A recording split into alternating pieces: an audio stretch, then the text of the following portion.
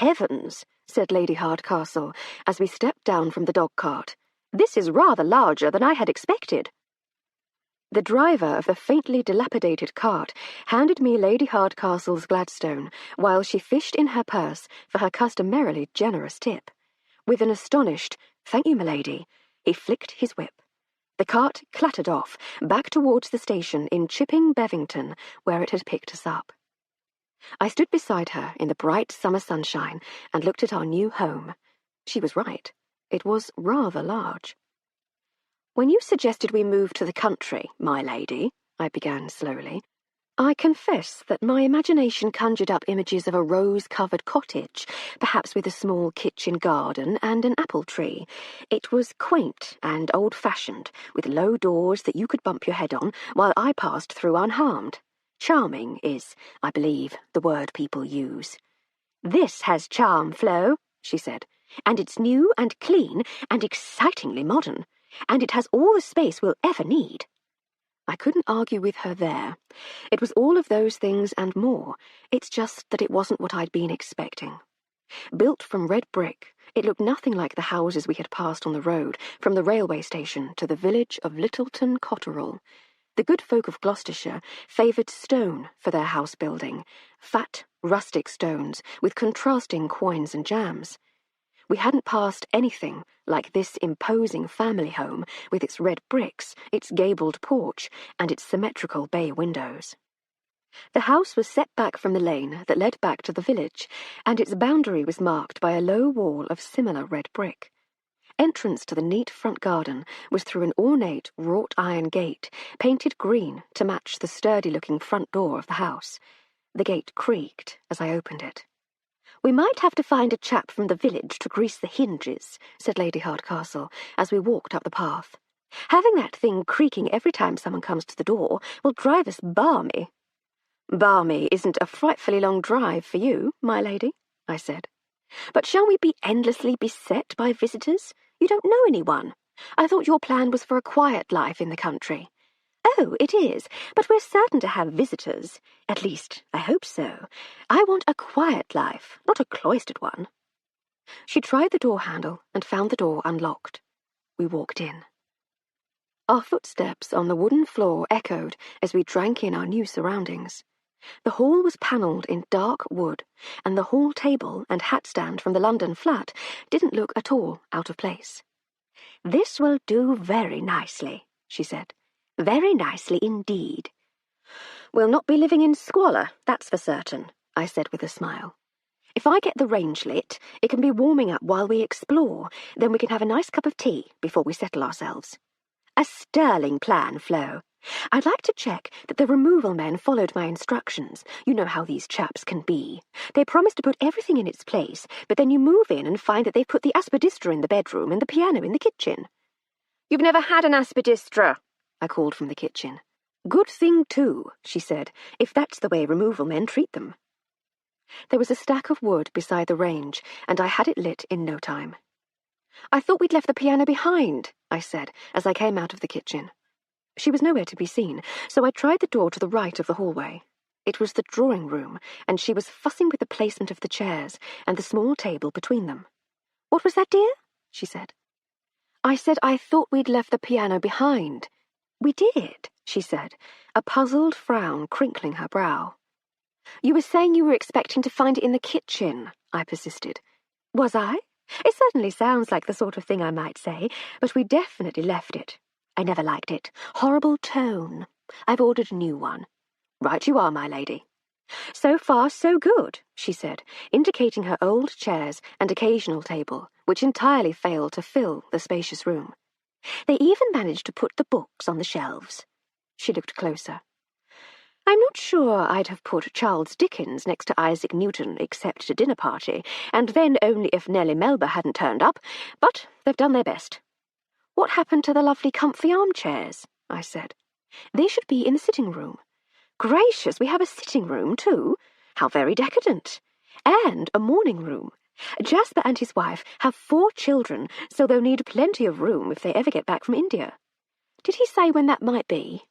"No," she said. He was a bit vague about it all, to be honest. Business, blah, blah. Have to stay out here for a while, blah, blah. Rotten luck, blah, blah. Don't suppose you want to rent a house in the country, old girl. You know the sort of thing. We moved across the hall and through the opposite door, which led to the dining room. The walnut dining table could seat 8 and had always seemed a little large in the flat, but here, in this spacious, high-ceilinged room, it was much more at home. Lady Hardcastle cast about the room to make sure that everything was in its proper place. "They've done a much better job than I had feared," she said, opening one of the doors on the sideboard.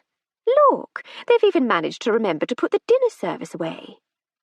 Before I could look, as instructed, she had breezed out and was heading towards the back of the house and the kitchen. Instead of turning left, though, as I had done to find and light the range, she turned right into a small, square room. There we found her desk, which had been positioned so that it looked out of the window onto the spacious walled garden and the fields and hills beyond. "This will do very nicely indeed," she said again, resting her hand on the back of her chair. "We might need to redecorate at some point. I do rather find these pale colours a little insipid, but it shall do for now. Upstairs next, I think." "Just one thing, my lady," I said as we completed our survey of the upper floors and headed for the kitchen. "Just one," she said. "For now. You are planning to hire some more staff, aren't you?" I said. "I'll not be able to look after this place on my own. The apartments in London were simple enough, especially with being able to send the laundry out, but here—" "Fear not, tiny servant," she said. "When Jasper rented me the place, he put me on to the local landowners, and they've sorted out some people for me to interview. It's all in hand."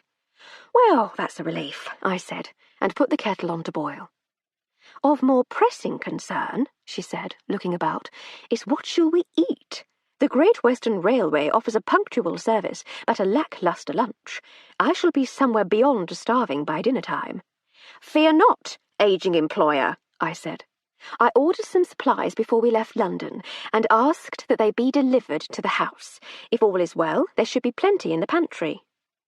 I opened the larder door and indicated the shelves, chock-a-block with groceries. "Well done, you," she said. "We shall have our tea, and then I'll leave you to practice your culinary witchcraft while I make sure my equipment has been safely stowed in the orangery." She pointed to the door beside the large sink. "Is that the way out to the garden?" "Through the boot room, yes," I said. The kettle soon boiled, and I filled the pot and joined her at the table. "Lamps!" she said suddenly. "What?" "Have we got any lamps? I've grown so accustomed to having electricity in the flat that I completely forgot." "All taken care of, my lady," I said. "Lamps, oil, candles, matches, all in that tea chest over there." "What would I do without you?" I thought for a moment. "Starve to death, my lady. In the dark." I awoke early the next morning and got to work. New staff would be a boon, but there was little chance of us even interviewing applicants within the next couple of days, much less actually employing them.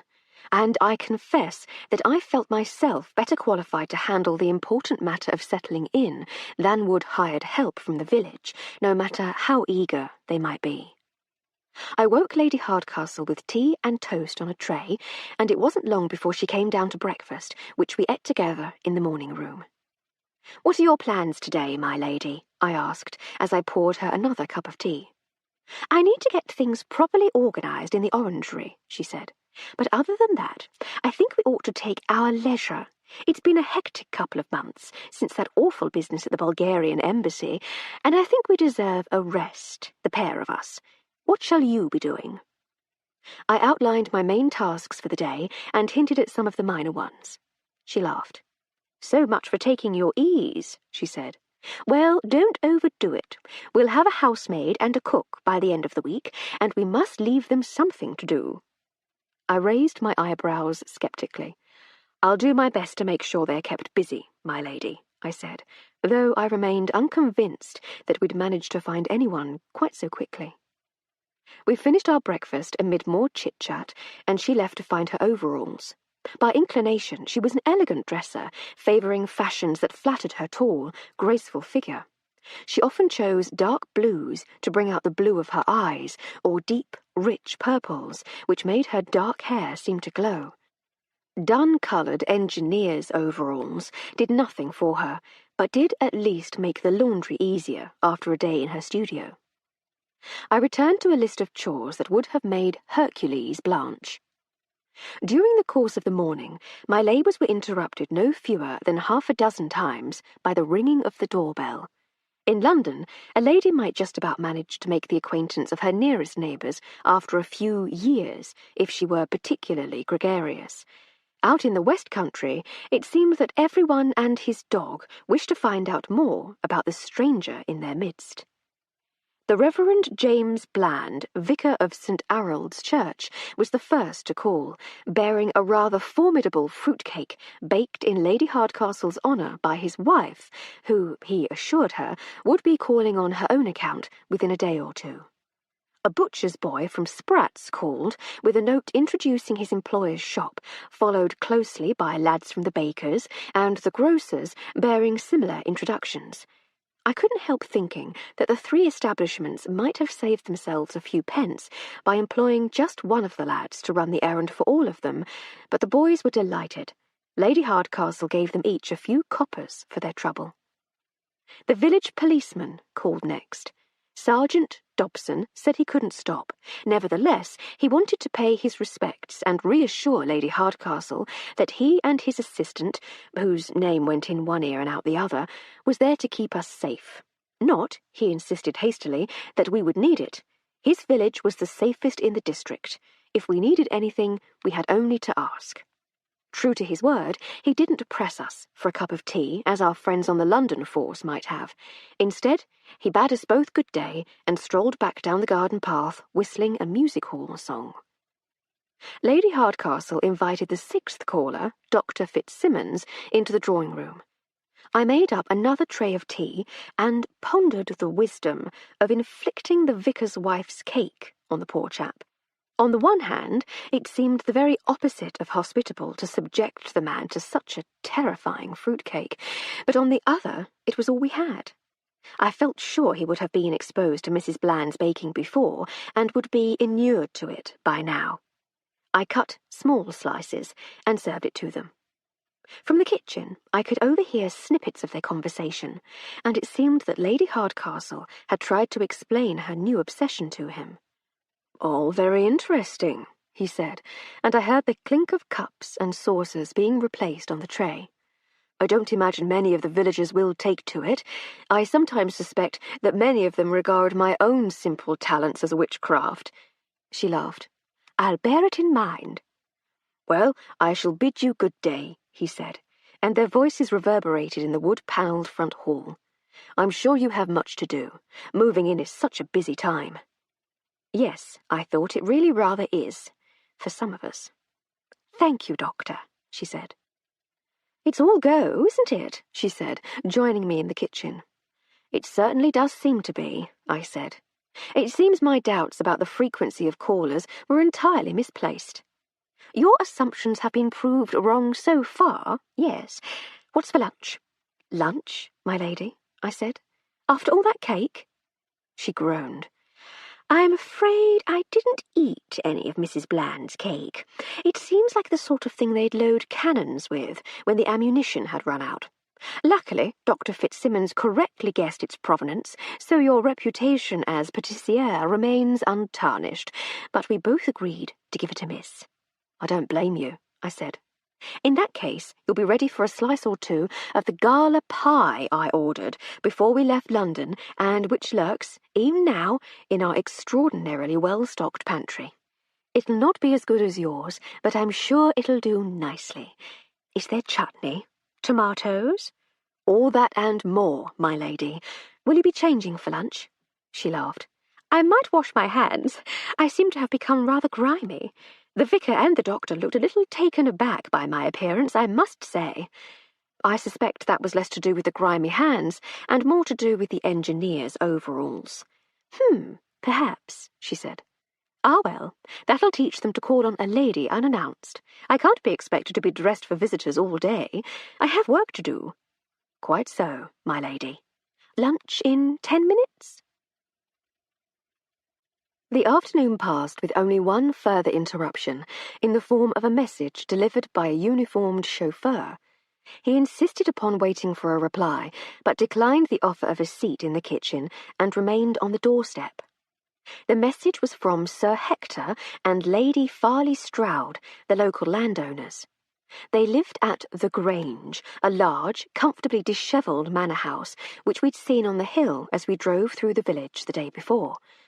The Farley Strouds apologised for the short notice, but wondered if Lady Hardcastle might like to come to dinner that evening to meet a few people, an invitation that, of course, she readily accepted. Bert, for that was the chauffeur's name, took her note and assured me that if her answer was yes, he'd be back at 7:30 to collect her and drive her to the Grange. I helped Lady Hardcastle dress. Then, once she was gone, I settled into one of the comfortable chairs in the sitting room with a book and a sandwich. She had suggested that I open one of the bottles of wine we'd brought from the London flat, but I made do with water.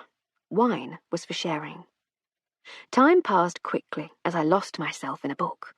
My journal doesn't record what I was reading, but I do recall enjoying it, so it probably wasn't Thackeray. I never could get on with Thackeray. Shortly before midnight, Lady Hardcastle breezed into the sitting room. "What ho, Flo?" she said. "I didn't expect to find you still up." "You know how it is, my lady," I said, waving the book. "Ah, yes, you and your books." "Just so. How was dinner?" "Really rather more pleasant than I expected. I thought I was in for a dull evening in the company of the pompous country squire and his frightful wife, but they turned out to be really rather splendid." "How so?" I said, sitting up more comfortably. She caught sight of herself in the mirror above the fireplace. "Do you think these pearls go with this blue dress?" "As if the ensemble were designed by the finest Parisian couturier, my lady. You have the attention span of a wasp. What was so splendid about the Farley Strouds?" "Oh, yes, sorry. Not only are they the most charming old buffers ever to draw breath, it turns out that Gertie Farley Stroud knew my mother. I walked in and she said, 'Now tell me, dear, before we carry on, was your maiden name Fanshawe?' So I said, 'Yes.'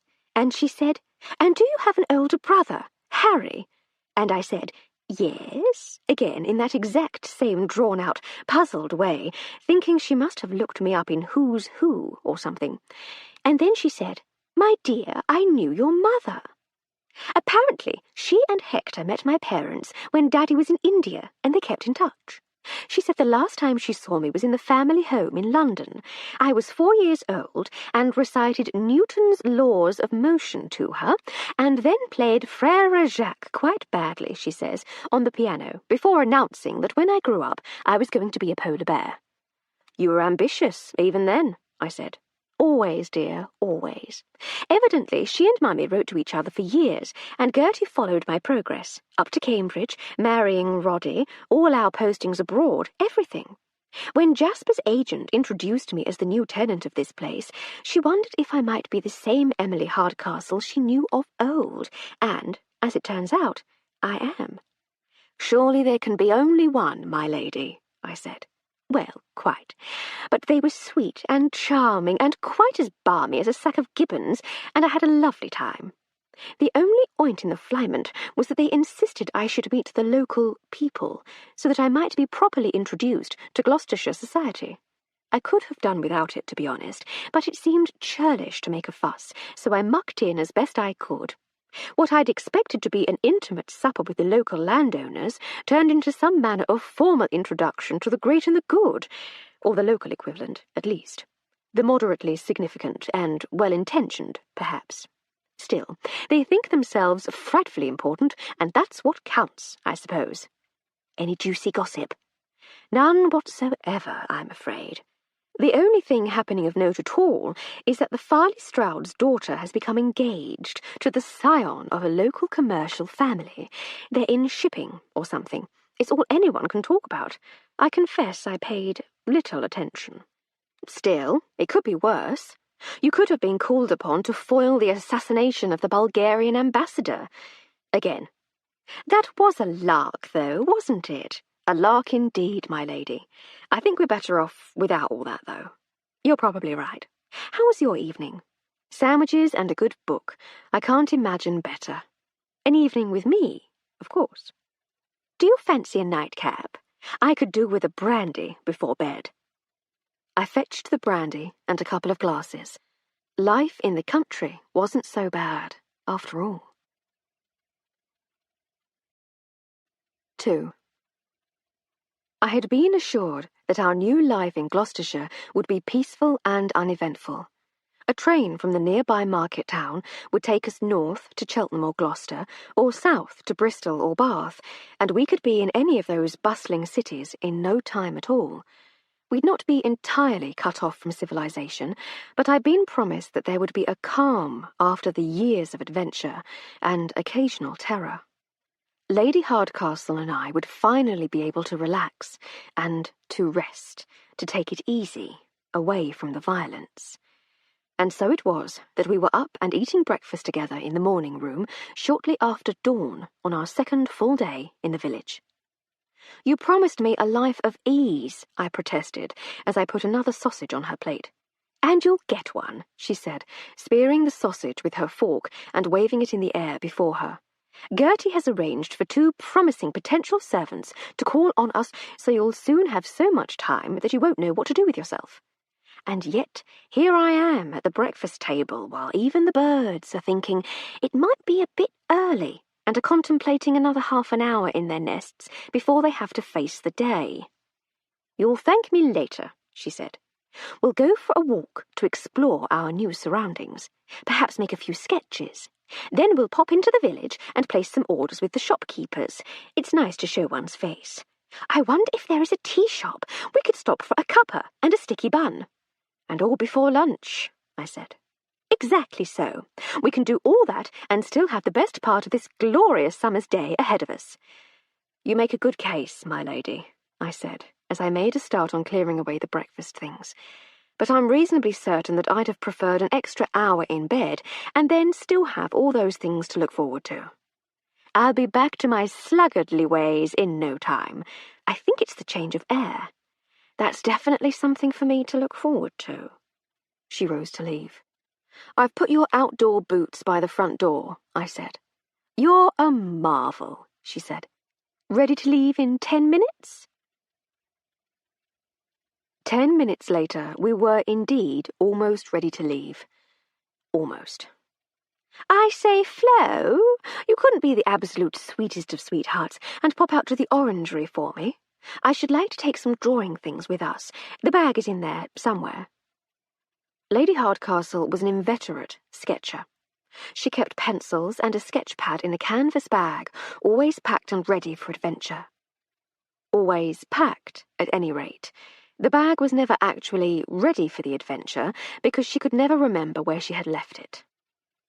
I took the opportunity to take a look at what she had done with the orangery. Her ceaseless sketching was a symptom of a much broader obsession with the visual arts. While we had been living in London, she had been introduced to the exciting new world of moving pictures. She had seen an exhibition of the work of several experimental moving picture artists. She had been particularly taken with the photographic trickery of Georges Méliès, who had been using various techniques to produce magical effects. She was so taken with it all that she had thrown herself into the study of the art and science of moving pictures with her customary zeal. Ideas tumbled from her imagination, and she began to experiment with making films of her own. When she decided to move to Gloucestershire, one of her principal requirements for our new home had been a large, well-lit space where she could set up her photographic equipment. The orangery had proved ideal.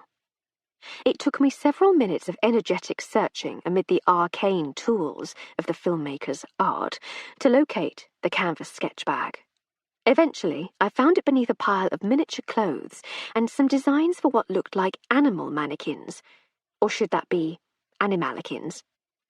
I was still pondering this vital question as I locked the orangery door and returned to the house. We turned right out of the gate, away from the village, and off into the wilds. I'd seen a fair bit of the country as a young child, as we travelled from one end of the island to the other.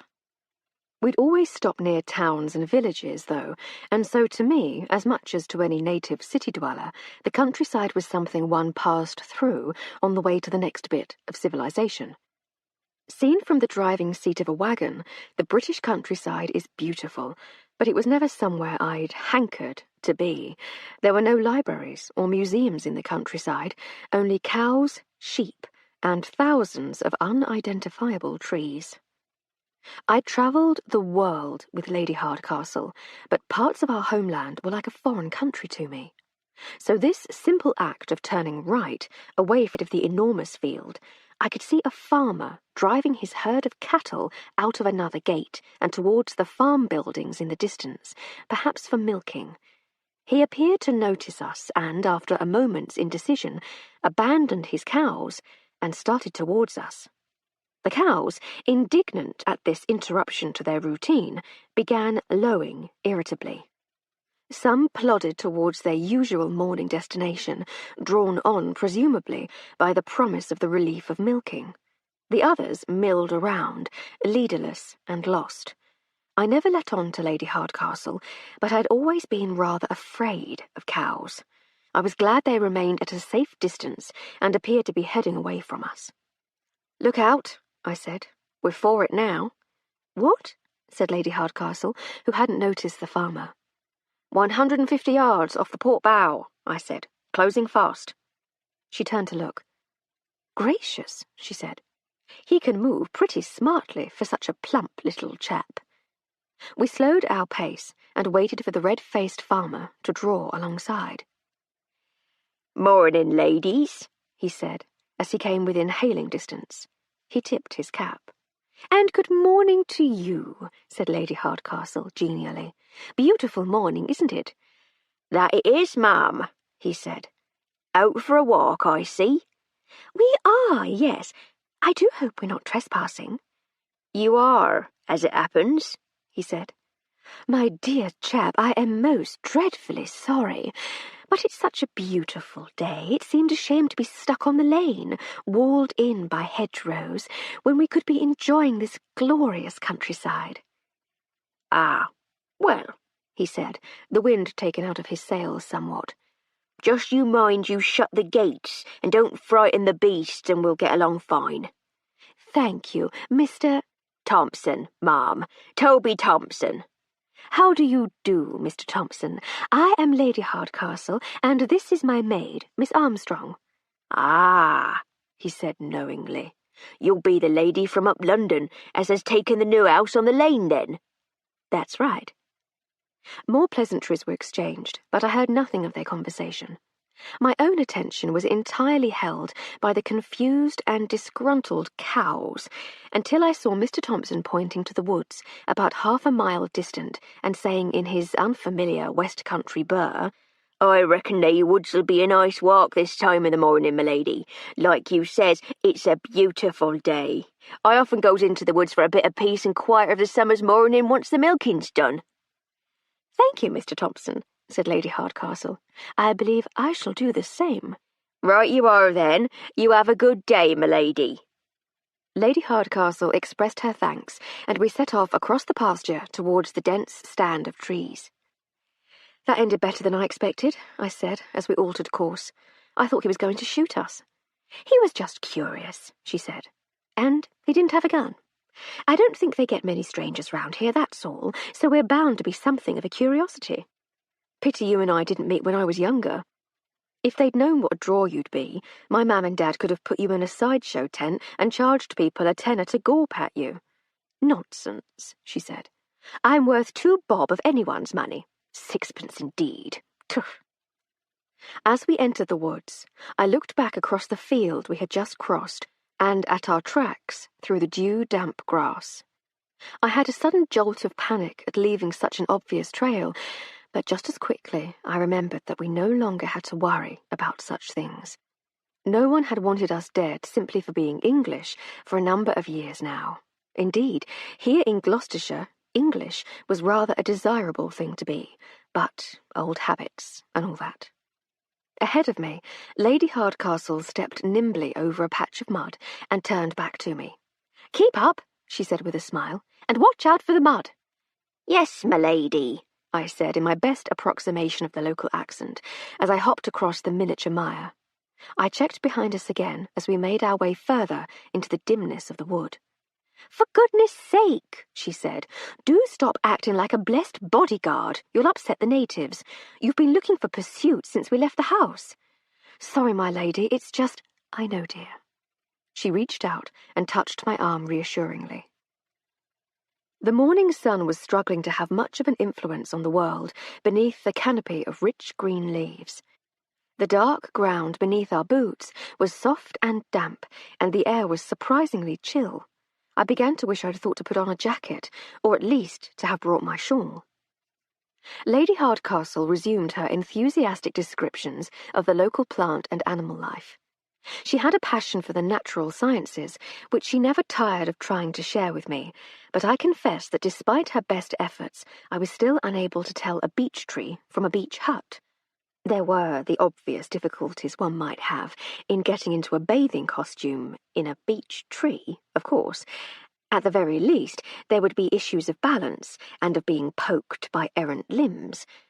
Though, thinking about it, an errant limb can be a problem in a shared beech hut, too. My laugh brought a questioning look, and I was about to share my observations when we broke through into a beautifully sunlit clearing. "And in the centre of the clearing, my dear Florence," she was saying, without apparently having broken her conversational stride, "we have— I say!" "A dead body, my lady?" I said. "I was going to say a magnificent English oak," she said, somewhat distractedly, "but the body is definitely the more arresting sight." We stepped forward to take a better look. There, in the centre of the clearing, was a magnificent oak tree, a rather old one to judge from its girth. Hanging by its neck from one of the elderly tree's lower limbs was the body of a man. We approached. It was a youngish man, perhaps in his late 20s, dressed in a neat, dark blue suit of the sort that might be worn by a clerk, and he was most definitely dead. Even without Lady Hardcastle's scientific education, I knew that being suspended by the neck on a length of sturdy rope wasn't conducive to long life. A log lay on its side beneath his feet. I immediately had the image of the poor, despairing fellow teetering on it with the rope around his neck before kicking it aside and bringing an end to whatever troubles had tormented him. Lady Hardcastle interrupted my thoughts. "Give me my bag, dear, and hurry back to the village. Rouse the sergeant and tell him we've found a body in the woods," she said, calmly but firmly. "We're not too far from the road," she said, pointing. "That way, I think." I took the canvas bag from my shoulder and passed it to her. "I'll be as quick as I can, my lady," I said, as I struck out in the indicated direction. Lady Hardcastle was right. The road back into the village was just a few hundred yards through the trees. My sense of direction had never been the best, but I managed to make the correct choice when I reached the road, turning right and heading at a brisk trot down the hill. I crossed the village green to the baker's shop, which was the one place I was certain would be open at this hour. Mr. Holman, the baker, directed me to a cottage a few doors down and told me that I'd be certain to find Sergeant Dobson there. I hurried back out into the morning sunshine. A few moments later, perspiring gently and slightly out of breath, I reached the two cottages on the village green which belonged to the Gloucestershire Police. One of them served as both the village police station and the home of Sergeant Dobson. The large cast-iron knocker on the dark blue door made a pleasingly loud bang as I rapped it firmly, and soon there were sounds of activity from within. The portly sergeant recognized me as soon as he opened the door, and his gruff rebuke for disturbing the constabulary slumbers died on his lips when he saw me standing there. "Why, Miss Armstrong," he said solicitously, "whatever's the matter? You look all of a pother." As succinctly as I could, I told him what we had found. Within just a few moments, he had fetched his hat, finished fastening his tunic, and was leading me to the door of the smaller cottage which adjoined his own. Young Hancock will be fast asleep like as not, so just you keep knocking till he wakens. Tell him what you told me, then say I said he's to fetch Dr. Fitzsimmons. They're to come up to the old oak in Combe Woods, in Dr. Fitzsimmons' carriage, so we can bring back the body. Begging your pardon, miss.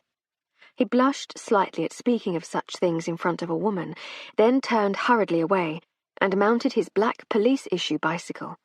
He turned and waved as he rode off towards the woods, and I began knocking on the door. It was, as Sergeant Dobson had suggested, something of a task to awaken the sleeping constable. Almost 5 minutes had passed before a bleary-eyed young man in a long nightshirt opened the door. "What the bloomin' hell do you—" Once again, coherent speech was extinguished by the sight of an unexpected woman at the door. "Sorry, miss, I thought you was—" "No matter. Miss Armstrong," I said. "I'm Lady Hardcastle's lady's maid."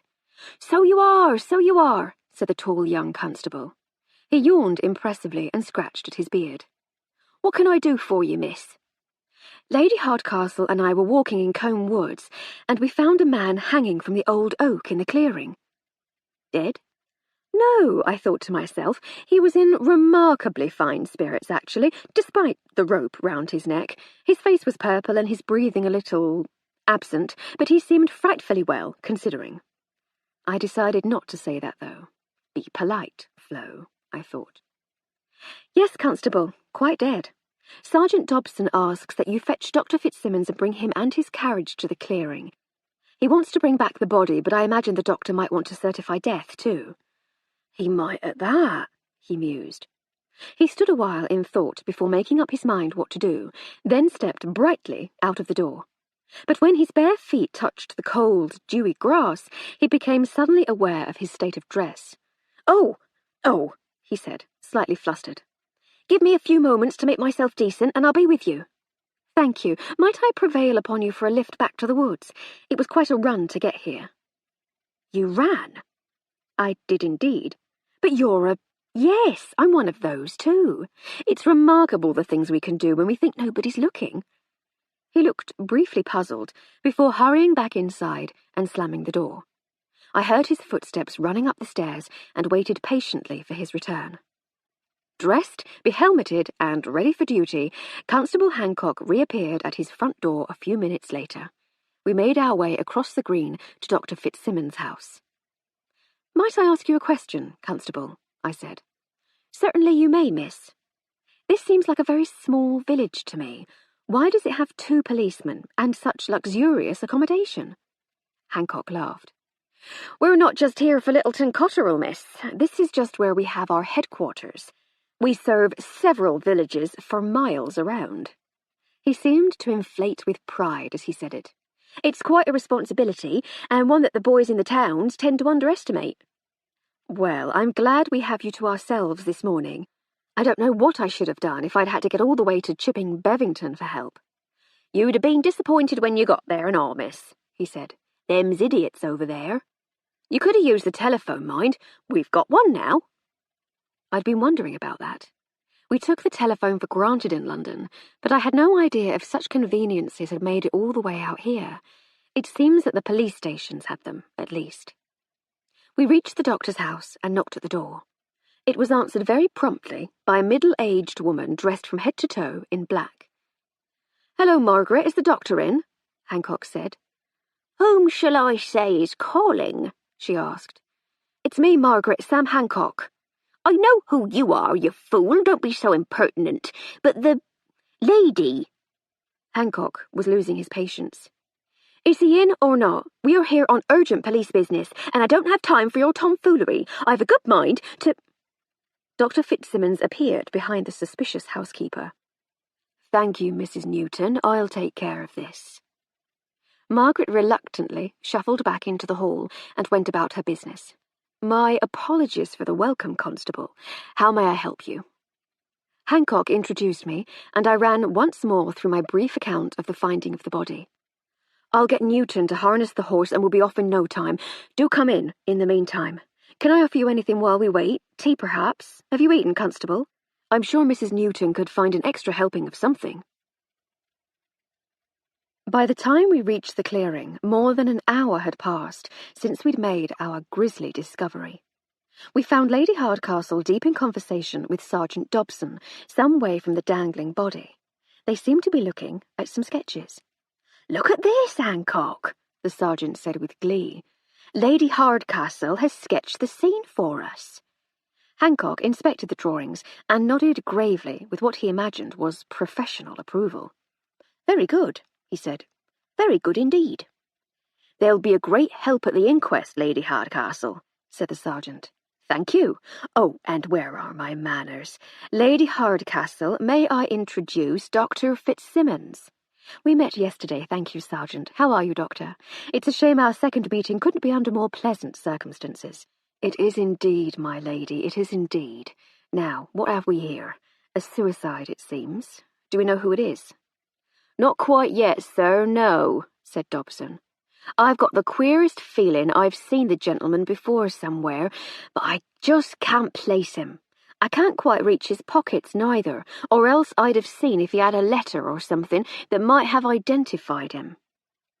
Constable Hancock had been staring at the body. He didn't look too comfortable, and I wondered if he'd seen many bodies in circumstances like these, rather than laid out neatly in a coffin, ready for the last respects of their loved ones. "I knows him," said Hancock slowly. "That's Frank Pickering. He's from over Woodworthy, but he's played cricket for us since their club folded last season. He worked in Bristol. It cost him to get in on the train every day from Chipping Bevington, but he always said he'd rather that and live out here than live in the city. Nice bloke." His voice drifted off as he looked on, still mesmerised by the body. "That's it, young Hancock," said the sergeant, with a jolt of satisfied recollection. "Well done, boy. Yes, I seen him playing against Dursley a week ago last Sunday." "Was he a melancholy fellow?" the doctor asked Hancock. "No, sir, that's just it. He was the life and soul, he was. Bright and bumptious, always had a joke." "It can often be the way that a jovial exterior masks the pain within," mused the doctor. "Shall we cut the poor fellow down? Then we can take the body back to my surgery, and we can make the arrangements for the inquest." Lady Hardcastle had been slightly distracted throughout all this. She was looking at the ground beneath the body and checking it against her sketches. "Might we test one or two of my ideas before we do, please, gentlemen?" "If we can, m'lady," said Dobson. "What troubles you?" "Would you say the ground was soft, Sergeant?" she said. "Passably soft, m'lady, yes." "And so one might expect that this log, which had borne the weight of quite an athletically hefty man, should have left an impression in the ground beneath the tree." "That seems reasonable, m'lady." "And yet—" She indicated the ground immediately below the body. It was trampled and bore one or two odd impressions, but there was no obvious large indentation from the end of the log. "I wonder if I might trouble you to stand the log on its end, Constable, just as it would have been before poor Mr. Pickering met his unfortunate end." "Certainly, m'lady," Hancock said, stepping forwards and lifting the log. He positioned it on its end, with its top some 6 inches below the toes of Frank Pickering's boots. We looked at the newly created tableau for a few moments before Constable Hancock slowly said, "Wait a moment. If his feet don't touch the log, how can he have been stood on it before he topped himself?" "Upon my soul," said Dr. Fitzsimmons. "Well, I'll be blowed," said Sergeant Dobson. "And there, gentlemen, you see what's been troubling me," said Lady Hardcastle. "I'm not an expert in these matters, but I'd say the odds were somewhat against this being suicide." "It does seem unlikely," said Fitzsimmons, looking up at the body.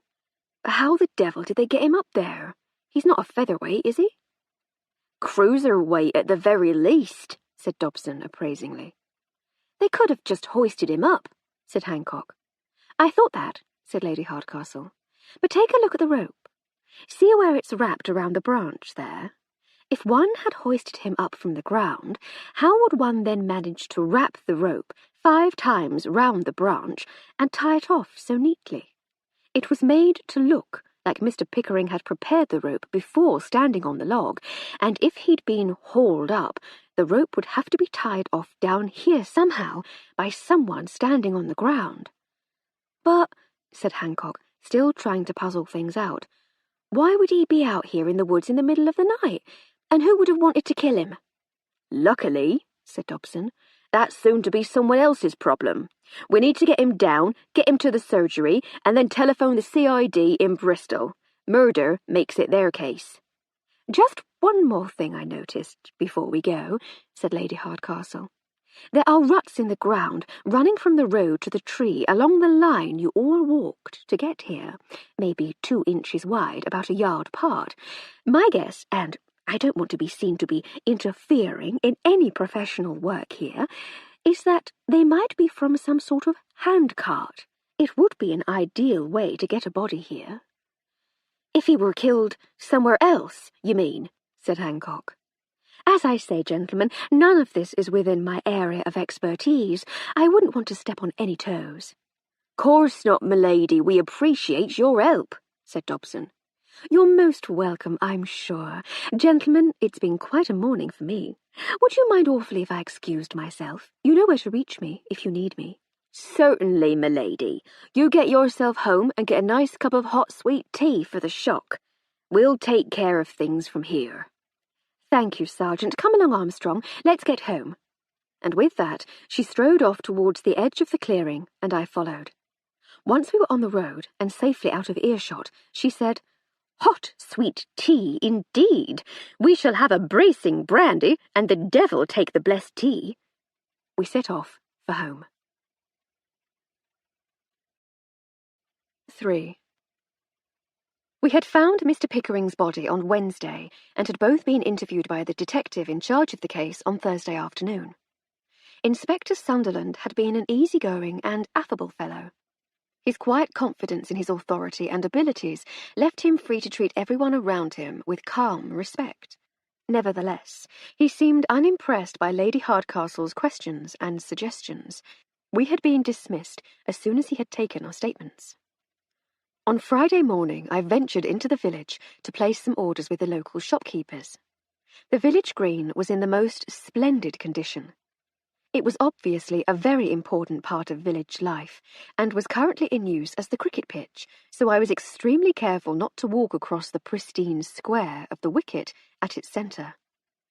My first call was to F. Sprat's, the butcher's shop.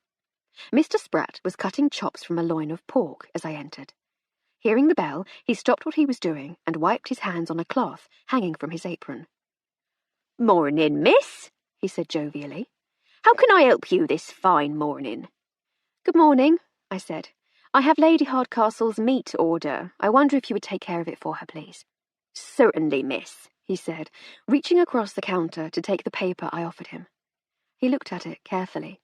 He said, with evident disapproval. "I ain't got Lincolnshire sausages. Not much call for 'em round here. I got me own Gloucestershire recipe. Will that suffice?" "That will be fine, I'm sure."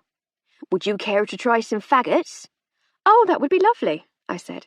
"I haven't had a faggot since I left home. I'm sure Lady Hardcastle would love them, if she hasn't already experienced them." "Where's home then, miss?" he said, making a note on the order. "My mother is from South Wales, Aberdare." "Sorry to tell I've never heard of it, but if they has faggots, they can't be bad people. How are you settling up in the new house?" "Quite well, thank you. I think we shall be happy there, and everyone in the village has been so charming and friendly." "They's mostly a friendly bunch. One or two bad uns, mind, but that's like anywhere really, innit?" "It is indeed." He looked at the order once more. "I can get the boy to bring this lot round this afternoon, if you likes, though you might have to wait till tomorrow for the sausages. I'm making some fresh tonight." "Tomorrow will be fine, Mr. Sprat, thank you," I said. "Good day to you." Before I could turn, he spoke again. "'Fore you goes, like, I heard tell it was you and your mistress as found young Frank in the woods." "We did," I said. "He was hanging from a tree, they says." News always travels fast in a small place. "Yes, that's right. The poor fellow." "I heard tell it was made to look like suicide, but that he were murdered." News travels very fast indeed. "I'm not at all certain what the official police view is," I said, but it certainly looked that way to us. He nodded sagely. Bad business, that. Bad business. Nice lad, young Frank. Bad business. He stared pensively at his blood-stained butcher's block for a few moments. I felt uncomfortable about leaving him in the middle of this rumination on the badness of the business, but then he suddenly brightened. Still, don't do to dwell on it, eh? Things was getting right cheerful round here, what with the news of the engagement and all. Ah, yes, I gather it's causing some excitement, I said. I wasn't entirely certain it was, but Lady Hardcastle had said something about it. Ah, young Miss Farley Stroud from up the Grange. She's going to be marrying Mr. Seddon's son from over Chipping Bevington. Your mistress will be going to the party, I expect. I'm not certain, I said. She hasn't mentioned anything. She's bound to get an invite, important lady like her. It's going to be quite a do. I've got an order long as your arm from Mrs. Brown, the cook, up at the Grange. It sounds like good news all round then, I said. I look forward to hearing more about it. Good day to you, Mr. Spratt. This time I managed to get out of the door without being called back. Holman, the baker, proved to be no less well informed. Hanging up there all night, they said. A night in the pub with his pals, then murdered 'fore he could get home. Hung up out in the woods. Added insult to injury, that was, making it look like suicide. I gather he was quite well liked, I said, trying to turn the conversation back to the man himself, rather than his tragic demise. Lovely chap, said the baker. Terrifying bowler, mind. Frightened the life out of many a visiting batsman, that lad. He rattled on for quite a while as he bagged the rolls and buns I'd bought for the afternoon. His enthusiasm for cricket in general, and for the skills of the late Mr. Pickering in particular, was seemingly boundless. As he chattered, I actually began to wish I'd seen this prodigy in action, though I knew I'd have understood little of what was going on. I extricated myself from his cricketing talk as politely as I could, and made my last call of this trip. So far, both the butcher and the baker had buttonholed me about the murder, and if there'd been a candlestick maker in the village, I'm sure he'd have done the same. As it was, I had to make do with being interrogated by Mrs. Pantry, who ran the grocer's shop. She did sell candles, though, so I decided that was good enough. She made the same comments as the others had about what a well-liked chap Frank Pickering had been, but then her conversation took an entirely different turn. What did the body look like, dear? She asked. She leaned forward and spoke more quietly. Was his face bloated and blue? Was his tongue lolling out? She performed a grotesque mime to represent her idea of what a hanged man might look like. And then I thought about it. Actually, no, I said after a few moments. No, he didn't look too bad at all. His face was a little purple, I suppose, but nothing gruesome.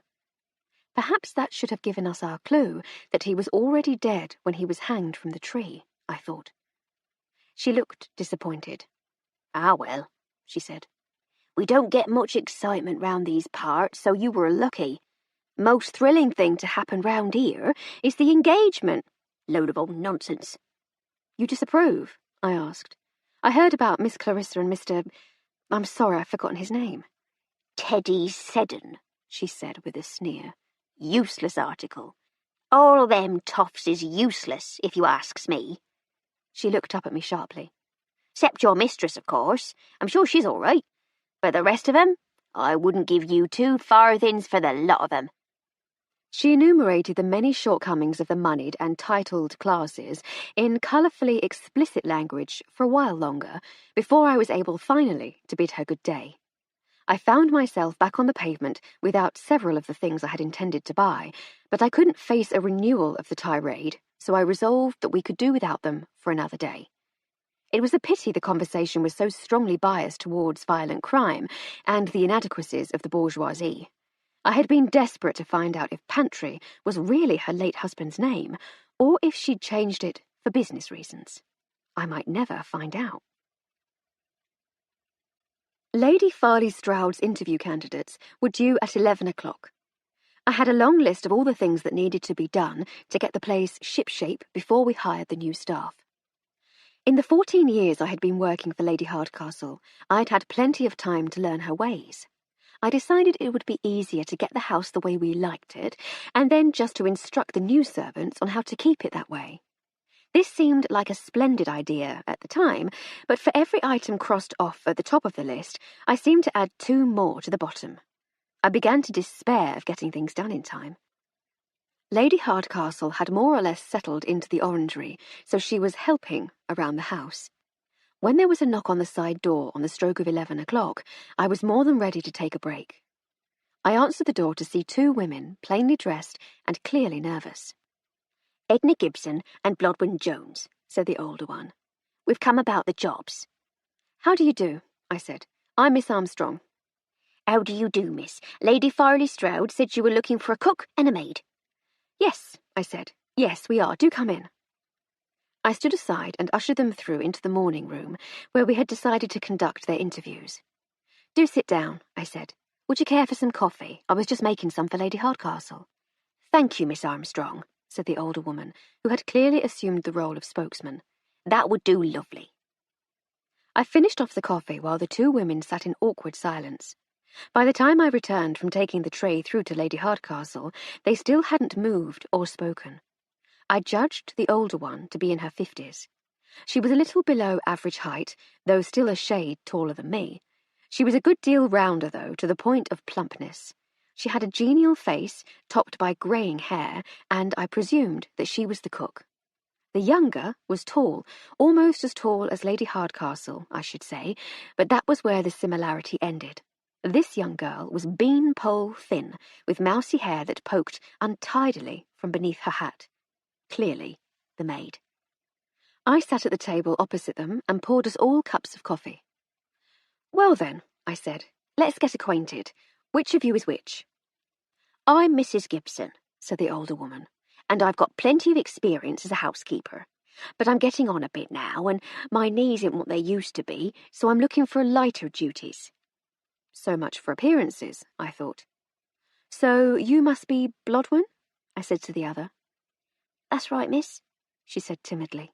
"And I've been working as a kitchen maid these past 4 years. Learned a lot, I have. And Mrs. Cooper, she was the cook at the house I was at last, she reckons I'm ready to take over a kitchen of my own. I've got references." She passed an envelope across the table. I glanced through the letter from her former employer, to which was attached a note from her mentor in the kitchen. "If anything," I said, looking up, "you're rather too well qualified. This is quite the most enthusiastic reference I've ever seen.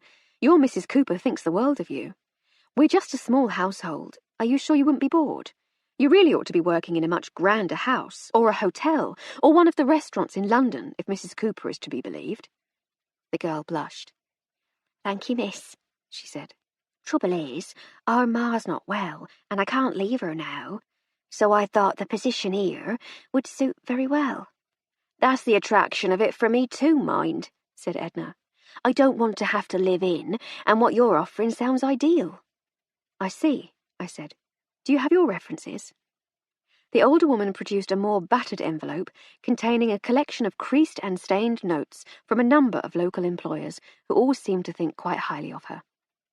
"These seem to be in order," I said at length. "Why don't you both tell me a little about yourselves? Lady Hardcastle and I have been biffing along on our own for quite some while now, so it's important to us both to have people in the house that we can get along with." "Quite understand that, miss," said Edna. For the next half an hour, I was treated to a retelling of their life stories, and by the end of it all, we were properly acquainted. I was reasonably sure that I, at least, would be able to stand having them in the house for several hours a day. I asked them to wait while I went to the study to confer with Lady Hardcastle. "What news from the scullery?" she asked. "2 reasonable women," I said. "A maid with bad knees called Edna." "She has knees called Edna?" "Must you, my lady?" "A maid called Edna who has bad knees, and a cook who doesn't look old enough to be allowed to use a knife on her own. But their references are impeccable, and they seem like decent sorts." "Splendid," she said, looking up from the letter she was writing. "Would you employ them?" "I would, my lady," I said. "That's good enough for me. Offer them the jobs at the rate we agreed." "You don't want to see them first?" If you say they're right for us, then they're right for us. I'll see them tomorrow when they start work. I want to go out for a walk now." "Right you are," I said, and returned to tell our new cook and maid the good news. "Good morning, my lady," I said, placing her coffee tray on the bed. "And good morning to you too, Flo dear," she said sleepily. "How kind of you to bring me a tray." "I always bring you a tray." "Yes, and it's always very kind. Are the serfs here?" "Edna and Miss Jones arrived about half an hour ago," I said. "And please don't let them hear you calling them the serfs. It's the 20th century now. We servants will be rising up and overthrowing you lot before you know it. Right-o, dear. You will keep an eye out for me if there's a rebellion, won't you?" "I shall do my best, my lady, but I'm only little. I knew I could count on you." "Do we have plans for the day, my lady?" I said as I opened the curtains. "I rather thought that a Saturday morning promenade around the village might be in order. Show my face and all that. See what's what. I've not had a proper explore yet. Watch out for Mrs. Pantry in the grocer. She doesn't like your sort. I shall have you with me as guide and protector." "Very good, my lady. Would you like breakfast soon? I'll get Miss Jones going if you do." "Yes, please, dear," she said. "In the morning room, and you should join me if you've not eaten. Can you find something tweedy for me to wear, too?" "If you're going to dress for the country all the time, you're going to need to go shopping," I said, as I rummaged in the wardrobe. "You're a bit of a town mouse at the moment." "Dash it, then. I shall dress as always. Conventions can be so boring, don't you think?" "The blue?" I said, holding up my favourite dress of hers. "That will do splendidly." This being a stroll rather than a shopping expedition, we chose to walk around the village green rather than across it. An early shower had cleared, but the roads, and especially the well-kept grass of the green, were still wet with the summer rain. As we drew near the row of shops, a lady and gentleman in country clothes emerged from Holman the baker's in the company of another couple in more citified dress. The country lady caught sight of Lady Hardcastle and hailed her at once. "I say, Emily, over here, my dear." Lady Hardcastle leaned in close and whispered, "Gertrude, Lady Farley Stroud." Then she waved a greeting and increased her pace towards the waiting group. "Emily, my dear," said Lady Farley Stroud as we approached. "Allow me to introduce Mr. James Seddon and his wife Ida. Mr. and Mrs. Seddon, Emily, Lady Hardcastle." "How do you do?" they all said together. The Seddons looked out of place in the village. Mrs. Seddon's unusually powerful frame was wrapped in a fashionable and fussy day dress. She would have been overdressed for lunch at Claridge's. Even Mr. Seddon, whose suit was of a more sober cut, stood out as someone who was unused to being outdoors. The two couples were making a great show of chumminess, in-laws who realized that for the sake of form, at least, they were going to have to appear to the world to be the best of pals. I smiled a greeting, but hung back. Lady Farley Stroud and Mrs. Seddon seemed to make a great display of ignoring me. Mr. Seddon made a more natural job of it, seeming genuinely oblivious to my presence. Sir Hector, though, gave me a mischievous smile and a little wave of the fingers. He rolled his eyes before recomposing his face and pretending to pay rapt attention. "I knew Emily's mother, you know," said Lady Farley Stroud. "Splendid woman. Met her when Hector and I were in India." "How charming," said Mrs. Seddon. Her accent was hard to pin down. She seemed to be trying hard to sound like a lady, but traces of her Bristol accent poked through the veneer, making her sound like a music hall artist playing a lady for a satirical skit. Or Mrs. Elton from Emma, perhaps. "I've known Emily herself since she was very young," continued Lady Farley Stroud. "It's so wonderful to have you here with us, my dear. Are you settling in? Not missing London at all?" "We're enjoying ourselves immensely," said Lady Hardcastle, including me as she always did. Lady Farley Stroud's eyes flicked casually towards me, but Mrs. Seddon maintained her steadfast denial of my existence. It was as though she was continually having to remember to pay the likes of me no attention. The ability to ignore the lower orders came naturally to those born into the gentry, as did an easy affability when circumstances allowed. Mrs. Seddon was trying far too hard. "You've moved here from London?" said Mrs. Seddon. "I don't blame you at all. I could never live in London." "No?" said Lady Hardcastle. "No. James is senior partner in a shipping firm, you know. Family business. They've been an important part of business life in Bristol for several generations. London holds no attraction." "I've heard many people say that. We should have to venture into town one day and explore Bristol properly." "You should," said Mrs. Seddon. Her championing of Bristol over the nation's capital was starting to seem a little defensive. "Do you enjoy the theatre?" asked Mr. Seddon. "We have the Prince's Theatre and the Theatre Royal." "I'm sure Lady Hardcastle doesn't want to hear you wittering on about the theatre, James," interrupted Mrs. Seddon. Lady Hardcastle would almost certainly have loved to hear all about it, but with her customary grace and tact, she navigated them to calmer conversational waters. "Would you be kind enough to convey my congratulations to your son, Mrs. Seddon? I wish him and Clarissa a long and happy life together." "Thank you, Lady Hardcastle. It makes one think of medieval times, doesn't it? Two important noble families coming together to form a powerful alliance." Domestic servants are required at all times to maintain an air of respectful discretion. It was only my years of experience that prevented me from laughing out loud at this pompous nonsense. Sir Hector, on the other hand, felt no such professional obligation to tactfulness. He rolled his eyes again, but this time was caught in the act by his wife. Her own eyes narrowed in warning as she saw him. He grinned sheepishly at her before winking at me. "Yes," said Lady Hardcastle, with an earnestness that must surely have been put on. "It really does, doesn't it?" "You'll come to the party, of course, my dear. I'm sure we mentioned it at dinner," said Lady Farley Stroud. "Invitations have already gone out, but we didn't know you were going to be among us." "Oh, you really must," said Mrs. Seddon. "Everyone who's anyone will be there." "I should be delighted, I'm sure," said Lady Hardcastle graciously. "Good show, good show.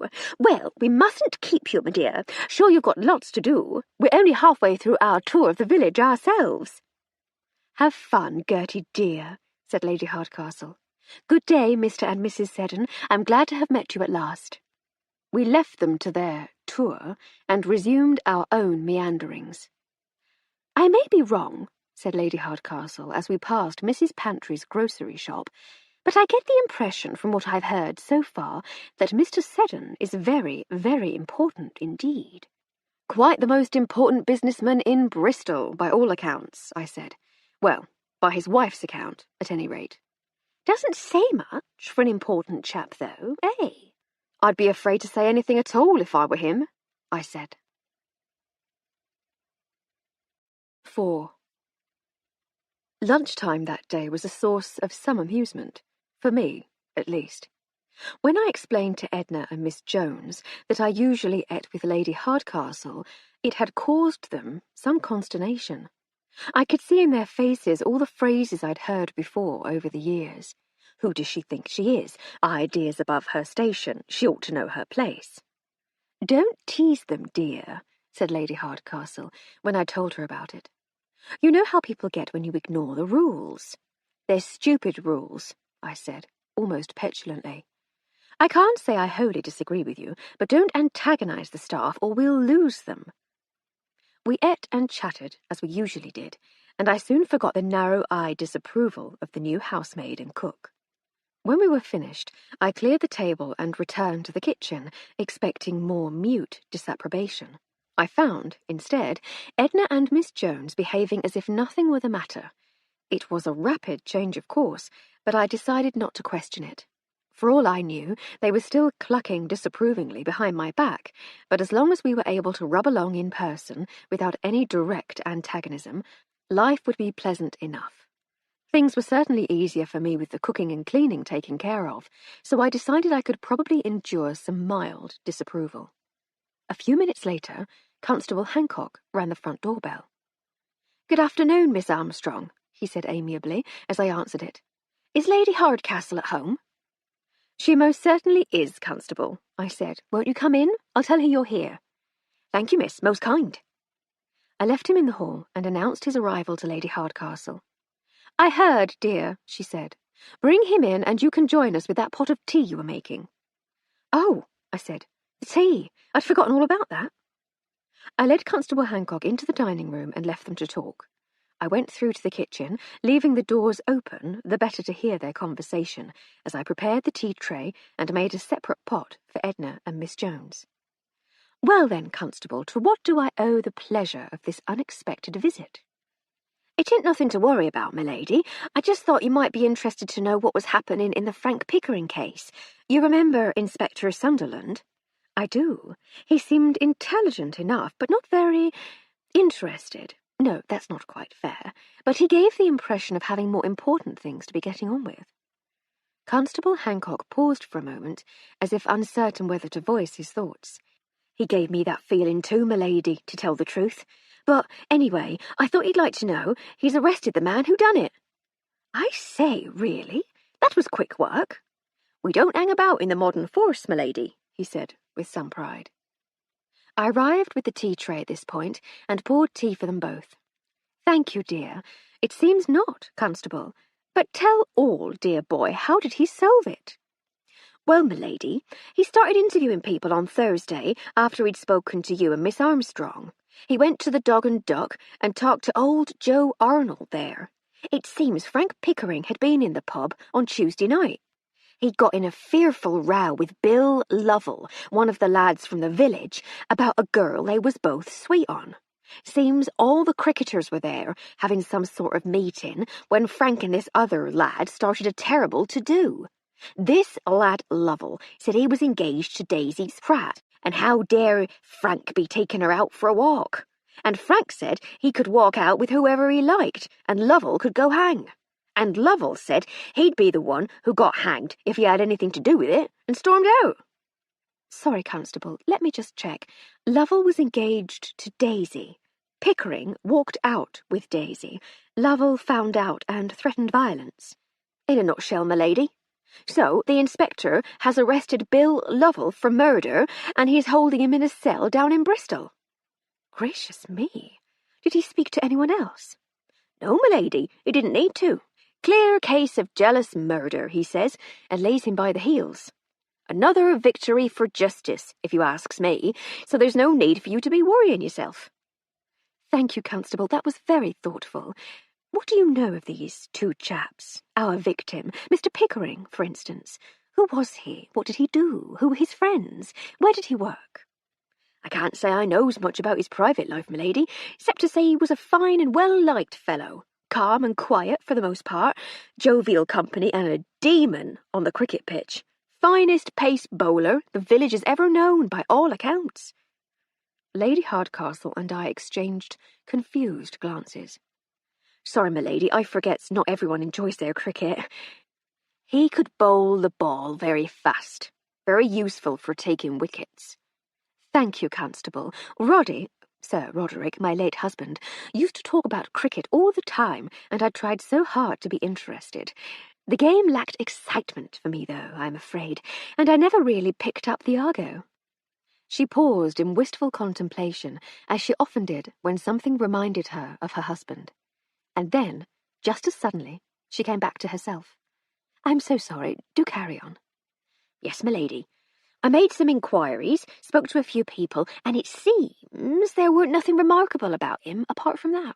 He grew up at Woodworthy, about 3 miles east of here, and when he left school, he got himself a job with a big shipping agents at Bristol, Seddon, and Seddon. He moved on down to the city and found himself cheap diggings nearby the office. He worked hard, damn good at his job, they say, and he done very well for himself. But he was homesick, see? So when he got his latest promotion last year to chief clerk, he come back out to Woodworthy to be with his friends and family like Like I said t'other day, he rode his bicycle into Chipping Bevington every morning and caught the train into the city. I see, she said. We met James and Ida Seddon earlier. Are they the same Seddons? That's them, my lady. Their son's marrying Miss Clarissa from up the Grange. I had no idea they already had links with the area. Quite strong uns. They lives over near Chipping Bevington. Do they, by Jove? Well, I never, she said. And what about the chap who's been arrested? Bill Lovell, my lady. Yes, Lovell. What sort of chap is he? Nice lad, I always thought. Boisterous, you know, like lads are, not afraid of a bit of a punch-up on the green to settle an argument. But not the sort to hang someone from a tree? She asked. I would never have said so, my lady, but it just goes to show that you can never tell what murderous impulses might lurk in the minds of the young these days. I smiled to myself at this. The constable looked no older than 25 years himself. I see. Well, thank you very much, Constable. It's certainly reassuring to know that we no longer have a murderer lurking in our midst. My pleasure, my lady. As I said, reassurance was most definitely the purpose of my visit. I shall bid you good day. I'm sure you have plenty to be getting on with, what with being in a new house and all. And good day to you too, Constable. Armstrong will show you out. I took the smiling constable to the door and wished him well, thanking him again for his thoughtfulness in coming to let us know. I returned to the dining room yet again. What did you make of that, dear? Asked Lady Hardcastle, as I sat back at the table and finally poured a cup of tea for myself. As you said yourself, it's nice to know that there's no longer a murderer in the village. But, she said thoughtfully, did it all seem entirely satisfactory to you? Would your mind leap instantly from a bit of snarling and yapping in the pub over a girl to a murder in the woods? When you put it like that, I said, I don't suppose it would. It's a clear enough motive, though, don't you think? People have been murdered for far less, certainly, but I don't know. It's as though this Inspector what's-his-name? Sunderland, my lady. As though this Inspector Sunderland just arrested the first person with a motive so that he could return to whatever more important matter was waiting for him back in the city. It just doesn't seem altogether right. It's not really our concern, though, is it? We've given our statements, and now it's time for the wheels of justice to do whatever it is they do. They turn slowly, but they grind exceedingly fine, is what they do, she said. And that's rather apt. The quality of the flour is still entirely dependent upon the quality of the corn, no matter how thorough the mill. If the courts don't have all the facts, they can never grind out justice. It's out of our hands now, though, my lady. Is it? Is it, though? I wonder if we might not gain some entertainment, and possibly save a young man from the gallows, if we took matters into our hands and poked our noses in them. Other than it being a faintly disgusting image, I said, I do tend to agree. I suppose it might be fun, too. I just worry that it might make us rather unpopular with the police if we start our own investigation. They'll be happy if we manage to solve the case for them. But as far as they're concerned, they've already solved it. Yes, she said, but the more I think about it, the less convinced I am that they really have. Oh, we can be detectives. You can be Watson to my Holmes. But without the violin and the dangerous drug addiction, my lady, I said. As soon as the piano arrives from London, that will make an admirable substitute for the violin. And I'm sure we could both have a tot of brandy from time to time to grease the old wheels. The slow grinding ones? No, ours shall be lightning fast. Steam-powered? Brandy-powered at least. But we can't leave poor what's-his-name in jail. Lovell, my lady. Lovell, yes. If he's not the guilty man, we must find out who is and set him free. It's our duty. Very well, my lady, I said. But we're going to need another pot of tea. I returned to the kitchen to make a fresh pot of tea.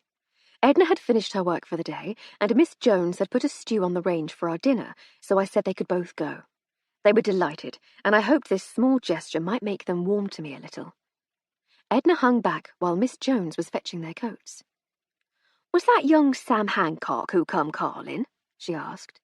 Constable Hancock, yes. Do you know him? I know his mother. Lovely lad, he always was. Was he here about the murder up Combe Woods? It was you who found him, wasn't it, young Frank Pickering? I smiled. You knew him as well? I knows his mother.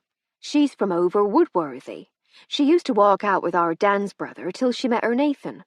I see, I said, trying not to let my smile get out of control. Terrible business about Frank, though. We was in the Dog and Duck that night, me and our Dan. Just a quiet drink, mind. All they cricket lads was in there, larking about. I said to our Dan as how young Frank had better watch out for hisself. Looked like he was spoiling for a fight, mind. First he has a row with Bill Lovell, then he goes and has another row with Arthur Tressel. With who? Arthur Tressel, she said, with a hint of impatience, as though I should have known. Captain of the cricket team. Oh, I said. Was he given to rowing with people? Frank? No, lovely boy. Did Sam say if they know who did it? Bill Lovell has been arrested, I said. He's never! Blimey! Do you know him at all? I knows his mother, she said. Miss Jones returned with the coats. Well, we'd best be off, said Edna. Our Dan will want to know the news, I'm sure. Good day, Miss Armstrong, and thank you for letting us get away early. Yes, said Miss Jones. Thank you. Are you sure about this, my lady? I said, as I set the tray down on the small table in the sitting room. Lady Hardcastle had decamped there and had settled into one of the chairs by the unlit fire. I sat in the other. Sure about tea? She said. Sure about poking our noses into the matter in our hands? She laughed. When you put it like that. But yes, I think it will be fun. You can be my eyes and ears among the lower classes, just like in the old days. You can start by making some discreet inquiries in the village. It will be fun to be working together again, won't it? Say it will, Flo. She usually tried to remember to call me Armstrong in company, but alone in the house, she tended to call me by my first name. Somehow, despite my disdain for the rules, I could never quite bring myself to call her anything but my lady. I think I only ever called her Emily once, in China, when we were sure we were about to die. I've said it before, my lady, more than once, but I distinctly remember being promised a quiet life in the country. Yet here I am, about to equip myself with thumbscrews and cosh and slink into the murky village underworld on your behalf. Murky village underworld, indeed. You do have an overdeveloped sense of the melodramatic, dear. And when have you ever needed a cosh to protect yourself?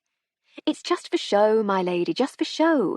But I really thought we'd left all the skullduggery and intrigue behind us. And, be honest, what do we really know of detective work? It's not as though we have any experience. We were always involved in more direct action.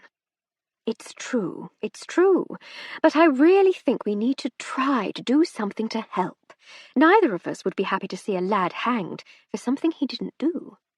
Surely it would never come to that, I said. I still think the truth will come out during the trial at least, and if we mess things up, we might make it worse for him. Oh, we shall be most circumspect, pet, don't worry. Perhaps Inspector Thingamy would have come to the truth in the end. But just in case, let's have a dig around and see what we can come up with. What can it hurt? And poor Constable Hancock is so sweet. Think how much it would help him in his career if we were able to point him in the right direction. I think Edna might be quite excited too. Oh? She was asking me about it before she left. Apparently she was in the Dog and Duck on Tuesday night and saw Frank Pickering's arguments. Arguments? Constable Hancock mentioned only one.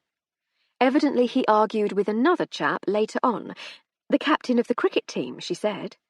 Well, there we are then. What more do you need to persuade you to stick our beaks in? Inspector Whiff-Waff knows about only one argument, and he's arrested the chap. What if it were the other one? We'll be doing everyone a service. I said. Very well. Let's imagine, then, that we really are detectives, and that we have even the first idea how to conduct a murder investigation. Where shall we start? We need to be methodical. We must start at the beginning. We must start with our victim.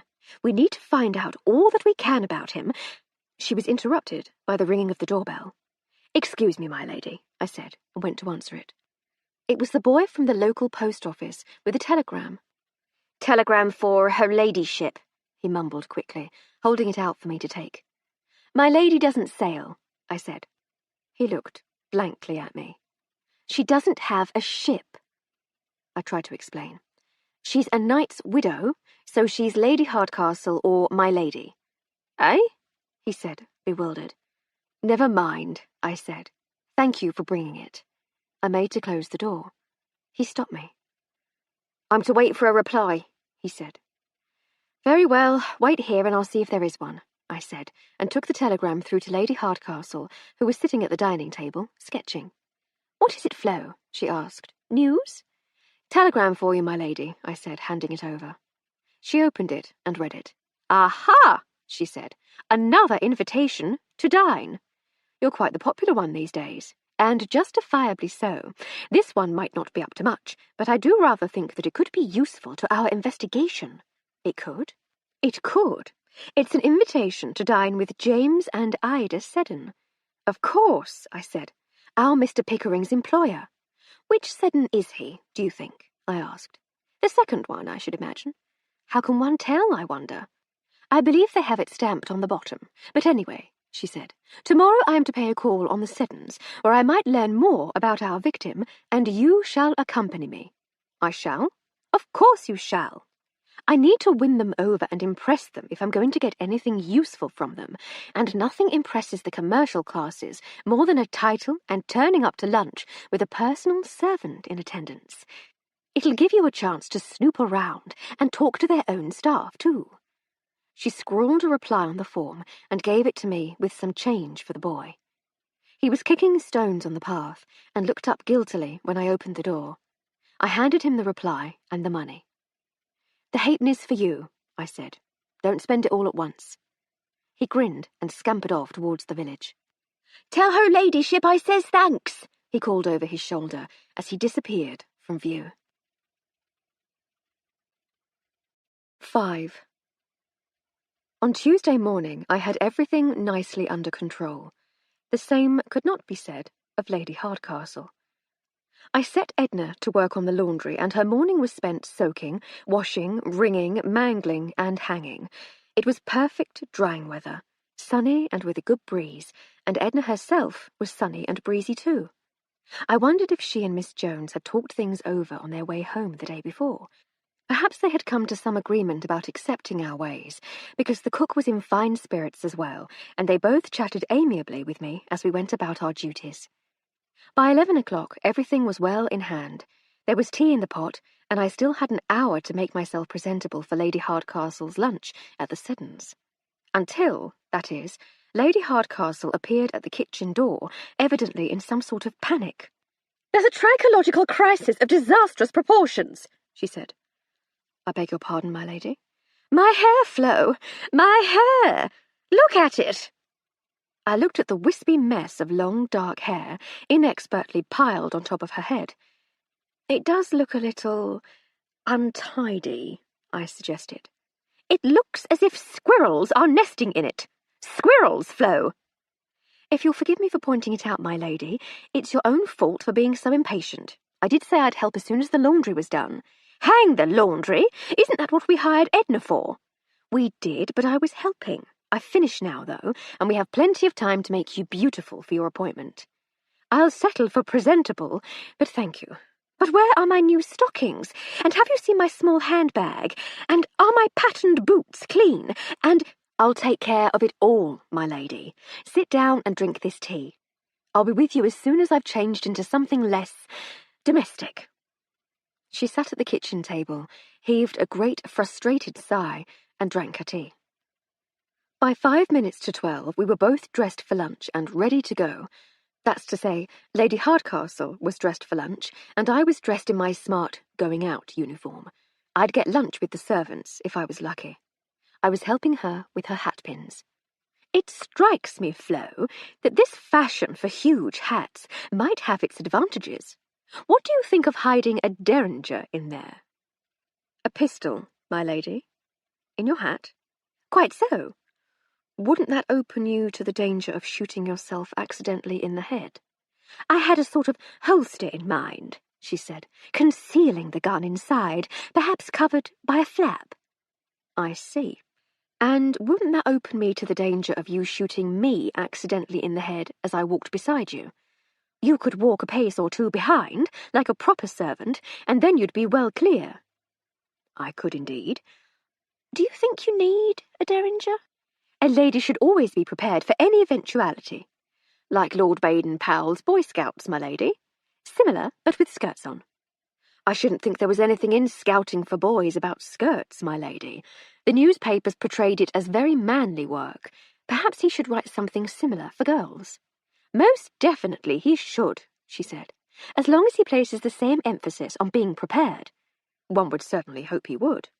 I doubt he would encourage the carrying of small-caliber pistols, though. I suppose it does seem rather reckless, she said thoughtfully. The doorbell rang. A timely interruption, my lady. I believe you're ready, and I'll wager that's the car. I answered the door. There on the step was a handsome young man in a chauffeur's uniform of fine grey wool. Behind him, on the road, was a similarly grey, similarly handsome Rolls-Royce silver ghost. I'm Daniel, miss, said the chauffeur, come to take Lady Hardcastle to Mr. Seddon's house. Thank you, Daniel, I said. I'm Armstrong, and my mistress will be with you presently. Shall I wait in the car, Miss Armstrong? Thank you, that will be fine. She'll be a minute or two longer, no more. Yes, miss. And with that, he turned smartly and returned to the beautiful car. I made to return to the kitchen, but Lady Hardcastle was already on her way into the hall. Ready, my lady? I said, as she inspected herself in the mirror. I believe I am, dear, yes. Let's go snooping. It was a perfect driving day, as well as a perfect drying day. The half-hour journey was exhilarating and all too short. The Seddons lived in a grand Georgian house on the main road into Chipping Bevington, and as the Rolls scrunched onto the broad gravel drive, Mr. Seddon himself appeared at the door to greet his guest. My dear Lady Hardcastle, he gushed, as Daniel helped her from the car. How wonderful of you to come. Good afternoon, Mr. Seddon. It was charming of you to invite me. Daniel was sweet enough also to help me while this pantomime continued, and I was out of the car in time to see Mrs. Seddon greeting Lady Hardcastle with equal effusion. Daniel winked at me. Leave the car there, Daniel, said Mrs. Seddon brusquely, and take Lady Hardcastle's maid. Miss Armstrong, madam, said Daniel quickly. Quite. Take Armstrong to the kitchen. Cook has some lunch for her, I believe. Does that suit, Lady Hardcastle? That will be fine, Mrs. Seddon, she said. Enjoy your lunch, Armstrong. I'll ring through to the kitchen if I need you. Yes, my lady, I said, with a slight curtsy. I followed Daniel round to the rear of the house, where I was warmly invited into the kitchen by the cook, Mrs. Birch. The house, though spacious, was too small to have a proper servants' hall, so the staff ate at one end of the kitchen, at a large oak table, which had already been set for a lavish lunch. It seemed I was to be treated as the guest of honour, and they seated me at one end of the table in a wonderfully comfortable chair. In private, Lady Hardcastle and I usually ate well and had shared some splendid meals. When she was staying away from home and I was dining with the household servants, the best I could usually hope for was hearty and satisfying. Meagre and grudgingly served was more common, but this lunch was utterly magnificent.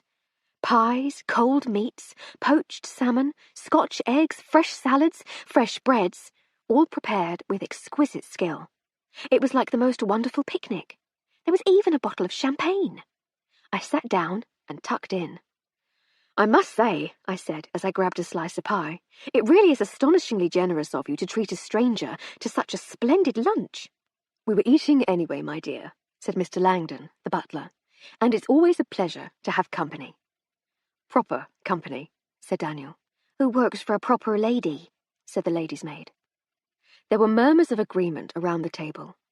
The atmosphere was friendly to the point of rowdiness, but there was a definite undercurrent of dissatisfaction and resentment. At first, I was a little embarrassed by their frankness, but as lunch progressed and the wine flowed, I decided I was fulfilling a vital service as a sort of safety valve. One by one, the cook, lady's maid, housemaid, kitchen maid, and chauffeur each shared with me their joy at meeting the servant of a real lady, and their dismay at their own arriviste employers.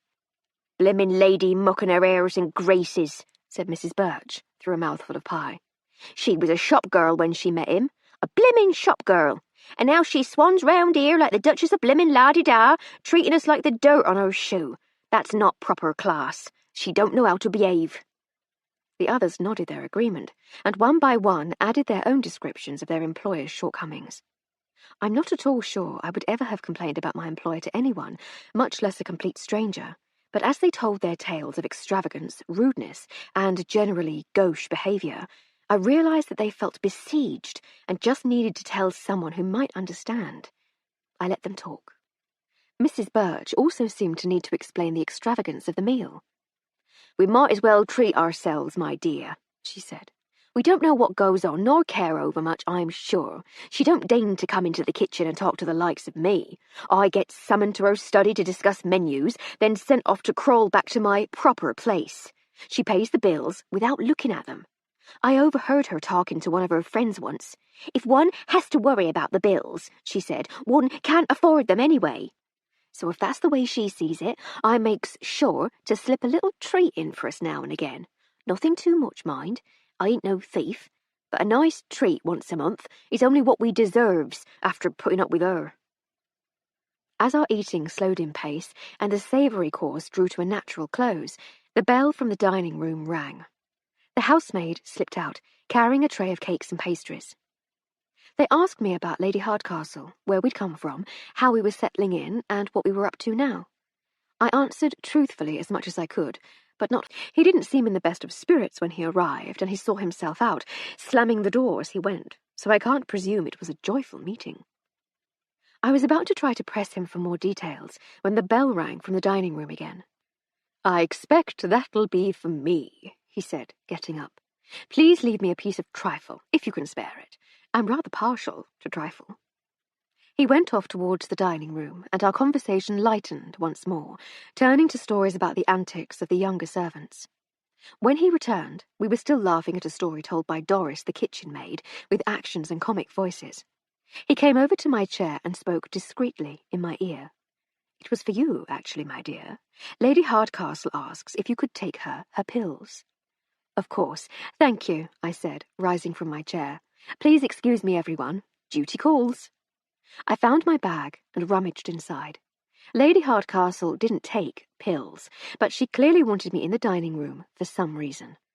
I carried a box of aspirin, which would suffice, and I took out 2 of the little pills and went towards the door I'd seen Langdon use. "Straight up the passage, turn right, and it's the second door on the left," said Mrs. Birch. "Follow the sound of self-important bragging and you won't go far wrong." The panelled passageway was hung with watercolours of ships and the harbour at Bristol, interspersed with polished brass nameplates. There was a binnacle beside the dining-room door, complete with compass, with a brass ship's bell mounted on a shelf above it. If I'd been asked to identify the theme of the decor, I should definitely have plumped for nautical.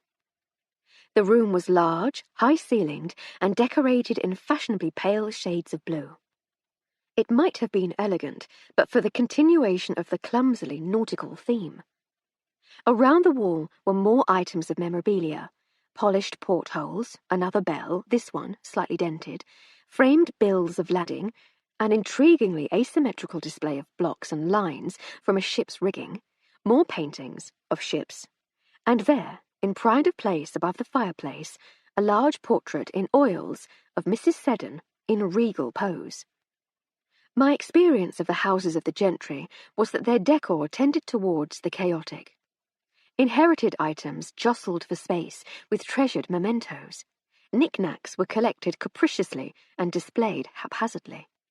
Themed rooms, where there were any, tended to be bedrooms, the Chinese room, the African room. There was something altogether too staged about the Seddon home. Someone, I thought, was trying just a little too hard. If the servants were to be believed, it wasn't difficult to guess who it was. The dining table was large enough to seat 10, but there were only 6 for lunch. Mr. Seddon sat at the head of the table, with his wife to his right. Lady Hardcastle sat opposite her, with a chubby, red-faced gentleman I didn't recognise to her left. The man bore a vague, familial resemblance to Mr. Seddon, his younger brother, perhaps. A similarly plump lady that I presumed was his own wife sat opposite him. A dreary-looking man in his early 20s sat next to the plump lady. "I say, Aunt Margaret, would you mind passing me the butter?" "The what, dear?" said the lady. "The butter. Where is it?" "By your elbow," said the young man. His tone had acquired an arrogant impatience which seemed at odds with his dreary, vapid appearance. The young man rolled his eyes as he buttered a last piece of bread roll. Mary, the housemaid, was pouring tea. Their lunch, the remains of which were piled on the sideboard, appeared to have been a more modest version of the one I had just enjoyed. I smiled to myself. "Ah, Armstrong," said Lady Hardcastle, beckoning me over. "Thank you so much." I gave her the aspirins and she swallowed them down. She thanked me again and waved me away. Instead of leaving, though, I made full use of the mystical powers of invisibility possessed by all household servants and slipped unnoticed to the corner of the room. "You poor thing," said Mrs. Seddon. "Are they for nerves? It must be the shock of talking about that terrible business." Mrs. Seddon was in her early 50s, I judged, slim of figure and blonde of hair. Pretty, I thought, but not truly beautiful. Her clothes were on the gaudy side of elegant, but undoubtedly expensive. She spoke again. "We were simply horrified to hear of his death," she said. "How much more awful it must have been to actually find his body. Was it suicide, do they think?" "That's certainly how it was intended to appear," said Lady Hardcastle, "but the police weren't convinced. They've arrested a local man for the murder." "Murder? Did you know anything about this, James?" she asked her husband sharply, before turning back to Lady Hardcastle. "He used to work for James, you know," she explained. Yes, my dear, I think I heard something about it," he stammered nervously. "You never said anything." Her tone was distinctly icy by now. I didn't want to vex you unduly, my sweet. Nasty business. Nasty." Mr. Seddon might have been the senior partner of a successful shipping agency, but it was becoming clear who was the senior partner in the Seddon household. "Don't want to speak ill of a chap when he's lying on the slab at the mortuary and all that," said the red-faced man, slightly drunkenly. "But it's dashed inconvenient he's dying like that. Left us in the lurch, what?" "Oh, Percy, don't," said the unknown lady. "You speak as though he got himself murdered on purpose." "Unless he was the victim of a lunatic, my dear," he said. "He must have upset someone. Could say he brought it on himself, what?"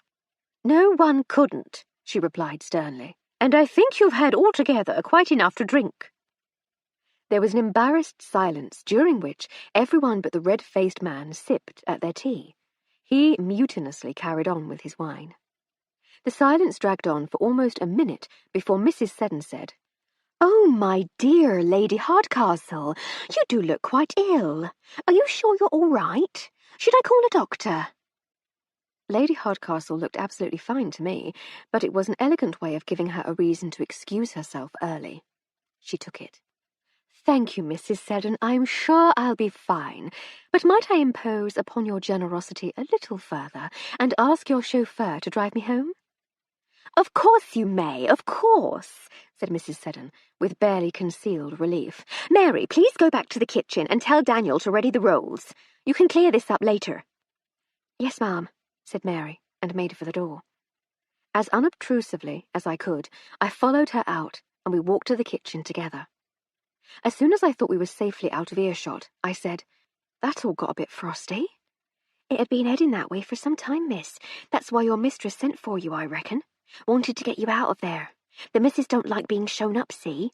What with the other Mr. Seddon being a little tipsy, and him and our Mr. Seddon joking about, then all that talk of Mr. Pickering, our Mrs. S was just about ready to knock some heads together. There's going to be skin and hair flying when the guests have all gone. I'd put money on it." By now we were back in the kitchen, and Mary indicated to Daniel that he was required.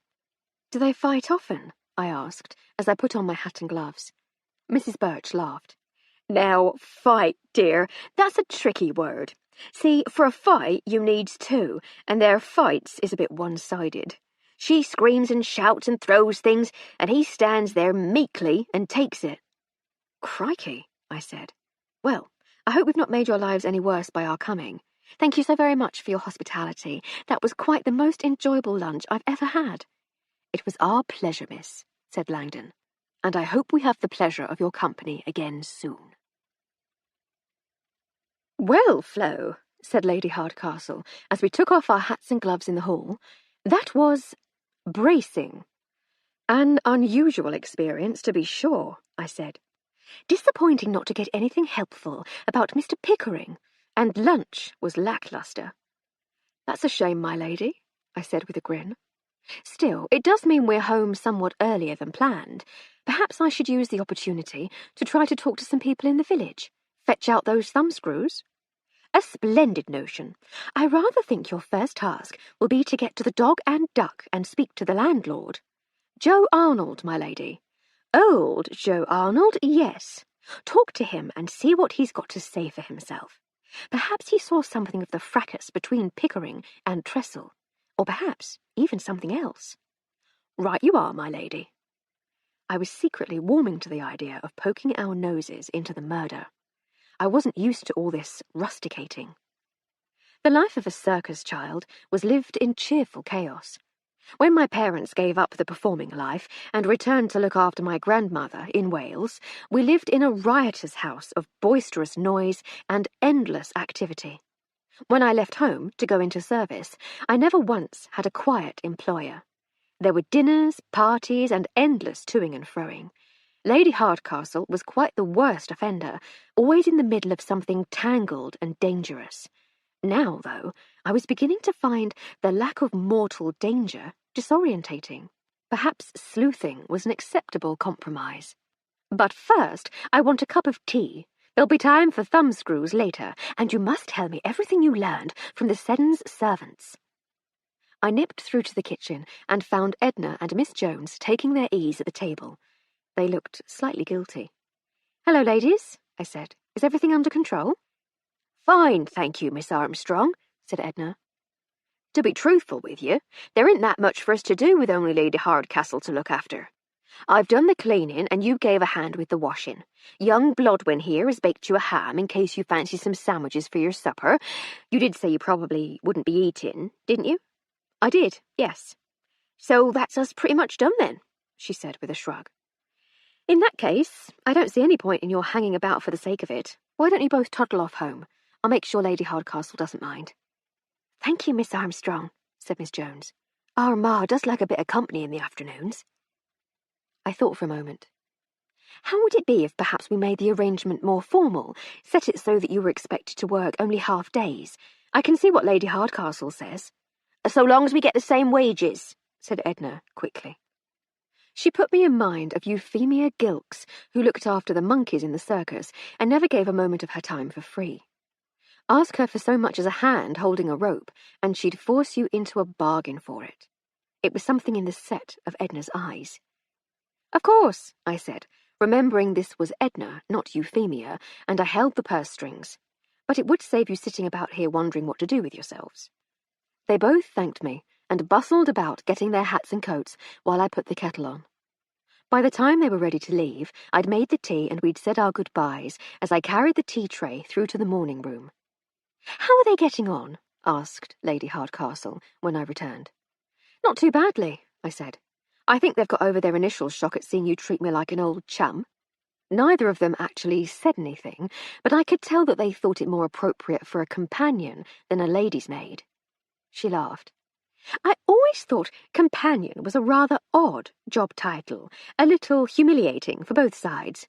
On the one hand, you have a lady who is so friendless that she has to employ someone to keep her company, while on the other, there's a servant who is paid to pretend she likes her employer. I much prefer lady's maid, more dignified." "Yes, my lady." It's been so very useful over the years at getting you below stairs for snooping and skullduggery. Like today, for instance. I suppose so, I said, though most of the time I'd prefer to be upstairs in a fine gown with the knobs. Only most of the time. I told her about the delicious lunch and Mrs. Birch's reason for it. You got champagne, you lucky thing. I didn't get any flipping champagne. I had to make do with an indifferent white burgundy. I went on to describe the servants' general contempt for their employers and Mrs. Seddon's stern ruling of the Seddon roost.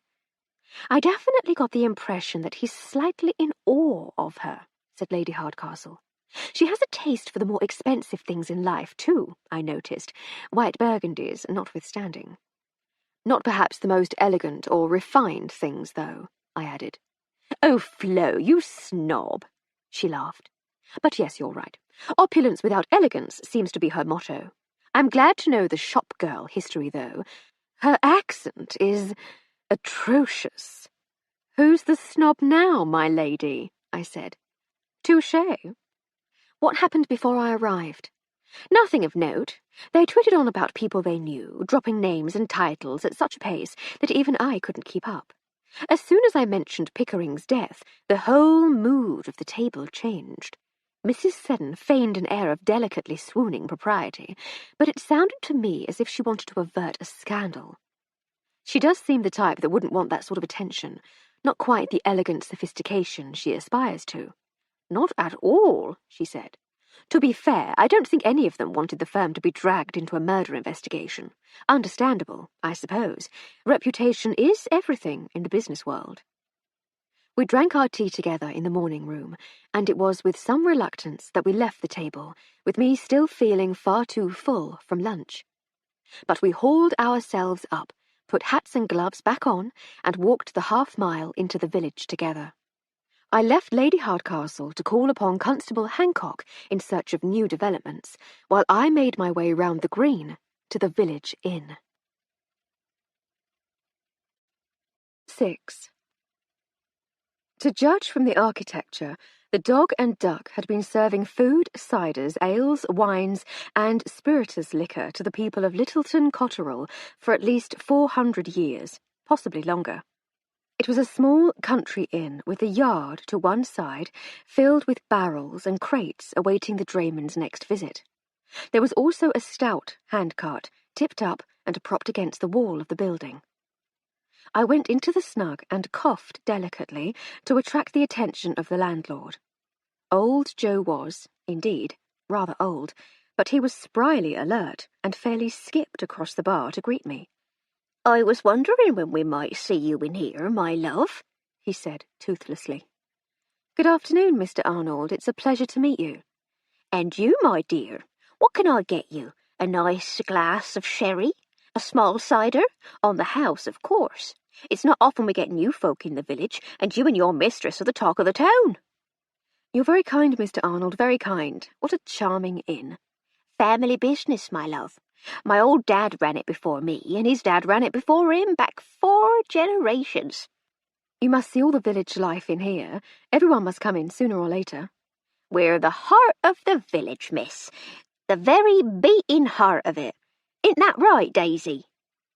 Daisy, the young barmaid, was wiping the public bar with a dirty rag. "The beating heart, Joe," Daisy agreed, with only the tiniest trace of weary sarcasm. I recognised the name. "Daisy Spratt?" I asked. "That's right," she said suspiciously. "How do you know?" "You're engaged to Bill Lovell." "What if I am?"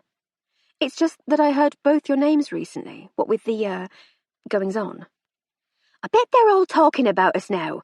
Well, he didn't do nothing, and neither did I, and don't you go thinking we did. He didn't do for Frank, not my Bill."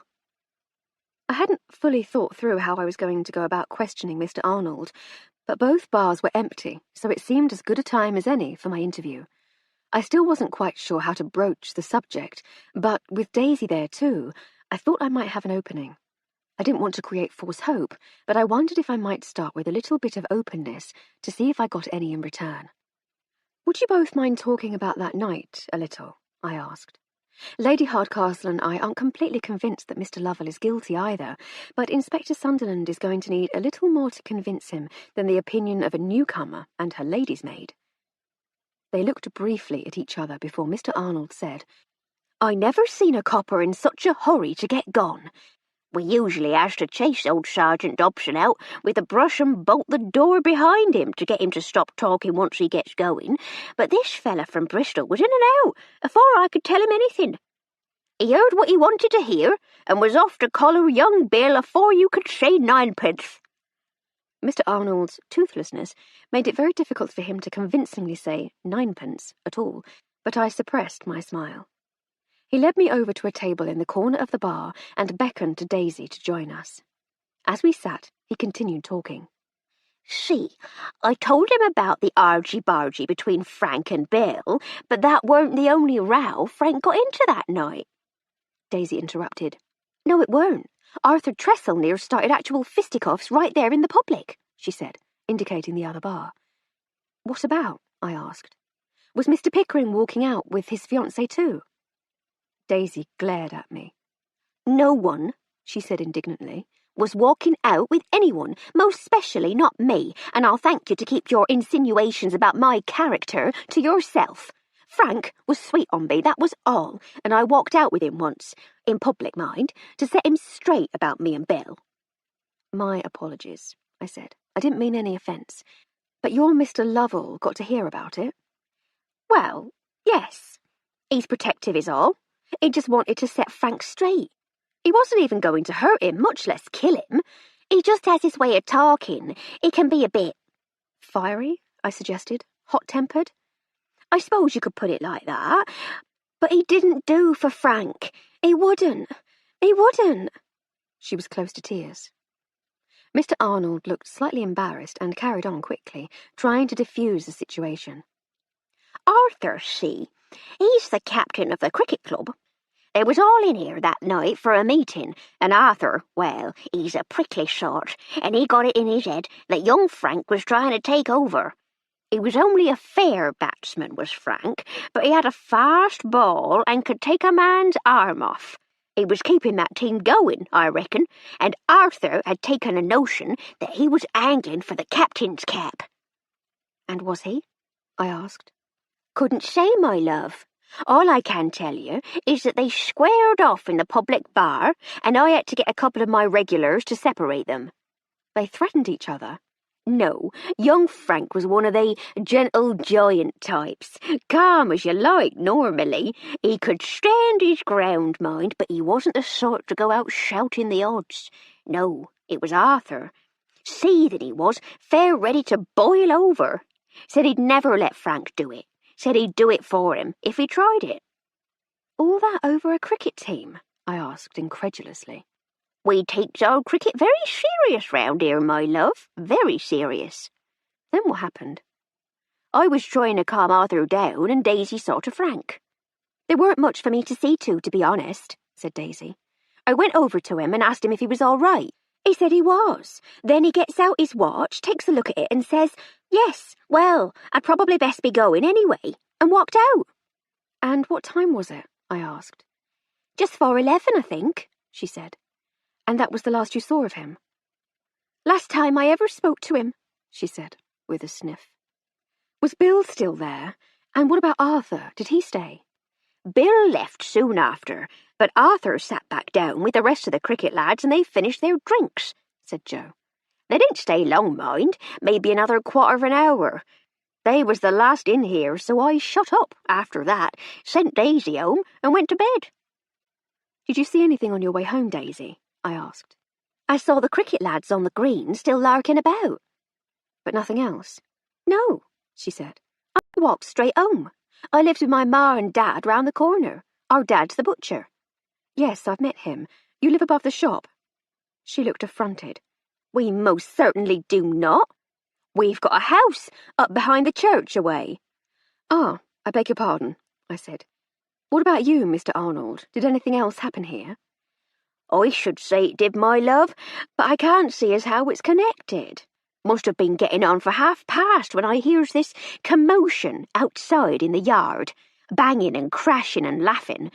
Our bedroom's round the back, and I looked out the window, but I couldn't see nothing. So I puts on me boots and a coat and goes down in me nightshirt to see what's what. They'd had me bloomin' handcart away, hadn't they? Who had? Cricket lads, I reckon. But it's back there now. I noticed it when I arrived. That it is, my love, that it is. We found it next morning over outside the cricket pavilion. Arthur Tressel was asleep inside on the dressing-room floor. Sleeping it off? I said. Or hiding out, racked with guilt, said Daisy venomously. You think he murdered Frank Pickering? I asked. Well, it certainly weren't my Belle. There's no way he could do an awful thing like that, no way on earth. And that Arthur Tressel, well, I don't trust him is all. He's too prim. That's what he is. I reckon he thinks he's a cut above the rest of us. And he loves being in charge of the cricket club. I reckon he'd do anything to protect that. Like everyone else in the village, they were keen to talk about Clarissa Farley-Stroud's engagement. Joe was dismayed not to have been asked to supply beer and cider. "'Tain't a party without a few barrels of cider," he said. "Different world, Joe, different world," said Daisy affectionately. We chatted for a few moments longer before I rose and said my goodbyes. I walked off towards the main road and home. I'd gone a few yards before I had a sudden thought and went back to the yard to take a look at the handcart. It was old and weathered, but sturdy enough, with large iron-bound wheels about 2 inches wide and set about a yard apart. It was about 6 feet long, easily big enough to accommodate a man, but it showed no obvious signs of having carried one recently. To be truthful, I wasn't sure what form such signs might take. A fragment of torn cloth, perhaps, or a smear of earth from the victim's shoe, but I thought it only right and proper that I take a look and report my findings, or the lack thereof, to my mistress. I set off once more for home. Lady Hardcastle was in the hall, taking off her hat. "Ah, splendid, it's you," she said. "It is I, indeed, my lady," I said, closing and bolting the door. "I do wish you'd relax a little," she said. "I'm quite sure there's no need for bolts and bars out here." "One can never be too careful, my lady," I said, unmoved. "When I'm certain there's no danger, then I'll leave all the doors and windows open as much as you like. Until then, the simple act of sliding a bolt will make me feel much safer." "Very well, have it your way. But come, make tea. Tell all."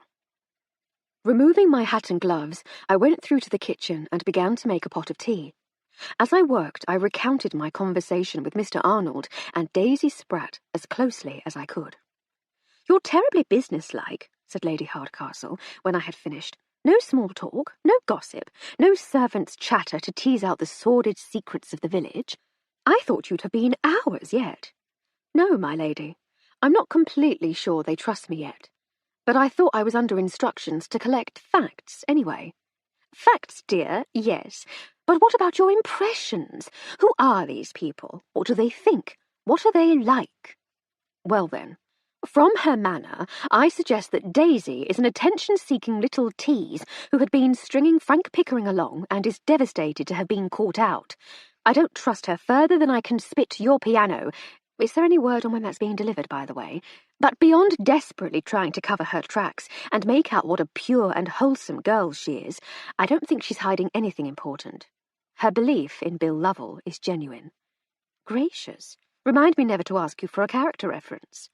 "Emily, Lady Hardcastle, is a bossy, overbearing, flippantly glib woman with a fine mind and remarkable education, a breathtaking talent for music and drawing, and absolutely no common sense, nor any sense of self-preservation whatsoever.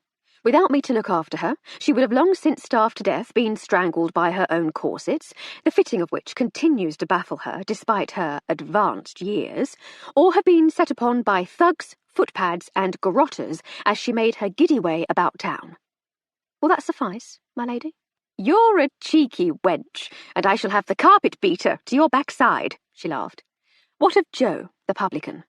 "Mr. Joe Arnold," I continued in the same style, "is a charming and toothless old soul of indeterminate years. He's honest, hard-working, and rather too fond of the locally brewed cider, which is the preferred tipple in these parts. He likes to avoid arguments when he can, and is slightly intimidated by women, most especially Miss Daisy.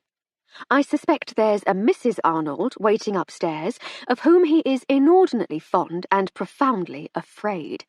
He seems to have a keen sense of justice and, like Daisy, is steadfast in his belief that Bill Lovell is not the murderer. No, indeed. They both seem to favour this Arthur Tressel fellow. They do, and I'll allow that the case against him is stronger than the case against Bill Lovell. But I can't quite shake the feeling that they're charging in as blindly as Inspector Sunderland. They don't want it to be Lovell, so they're pointing the finger at the next person they can think of. But there doesn't seem to be any proof for either of them beyond a bit of shouting. I say, you do seem to have picked up something of the scientific method, my girl. My giddiness hasn't prevented me from passing that on, at least. I curtsied. That handcart, she went on, seems to be just the sort of thing to have made those tracks in the clearing, and the cricket lads seem like just the sort of fellows to have pinched it for a lark. I'd not be out on the street proclaiming their innocence if they were banged up for that, my lady, but pinching a handcar and doing a chap to death are two completely different matters. Joe and Daisy don't seem to have linked any of the goings-on to the handcart, though. I think he was aggrieved that it had gone missing, that's all.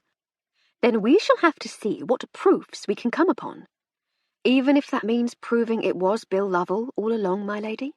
Even so, I'm more than happy for a guilty man to hang, but as yet I remain unconvinced that Bill Lovell is guilty of anything more than being humiliated by that flighty girl, Daisy. Did the constable have any more news? Not really. We talked about the events of that night in the pub, and he understands them. I came to much the same conclusion as you did about Daisy. She's well known around the village for being something of a flirt.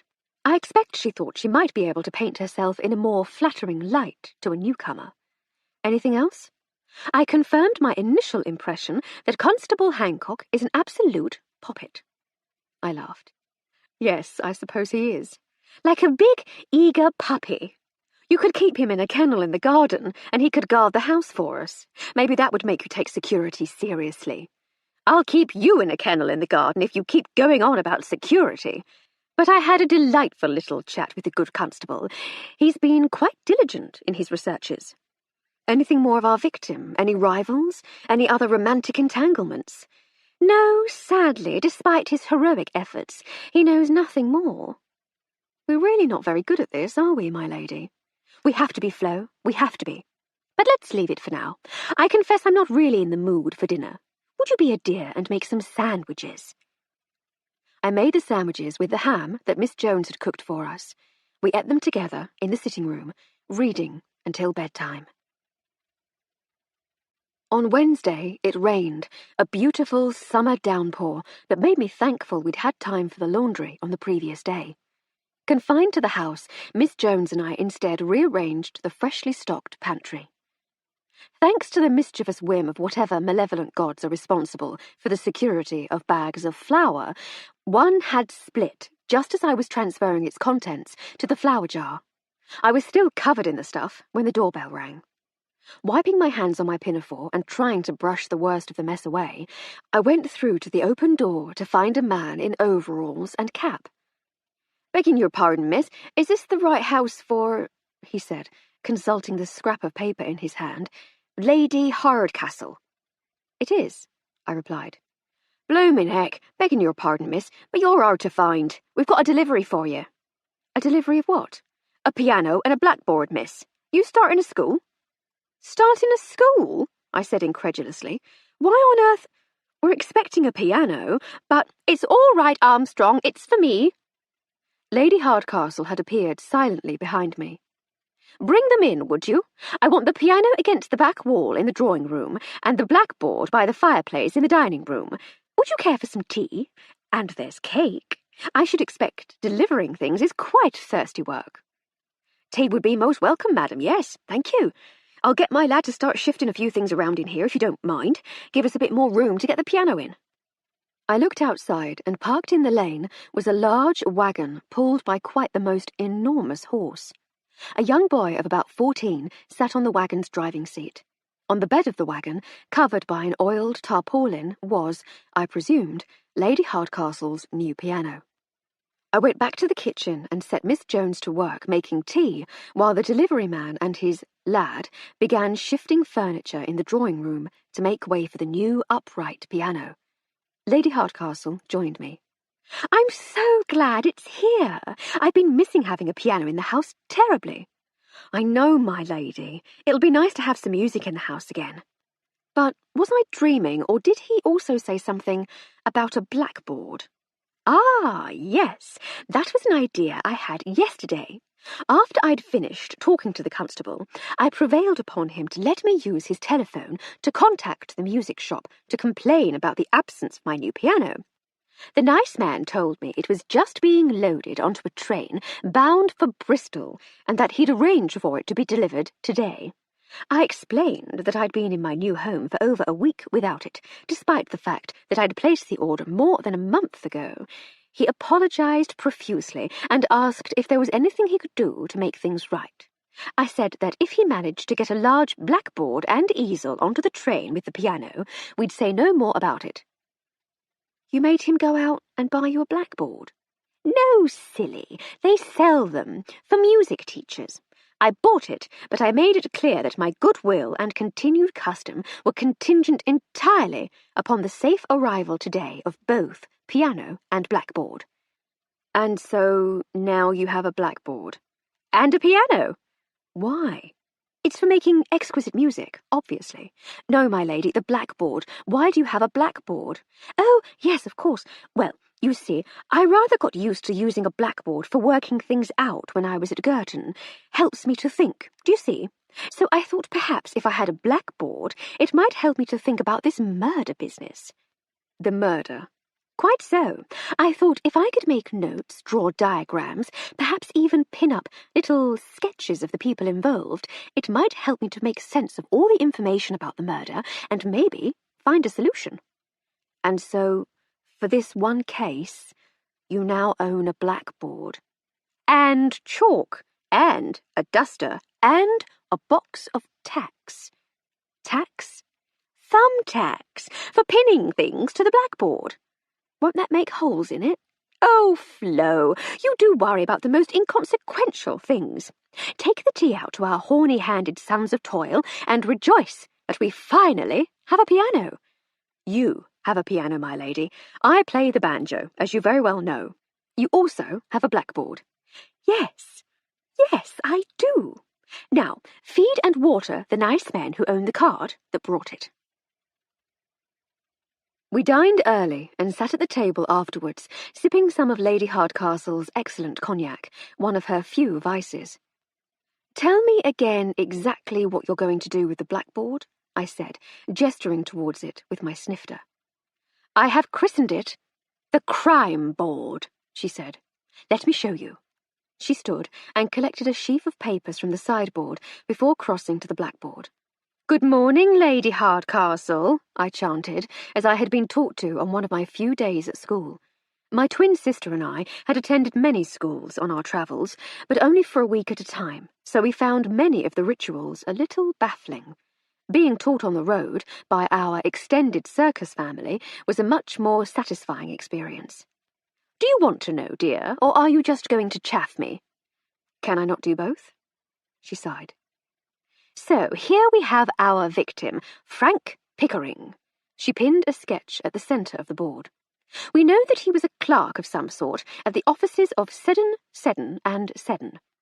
She riffled through the stack of papers to find another sketch, which she also pinned to the board. "What's that, my lady?" I asked. "Those are the offices of Seddon, Seddon and Seddon, silly," she said. "It looks like a school." "No, it's a shipping office. It has a clock." "Yes, I thought a shipping office might have a clock," she said testily. "I shall revise the sketch, should we ever happen to see the office." She drew a chalk line from Mr. Pickering to the office. "And this is Mr. Seddon." She pinned a sketch of a gentleman dressed in a frock coat and top hat next to the building. "I say, you've dressed him rather smartly," I said. "He's an important fellow, runs a shipping business, don't you know. Good likeness, though." Thank you, dear. Now, Pickering was also a member of the cricket club. A picture of a cricket pavilion appeared from the pile.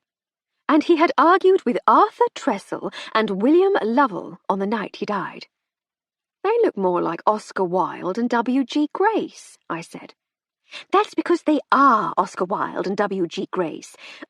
I've not met either of them yet, so I had to give them someone else's face. W.G. Grace, I understand, but why Oscar Wilde? Was he known for his cricketing prowess?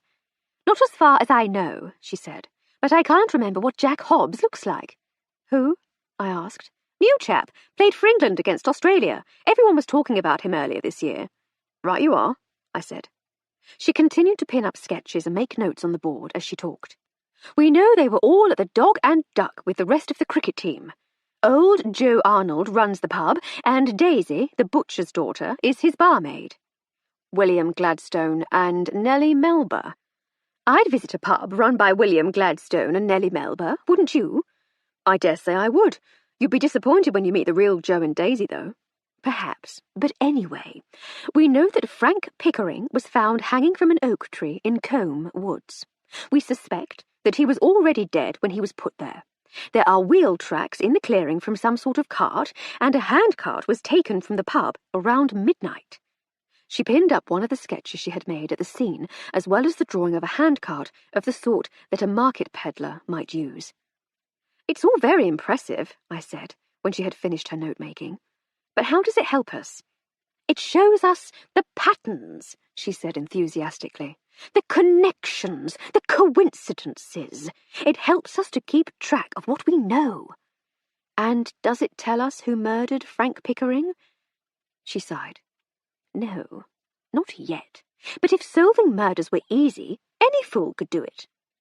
My favourite old fool is certainly having a go, I said. She sat down at the table once more. We've got two men who might have a reason to kill Mr. Pickering if their jealousy of him was strong enough. Both of them seem to have an opportunity to do so. Mr. Tressel seems to have had access to a handcart that would be perfect for transporting the body to fake the suicide, but Mr. Lovell could easily have taken it from outside the cricket pavilion where the rowdies left it. We still have no proof that either of them did it, nor any idea how they might have managed to get the body up into the tree. I fear we're getting nowhere, Flo. We know more than Inspector Sunderland already. Perhaps, but let's leave it for now. I feel the spirit of Chopin coming upon me. I love it when that happens, I said. Then come, servant, let us repair to the drawing-room, and I shall play. I'll tidy these things away and make some cocoa. Very well, don't be long. The spirits are restless. Dear Frederique might be elbowed out of the way by Franz Lehar at any moment. Lehar is still alive. He is? That hardly seems fair. Well, such is the sickly power of his sentimental spirit that even life cannot stop him. Hurry, girl, or it'll be the merry widow for you, and that never ends well. One merry widow in the house is quite enough for me, my lady. I shall be as swift as I can. The piano turned out to be a charming instrument, and only slightly in need of tuning after its journey. It was nearly midnight by the time we retired.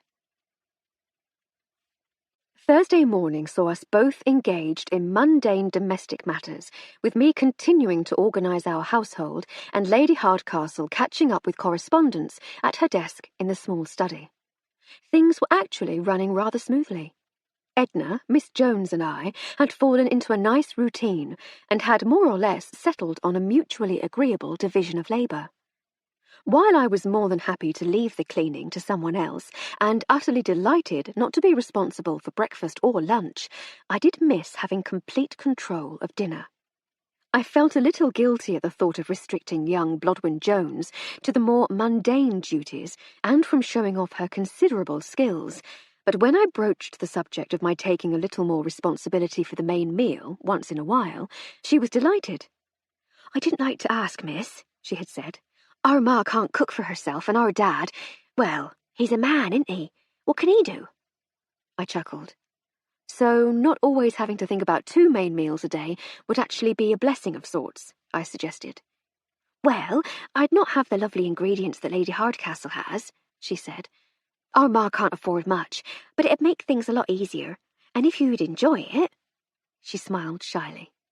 "I'll check that Lady Hardcastle is agreeable," I said, "but I think it would work well for all of us." At 11, I took Lady Hardcastle's coffee and cake through to the study, along with an envelope which had been hand-delivered some time after the rest of the post. "Thank you, Flo," she said, as I set down the tray. "Will you join me? I do enjoy keeping up with everyone, but I could do with a break from endlessly describing our move." "I took the precaution of bringing a cup for myself to cover just that eventuality," I said. "Then pour! Sit and tell me the news of the day." "There's little to report, my lady, aside from the arrival of this rather luxurious envelope." "I say, someone's pushed the boat out," she said, taking the heavy, cream-coloured envelope from me. She opened it and read the engraved card that had been enclosed. "I am cordially invited," she said, "to celebrate the engagement of Miss Clarissa Farley Stroud and Mr. Theophilus Seddon at the Grange on Saturday, the 20th of June, 1908, 7 o'clock. Carriages at 1. I say, how lovely to get a proper invitation for the mantle. Gertie said she'd already sent them. She is a dear. When's the 20th? This coming Saturday, my lady," I said. "Then I must send my acceptance right away, and my warmest and most formal congratulations to the happy couple. Do you know the happy couple at all?" "I met Clarissa at dinner. Quite the most vacuous ninny to ever struggle into a fashionable frock, but sweet with it. She's been living with a family friend in London while she pursues her dreams of becoming a society columnist, or some such. You know the sort of thing. Lady Evangeline Dullard of the Hampshire Dullards was seen dining out with the Honourable Tarquin Jackanapes. She's made quite a name for herself by all accounts. Knows all the right people, goes to all the right places. She just giggled altogether too much for my taste." I chuckled. "As for Teddy, you've seen him yourself," she said. "I have?" "You have. He was the sullen youth at the Seddons' lunch table on Tuesday." "Ah," I said. "I saw him, tiresomely rude to his aunt over the matter of the butter." "Quite. He's as witless as he's affianced, but without her fizzy personality, possessed as he is of slightly less charm than a blocked drain." "I wonder what Miss Clarissa sees in him," I said. "Love really does seem to be blind." "What does the note say?" I asked, indicating the folded paper that had accompanied the invitation. "Ah, yes, the note." She opened it and read. "Oh, how disappointing. What is it, my lady?" "Dear old Gertie asks ever so sweetly, and if it's not altogether too much trouble, whether I might see my way clear to letting her hire your services for the evening of the party. She says she's having some minor, temporary staffing difficulties. She's so sweet. Money's a bit tight up at the Grange, but she's too proud to say that she can't afford the extra staff she needs. Anyway, she would be so terribly grateful if she could make use of my most excellent lady's maid, that's you, dear, as part of the serving staff, reporting to Mr. Jenkins the butler, etc., etc. I don't want to turn the old girl down, but it was supposed to be your night off." "I don't mind, my lady. If you want to help an old family friend, how can I refuse? It would be a chance to be at the party, after all, and I might be able to find out some more gossip to help with the Pickering affair." "You're very kind, but still," she said, "it's not as though I could go to the music hall or anything. Village life is wonderfully peaceful, but the night life is the dog and the duck. I would just have been sitting here reading as always. This way I get to listen to the music, eavesdrop on the conversations, have a sneaky, secret dance in the corridors when no one's looking. I'd really rather go. I'll pay you myself, though. I can't let her pay you." "No need, my lady. I shall have to make sure I eat more than my fair share of canapes and swig a few glasses of champagne. Don't expect the finest vintage. We shall see. There'll not be cider, either, I know that. Joe was most put out. But it'll be fun. And you seem to have taken to them, so it'll be nice to help out your new friends. Old family friends. Indeed, my lady." "Very well, I shall let her know. I say, if you do a good job, I might be able to make a few bob hiring you out.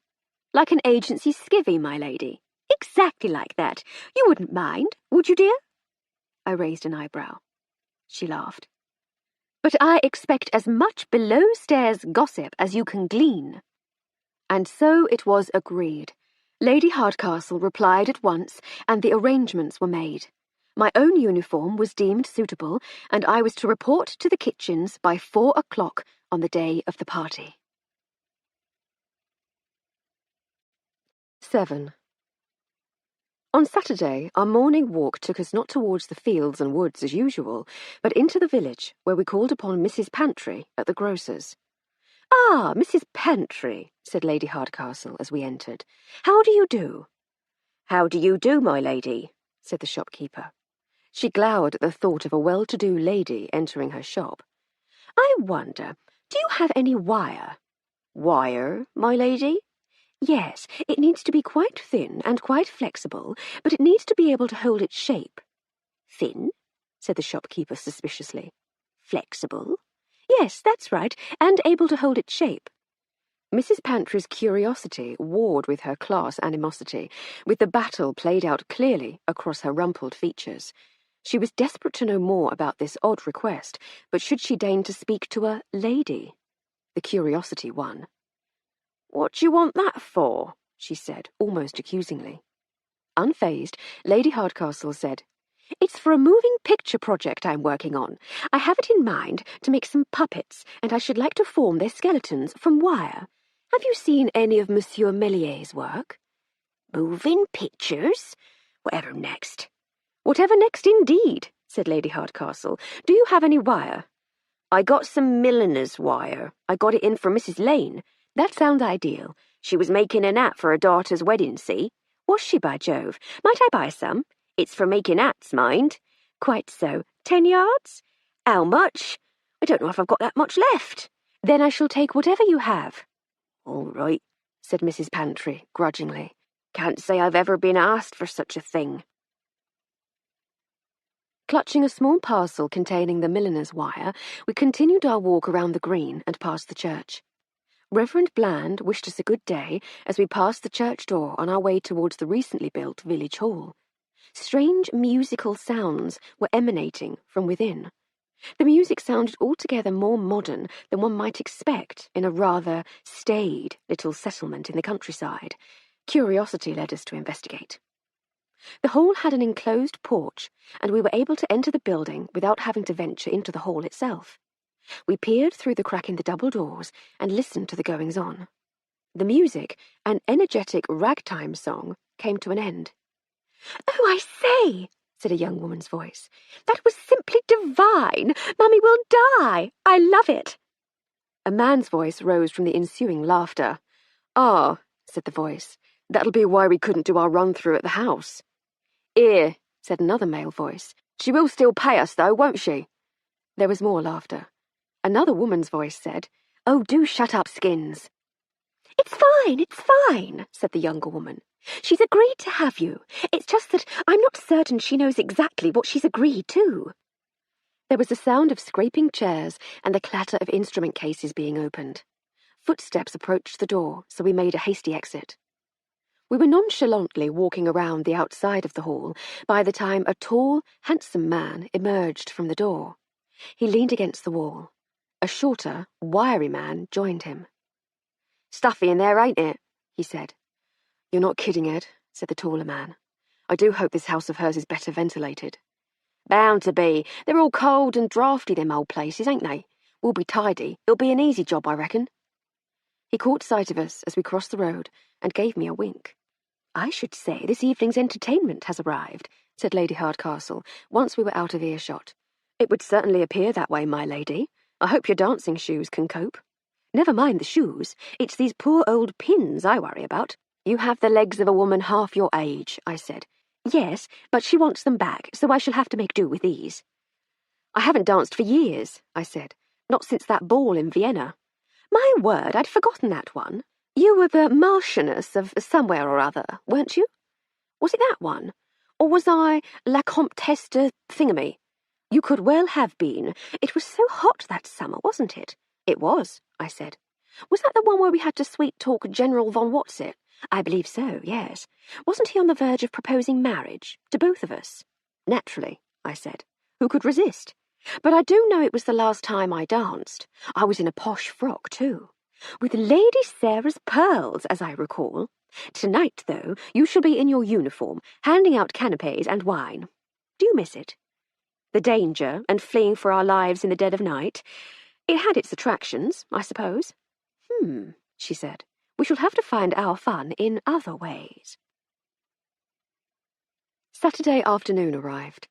I was dressed in my very best uniform, cleaned, pressed, and generally dandified as I helped Lady Hardcastle with her own preparations for the evening. She wasn't the sort of lady who was incapable of getting herself ready without help, hair notwithstanding, but it seemed a shame not to do a few maidly things for her before I left. She had negotiated with Lady Farley Stroud for her chauffeur, Bert, to come and pick me up, and I was just putting the finishing touches to her hair when the doorbell rang. "That'll be your carriage," she said. "Run along, be good, have fun, and, most importantly, gather gossip." "I shall do my utmost," I said, and went to the front door. Bert had already got back in the car and was waiting with the engine running. "Hello, Bert," I said as I got in beside him. "I hope this isn't too much trouble." "None at all, Miss Armstrong," he said. "Fact is, I'm glad to be out of the place for 10 minutes. It's bedlam up there, it is, bedlam. Everyone's running about the place, setting up this, tidying that, moving t'other thing. Cook's shouting at the kitchen maid, the butler is shouting at cook, the footman and the parlour maid. The mistress is shouting at Sir Hector is shouting at the dogs. Miss Clarissa is shouting at Mr. Seddon, and I was thinking I'd be next in the firing line if I hadn't had to pop over here to fetch you.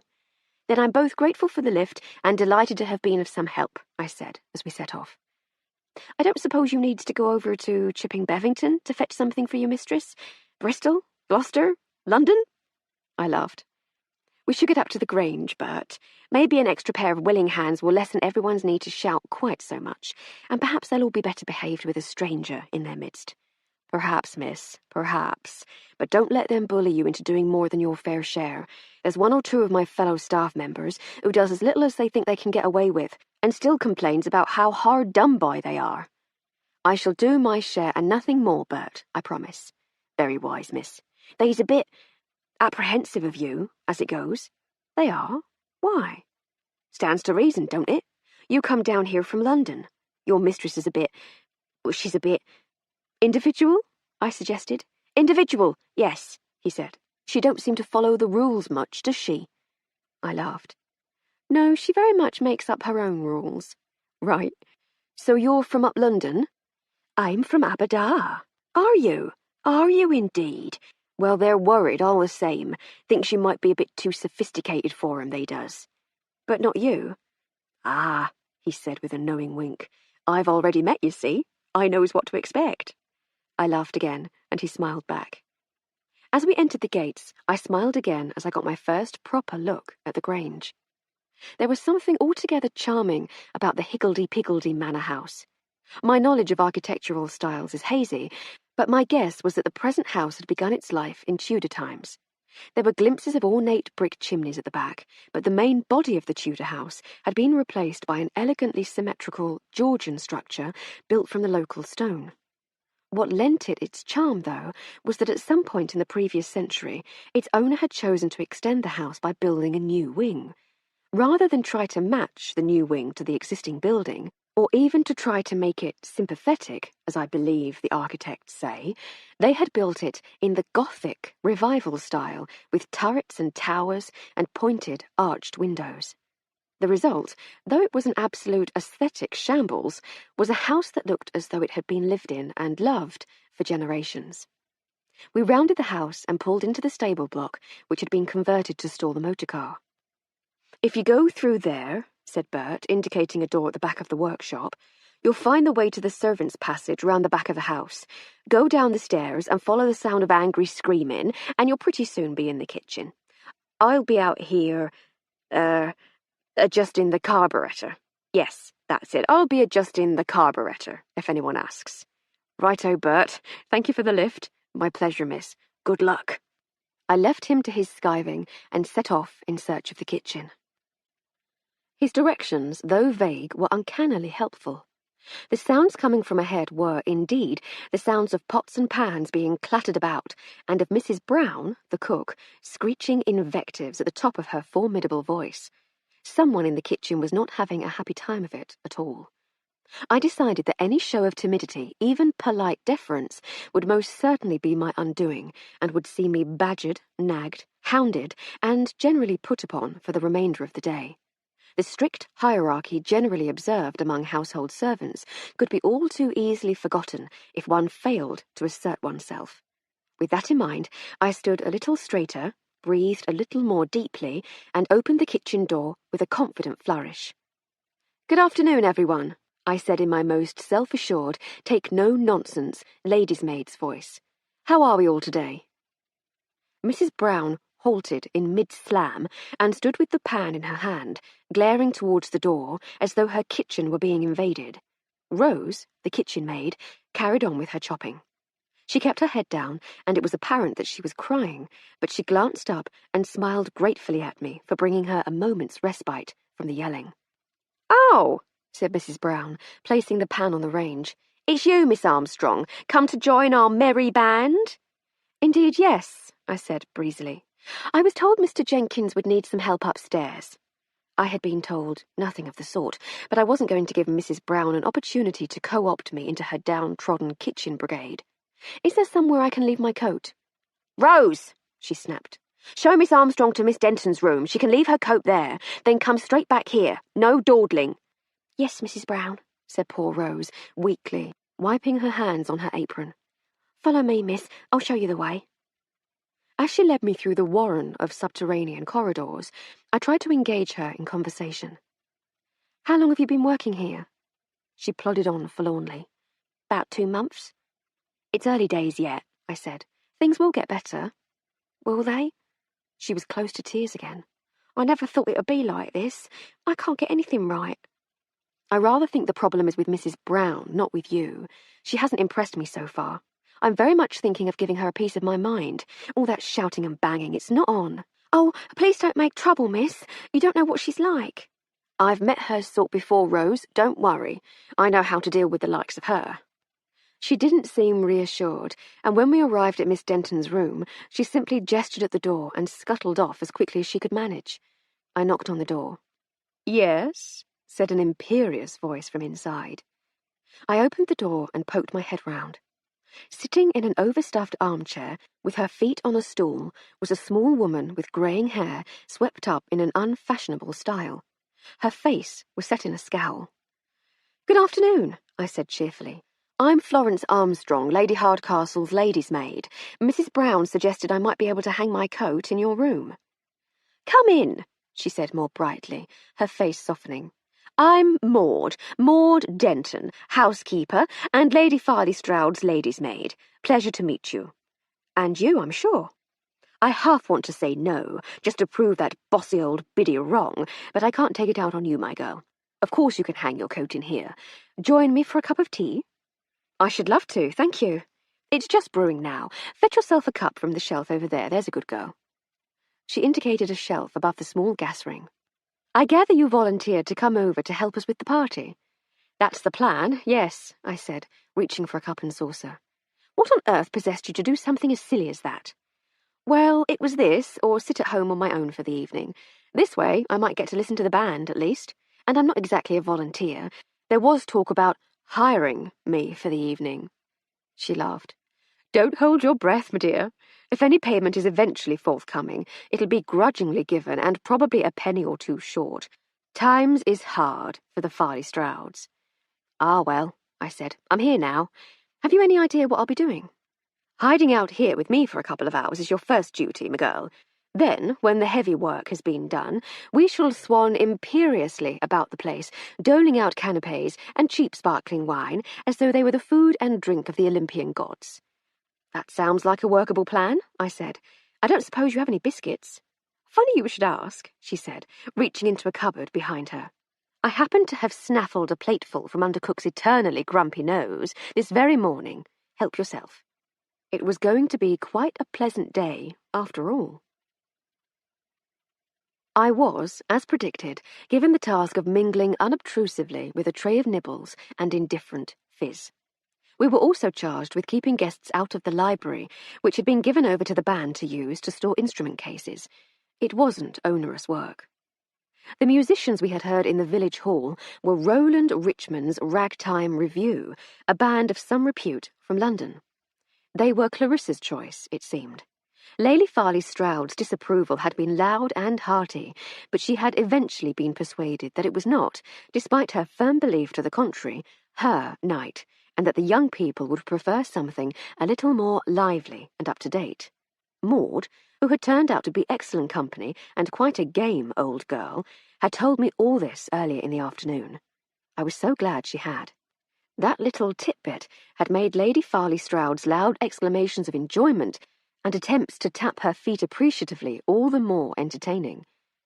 Lady Hardcastle had made her customary unobtrusive entrance somewhere between the early arrivals and the stragglers, and it wasn't until nearly 9 by the hall clock that we spotted each other. She came over to ask how things were getting along. "Not so badly, my lady," I said, proffering my tray. "Do help yourself to a snack and some champagne-style vin de table. I see a career for you as head waiter at the Ritz, with a line of patter like that." "Thank you, my lady. Have you been here long? Are you having fun?" "Oh, you know how it is. I've been to better parties, but I've been to far worse. But Clarissa's London friends are quite fun. They seem to have adopted me as some manner of eccentric aunt figure, so I'm not wanting for respectful admirers." "Not a racy big sister, then?" "Sadly not. I think my disreputable aunt years are well and truly upon me. What of you? Have you knocked the staff into shape?" "There's at least one I wouldn't mind knocking on her derriere, but all is generally well, thank you," I said. "Splendid, splendid. Oh, look out! Here comes Captain Summers. Bad news? Frightful bore, newly returned from India." "Ah, Lady Hardcastle, there you are. I thought I'd lost you," said a sun-tanned, luxuriantly moustached man of about my own age. "What ho, Captain Summers," said Lady Hardcastle. "No, not lost, just mingling. Armstrong, this is Captain Roger Summers. Captain Summers, my maid, Armstrong." "Oh," he said with some bewilderment. "How do you do?" He turned quickly away from me and back to Lady Hardcastle. I curtsied slightly, but politely, and melted a step or two backwards. "Is this what parties are like back in Blighty these days?" he blustered. "Not sure I've quite got the hang of it yet. And this dashed awful music. American, isn't it? Keep hearing it all over the place." "It's quite the thing with the young people," she said. "Give it a chance. I'm sure you'll like it." "Bah! Give me a military band any day," he said dismissively. "And this weather, so dashed cold." "Oh, you Raj types and your silly complaints. It's perfectly delightful weather." "You were in India, weren't you?" he said. "Surely you noticed the difference." "I was in Calcutta for a year or two, yes." "What was your husband doing in Calcutta? Perhaps I knew him." "My husband died in China before I got to India." Captain Summers was embarrassed. I'm so sorry. I had no idea." Sadly, though, he didn't quite know when to stop digging. "But does that mean you were in India on your own? Gracious me!" "Not alone, no. Armstrong was with me." "Well, I never. Alone in India. I've never heard of such a thing." "Then this must be a very exciting evening for you," she said dryly. "What? Oh, well, I ought to circulate, don't you know? Got to put the old face about a bit, try to be sociable and all that." "Cheerio, Captain," she said brightly, and turned to me. Insufferable oaf. "He's just a little out of his natural environment," I said. "He'll adapt soon enough." "We'll make a scientist of you yet, my girl. Yes, he might well adapt, or become extinct. One can only hope." I was still laughing when Mr. and Mrs. Seddon arrived at Lady Hardcastle's side. Mr. Seddon was looking a little the worse for drink, while Mrs. Seddon was positively bursting with forced good humour. "Good evening, Lady Hardcastle," she gushed. "How lovely of you to come. We'll all be friends soon. So lovely to have the right sort of people around, isn't it? Oh, and thank you for the lovely note you sent after lunch. Have you recovered from your turn?" "Oh, yes, I'm much better now, thank you," said Lady Hardcastle. "And you're settling in well?" "We are, thank you, yes. The house is nearly sorted out, my studio is coming together, and we've hired some extra servants. I think we're going to be very happy here." "It's marvellous to have you as part of our little gang," said Mrs. Seddon. I'm sure we'll see even more of each other once we and the Farley Strouds are one happy family. I'm sure we shall. I'm so sorry, Lady Hardcastle, said Mrs. Seddon suddenly. You will excuse us, won't you? I see the vicar, and we need a quick word. Of course, nab him while you can. Toodaloo. They walked off, but we could still hear them as they headed towards Reverend Bland. Lovely to have the right sort of people around you, isn't it, dear? Slurred Mr. Seddon. Got to be the right sort of people. Mrs. Seddon hissed at him to be quiet. I'm not in the mood for this now, James, she said. We have other things to concern ourselves with. She's the right sort of people, isn't she, dear? He continued obliviously. Got a title and everything. You know Clarissa won't get a title, don't you, dear? Her brother would, mind you, if she had one. He was dragged out of earshot before we could hear any more. I say, said Lady Hardcastle. They've been bickering all evening. I passed them in a corridor earlier and they were at it. Some couples are like that, aren't they? My aunt and uncle were always at one another's throats, but nothing would part them. I stopped talking when I noticed that Percy Seddon and his wife were trailing through the party a little way behind his brother. That dashed woman gets on my nerves, he said. Oh, Percy, shush, said his wife. She'll hear you. About time someone set her straight. She's a pawnbroker's daughter, not the Duchess of Gloucester, even after her precious Teddy marries that wet Nelly Camilla. Clarissa, dear. Really? What a wet name. Even then she'll only be the mother-in-law of some impecunious minor gentry. You'd think he was marrying into royalty the way she carries on. Really, Percy, shush. She's forever poking her nose in at the office, too, you know. In and out like a fiddler's elbow. Talks about the place like she's a partner. They drifted out of earshot. Before I could comment, Sir Hector came over with a gaudily dressed stranger. I melted into the background again. Emily, my dear, said Sir Hector jovially. Are you having fun? Enormous fun, Hector, yes. Thank you for organising such a diverting evening. Bah! Not me, my dear. It's all down to the membership. I couldn't organise my sock drawer, what? She laughed with seemingly genuine delight. But where are me manners? Lady Hardcastle, may I present Mr. Clifford Haddock. Mr. Haddock, this is my good friend and neighbour, Lady Hardcastle. Charmed, I'm sure, he said, in an unpleasant nasal voice. How do you do? Said Lady Hardcastle, offering a gloved hand, which she kissed ostentatiously. As she withdrew her hand, I could see her mentally counting her fingers to make sure none were missing. Haddocks in antiques, don't you know? Said Sir Hector. Come to appraise some of me knickknacks. Raise a few bob, what? Poor old Sir Hector had a charmingly naive talent for indiscretion, and I could imagine Lady Farley Stroud giving him her most terrifying Gorgon stare for openly discussing their straitened circumstances. He's got some lovely pieces, said the oily antiques dealer. He looked Lady Hardcastle up and down. And you look like a lovely piece yourself, my dear. Lady Hardcastle favoured him with a Gorgon stare of her own. Sir Hector, recognising the danger contained in such a look, took him quickly by the elbow and began to steer him away. I'm glad you're having fun, my dear, he said over his shoulder, but I think we'd better circulate, what? He led Haddock in the direction of another small group of people.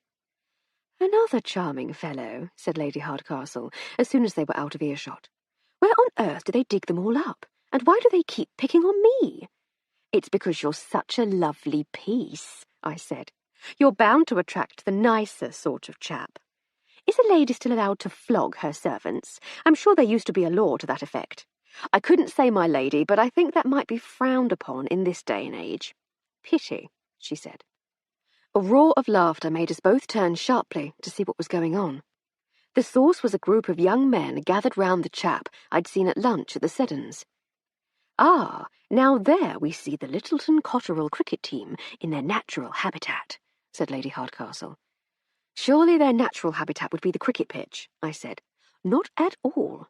The expert observer knows that the antics on the cricket pitch are just a pleasing diversion.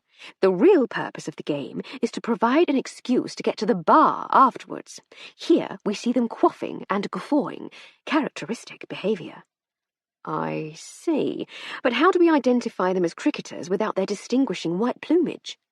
We say to Hector, I say, Hector, who are those chaps over there? And he says, cricket club, my dear, friends of Teddy's.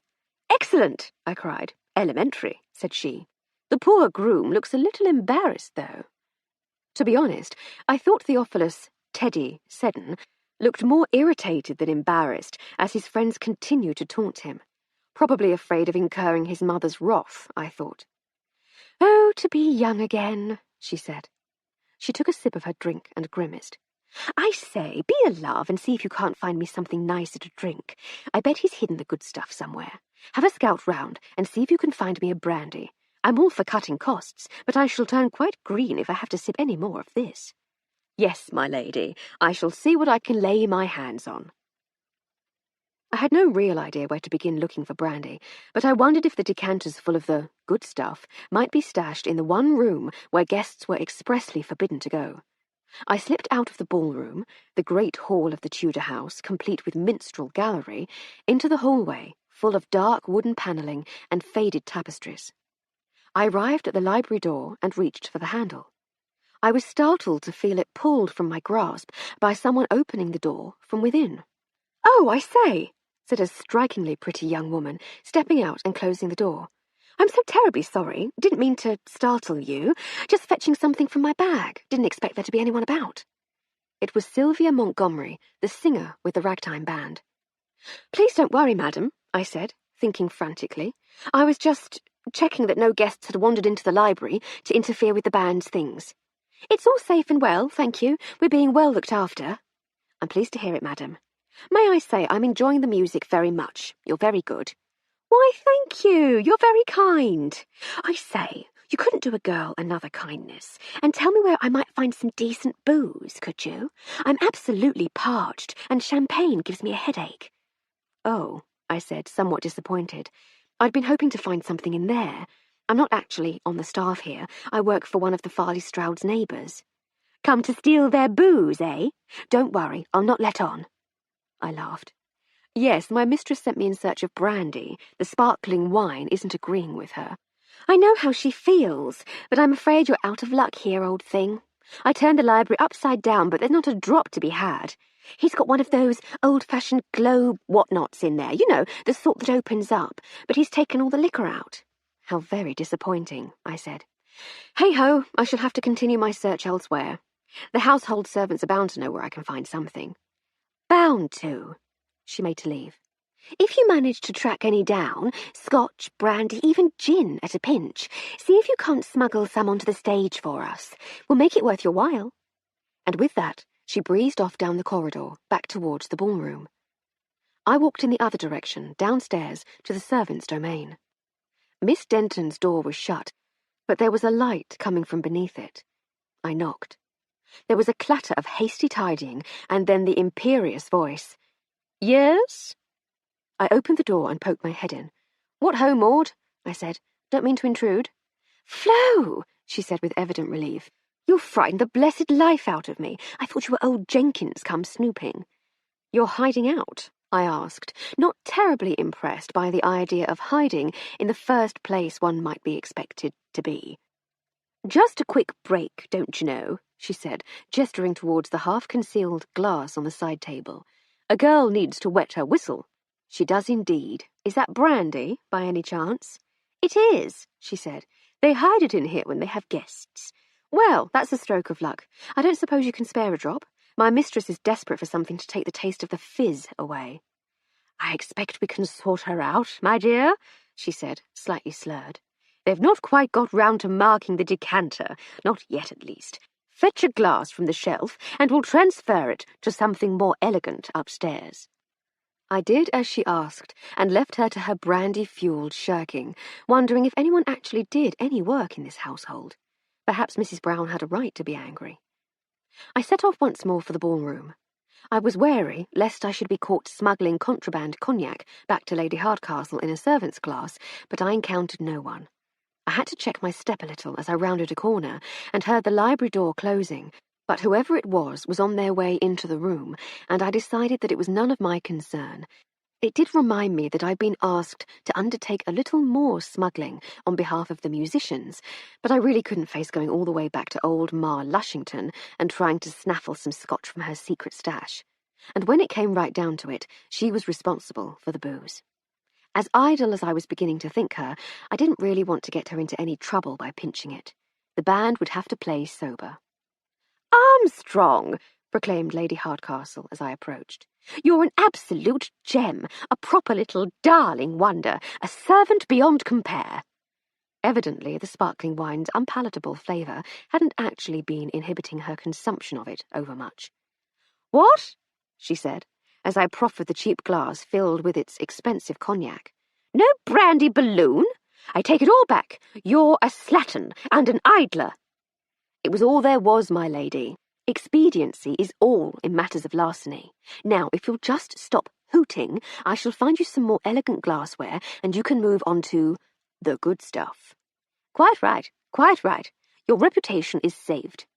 She swayed slightly, and I looked around for a suitable glass. There being none to hand, I tipped the dregs of her wine into a nearby aspidistra pot. To judge from the vinous aroma issuing therefrom, I don't think I was the first, and decanted the cognac into the empty glass. She was loudly effusive in her appreciation of my attentiveness, and I left her singing my praises to a small group of Miss Clarissa's friends. I once more sought out my tray of drinks and nibbles, and set about serving as unobtrusively as possible as I listened to the band. I had found a suitable spot beside a suit of armour just as an instrumental number ended. "Thank you very much, ladies and gentlemen. We're going to take a short break now, but we'll be back in the jiffiest of jiffies." With that, they put down their instruments and stepped down from the low stage, one by one. Just my luck. The trumpeter disappeared, but the others milled about, chatting to each other and accepting the congratulations and admiration of the guests. Roland Richmond had been buttonholed by Lady Farley Stroud. She seemed to be at about the same stage of uninhibited merriment as Lady Hardcastle. From the snippets I could overhear over the chatter, she seemed to be bombarding him with comically ill-informed questions about the music, couched in girlishly flirtatious language, which should have been mortifyingly embarrassing, but actually made me warm to her a little. It was good to see that the flame hadn't gone out. Sylvia Montgomery sidled up to me. "I say, are you the girl I saw in the corridor just now?" "I am, madam, yes. Any luck?" "I'm afraid not, madam. I managed to locate the stash, but it proved more difficult than I had imagined to liberate more than a glassful for my mistress." "Not to worry, dear. Wallace remembered that he has a little scotch tucked away in his things. He's gone to fetch it." I smiled. "A generous fellow. He's the trumpeter?" "He is." "He's very good. You're all very good. I'm so glad I came." "Then I'm glad you came too. Thank you, and thank you for trying to see us right. It's much appreciated." She turned away and went back to her friends. The rest of the evening passed all too quickly, and I found myself getting busier as the party slowly wound down. I heard little of the band, but they seemed less lively than they had earlier, so I didn't feel I was missing too much. By midnight, I was dismissed with grateful thanks by Jenkins, who assured me that my assistance wouldn't be forgotten, and that help was always available to me at the Grange if ever I should need it. I shook his hand and asked if perhaps I might take advantage of his kind offer immediately. "Obviously, Lady Hardcastle isn't staying at the Grange, but we don't have our own transport. Might I trouble Bert for a ride back to the house?" Of course," he said with a smile. "I'll have him prepare the motor car and bring it to the front of the house. He should be ready in 10 minutes. "Thank you," I said, and went off in search of Lady Hardcastle. I found her in the ballroom, sitting on a chair in the corner and surrounded once more by Miss Clarissa, Teddy Seddon, and a small crowd of their friends. They had the appearance of a circle of adoring acolytes at the feet of a guru. I could hear the familiar end of one of her favourite anecdotes about our adventures in China, and was gratified to hear that my own part in it had not been diminished by the repeated retellings. I waited until we were safely concealed in the ox cart and heading for the Burmese border before discreetly signalling that I wished to speak to her. "Well, my lovely darlings," she said, "I fear the time has come for dear old Aunt Emily to make her grand exit. My maid, you remember her from the story? She's the chap that broke that ruffian's nose. Seems to require my attention. If I know her at all well, she'll have arranged transport home. She's an absolute poppet like that. It's been wonderful to meet you all." She rose unsteadily to her feet, saying her goodbyes to the excitable youngsters. Clarissa hugged her as though they were now the best of friends. Lady Hardcastle beamed. "Thank you, dear, and my congratulations to you both once more. Now then, the rest of you, do have fun, and if you absolutely must get up to wickedness, do please try not to make too much noise. It alarms the old folk." With that, she left them and walked over to me with exaggerated care. She suddenly remembered that she was still holding a brandy bottle in her hand and turned to give it back to Miss Clarissa. "Thank you so much for finding this, my dear," she slurred. "It's just the medicine Aunt Emily needed." I raised an eyebrow, thinking I could have heard a little more of the band if I'd not been off on my own, now seemingly unnecessary, brandy quest. "Bertie's bringing the car round, my lady." "You, Flo," she said, linking arms with me, "are an absolute poppet. Have I told you that? I don't know what I'd do without you." I led her to the front door. We passed Sir Hector and Lady Farley Stroud on the way, and she thanked them for a lovely evening, kissing them both on the cheek. I managed to steer her out of the front door before she went any further. I once saw her kiss her host, a rather diminutive earl, on the top of his bald head to the eye-popping alarm of his wife. I poured her into the waiting motor car. 8. I knew Lady Hardcastle wouldn't even be awake, much less up and about, until quite late the next morning. I tried to lounge in bed myself, but by 8 o'clock the indolence was too much for me. Edna and Miss Jones had taken care of most of the chores, so I amused myself with some baking before getting out my sewing box. By 9:30 there was bread proving beside the range, and I was well into the mending. When the doorbell rang, I put down my sewing and went to the door. "Morning, Miss Armstrong," said Constable Hancock as I opened it. "Is your mistress at home?" "Good morning to you too, Constable. She's at home in the sense of actually being here, but at home to callers, I couldn't say. She was at the Grange last evening and is still in her room." "I know she was, miss. You too, I understands. That's the reason I'm here, in fact. Would you mind terribly trying to rouse her? I rather needs to speak to her. To you both, in fact." "Of course. Is there something the matter?" "There is, miss, but I'd prefer just to go through it the once, if that's not too idle of me." "Not at all, Constable. Please come in, won't you? You know where the kitchen is. There's some tea in the pot. Do please help yourself, and I'll try to awaken Lady Hardcastle." "Much obliged, miss," he said, plodding obediently into the kitchen. I ran upstairs and knocked on the bedroom door. There was no reply, but I opened it and went in anyway. She was still fast asleep, and it took quite a bit of shaking to awaken her. "Oh, Flo, do leave off, there's a dear. Let poor Emily sleep." "No, my lady, you have to get up. The police are here." "The police?" she mumbled. "What? All of them? Whatever do they want? I hope they wipe their feet." Her eyes closed. I sighed and shook her again. "No, my lady, just Constable Hancock. But he needs to speak to us both, and I think it has something to do with the Grange. If it's about the missing brandy, tell him I'll buy them a case of the stuff, and then invite him to come back tomorrow. I really don't think it's about the brandy, my lady, and I really do think you need to get up. This instant." "Have I ever told you how much of a bully you are, Florence Armstrong?" she said groggily.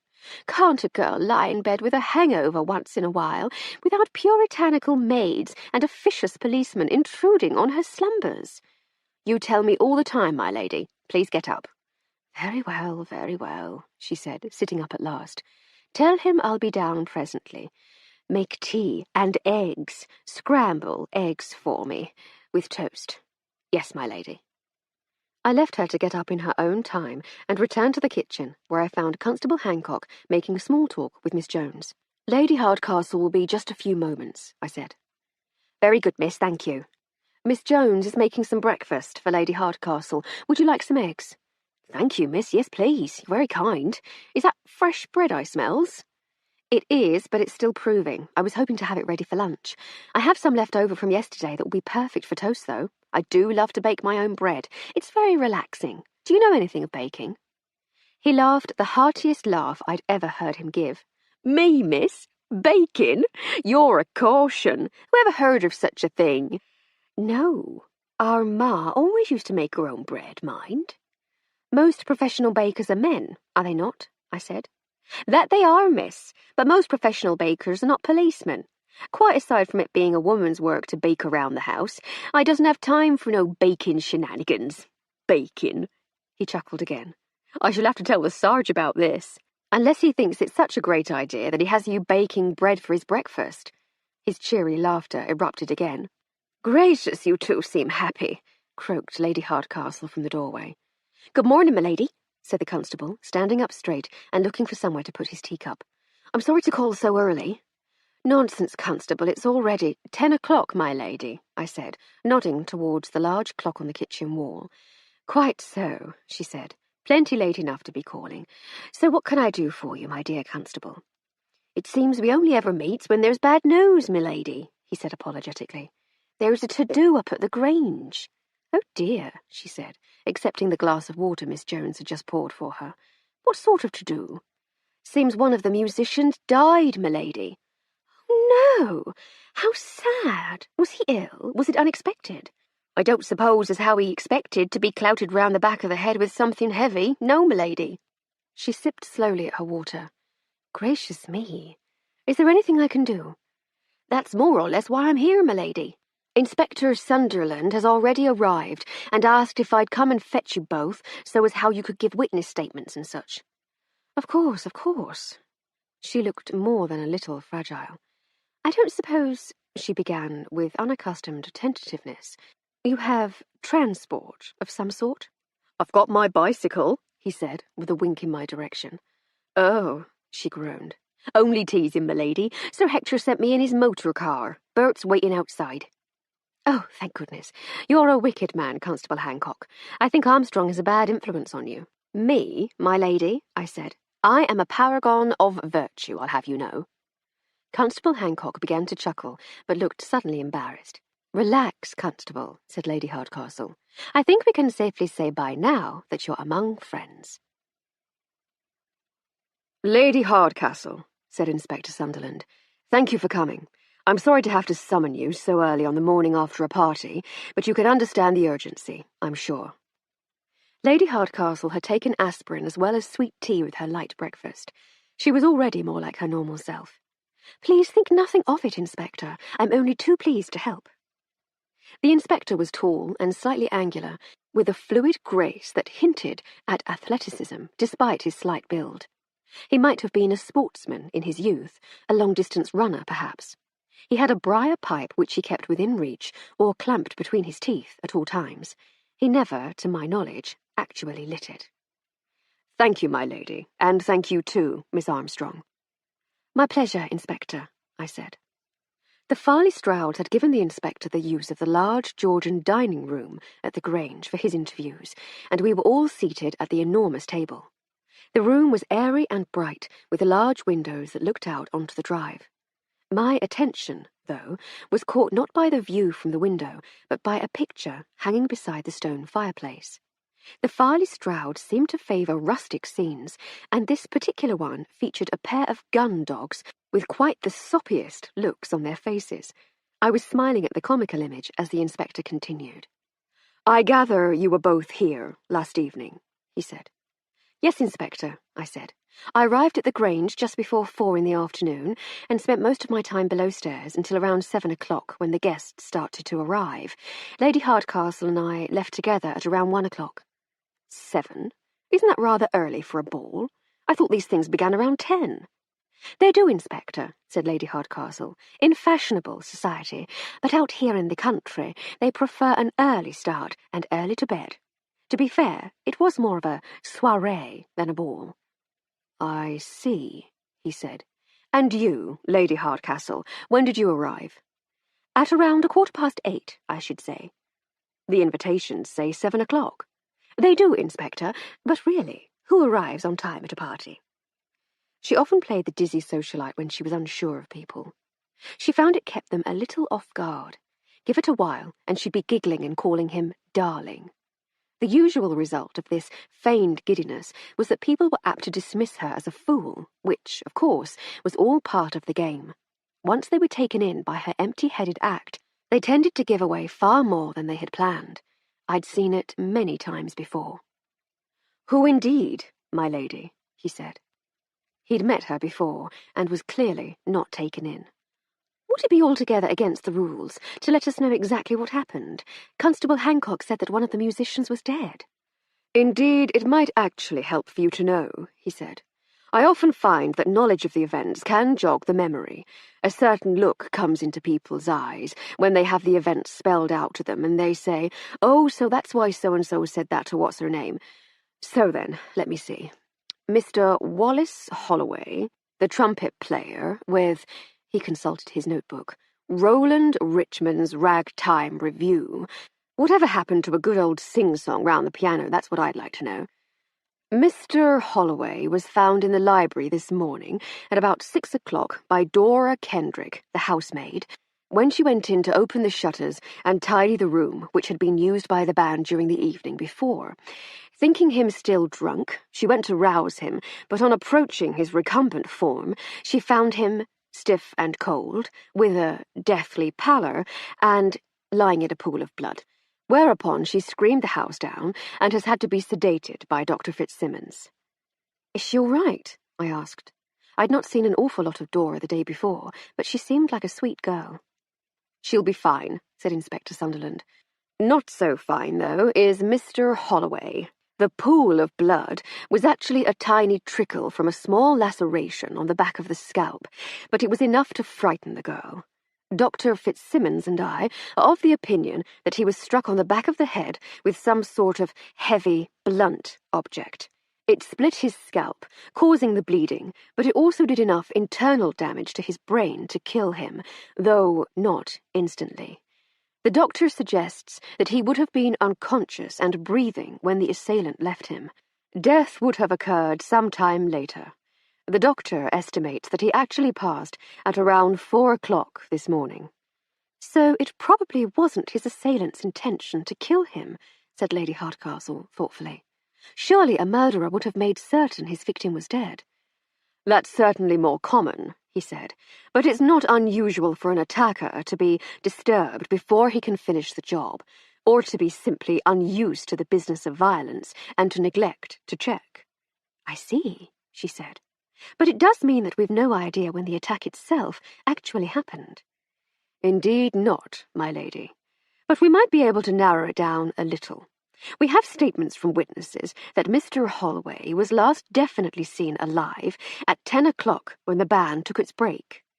"That's when I last saw him too," I said. "Miss Montgomery, she's the singer, said that he'd gone off to the library to fetch his secret supply of scotch." "Oh," he said. "And why would she tell you that, I wonder? Establishing an alibi, perhaps?" "Possibly, Inspector," I said, "but it all seemed perfectly innocent at the time. I'd met her earlier. She'd been searching the library for booze, and she asked me if I could find some for her. She came over during her break to ask me if I'd managed it." "I see. Why you? Why not one of the household servants?" "All servants look alike, Inspector," I said, indicating my uniform. "How would she know I didn't work here?" "Quite so," he said. "And you didn't have any luck with your search, I presume?" I hesitated. "She found me a little brandy, Inspector," said Lady Hardcastle, "but the Farley Strouds had hidden all the good stuff." The inspector frowned. "Always the way in these big houses," he said. "But anyway, that leads me to believe that Mr. Holloway was attacked sometime between leaving the ballroom at 10 and when the band started again at 1:30. If he'd been able to return, he would have, I reckon." "Did no one try to look for him?" I asked. "Only the band would have known he was missing, miss," he said. "And once they'd started playing, there wasn't much they could do about it. They were already a man short. They couldn't very well spare another to go searching for the trumpeter, even if he was bringing the scotch." "I suppose so," I said. "I thought they sounded a little less lively after the break." "That would be why, miss." "Were there signs of a fight in the library, Inspector?" said Lady Hardcastle. "Aside from the dead body by the bookshelves, you mean?" "Some. The room was in some disarray, as though it had been ransacked. My guess is that the killer was looking for something." "And Mr. Holloway caught him at it?" "Quite possibly. That would certainly account for his being knocked unconscious and left on the deck while the robber fled." "It would indeed," she said. "That's my working hypothesis at the moment," he said. "My next task is to try to establish where everybody was during the course of the evening. I need to know everything you can both remember, where you were, who you saw, when you saw them, and anything else you noticed, no matter how unimportant you might feel it. Can we start with you, please, Lady Hardcastle?" "Of course. I arrived at about 8:15, as you now know. Sir Hector's chauffeur, Bert, was kind enough to bring me up the hill. I greeted my hosts, who introduced me to Captain Summers, a frightful bore, recently returned from India, and then left me to his oafish attentions. I stayed with him for as long as I thought polite, and then slipped away while his eye was roving elsewhere. I spoke to Miss Clarissa and her London friends, congratulating the happy couple and what not. I had a bit of a wander around, bumped into a couple of the Farley Stroud's friends that I'd met at dinner the week before, and then finally tracked down Armstrong. We chatted briefly, then I was buttonholed once more by Captain Summers, whom I managed to outrage. "Outrage, my lady?" said the inspector, looking up from his notebook. I revealed that I'd spent some time in India alone after my husband had died. He couldn't quite grasp how a lady might do such a thing. "Plenty of ladies end up coping on their own in India after their husbands die," said the inspector. "But my husband died in China, and I made my own way to India with Armstrong. We stayed there for a couple of years." "Ah," he said. "Out of the ordinary, but hardly outrageous." Not to Captain Summers. He very quickly found someone else to badger. Then the Seddons said hello. He was in his cups, and she was trying a little too hard to ingratiate herself. Then Sir Hector brought a rather unpleasant man over, an antiques dealer of some sort. Inspector Sunderland flicked back a few pages in his notebook. "Mr. Clifford Haddock," he said. "I have already wired Scotland Yard about him. He seems like a very fishy character." "Well, quite," said Lady Hardcastle, raising an eyebrow. "Then I sent Armstrong off for booze. The fizzy wine was a lovely thought, but quite undrinkable. And after that, things got a great deal more merry. I ended up holding court with the youngsters and impressing them with my tales of derring-do from Shanghai to Calcutta. Then Armstrong found me and, strongly implying that I was brandified, took me home." "You were sloshed, my lady," I said. "I was, as you say, all mops and brooms, but it's indelicate of you to point it out to the inspector." "It shall go no further," said the inspector with a smile. "You're most kind," she said. And that was my evening. "Did you notice any unusual comings and goings at around the time Mr. Holloway disappeared?" "No, Inspector, I'm afraid not. It wasn't the liveliest of parties, but it was a party, nonetheless. People all over the place, doors everywhere, guests coming and going all the time." "Yes, that's the problem," he said, finishing off his notes. "And you, Miss Armstrong, what did you see?" I recounted the events of my own evening, and was describing my meeting with Sylvia Montgomery. "Miss Montgomery was coming out of the library as you were on your quest for brandy?" asked the inspector. "Yes, that's right." "So this was during the break?" "No, I don't think so," I said. "I think the band was still playing." "There were some instrumental numbers, I believe," said Lady Hardcastle. "Perhaps it was during one of those." "Perhaps," he said. "Do you remember the time of this meeting?" "I'm sorry, Inspector, I never wear a watch. I have no idea." "No matter. Please continue." I told him about my meeting with the tipsy Maud Denton. I described my sneaking back to the party with the illicit brandy and how I'd had to hide to avoid being seen by someone who was going into the library. "Did you see this person?" asked the inspector. "No, I just heard the door closing. When I peeked round the corner again, there was no one in sight, so I presumed they'd gone in rather than come out." "Could it have been Mr. Holloway?" "The band was still playing when I got back to the ballroom. It was only later that Mr. Holloway slipped away, and Miss Montgomery came over to ask about the scotch." "Interesting. So that could have been our man," mused the inspector. "Or woman," said Lady Hardcastle quickly. "True, true. Though a man is more likely to clout someone round the back of the head with something heavy. A woman would like as not try to talk her way out of it." "Have you met Armstrong?" she asked with a smile. "Not given to talking her way out of things," he said. "Not usually. She'd not need a heavy object to render someone unconscious, either." "No, Inspector," I said, "and he'd be able to get up and walk away with a headache when he woke up too.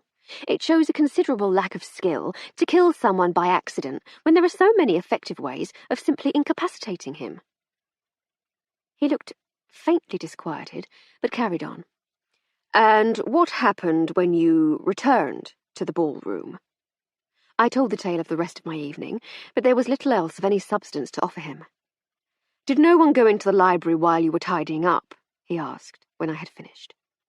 No, we were told not to bother with it because the band members were still using it. That's why Dora was in there first thing. It was to be her job to get the room back in order before the band rose and came in to pack up their things. They didn't pack up at the end of the party. No, they finished their performance and left their instruments on the little stage. I didn't see what happened to them after that. They cadged some booze from Miss Clarissa and went off to the rooms that had been set aside for them in the attic, said Lady Hardcastle. Without looking for their friend, said the inspector. They're a strange lot. Oh, I think they wanted to. The one they called Skins was very keen to search for him, but Richmond very firmly told him no, and he seemed to drop it. Skins, said the inspector, leafing through his notebook again. Ah, yes, Ivor Skins Maloney, the drummer. Skins? Drum skins, one imagines, said Lady Hardcastle. It's calf skin, I believe, scraped very thin and stretched very tight. Is it? Is it indeed? Well, I count it a poor day if I don't learn at least one new thing. Today's looking up already. Richmond said no, eh? Very interesting. He sat for a few moments reviewing his notes. Well, my lady, Miss Armstrong, thank you for your help. I shall detain you no longer. I shall send word by the young constable if I should need anything further. Of course, she said. Oh, before we go, is there any more news on the Frank Pickering murder case? We have a man in custody, he said. The right man?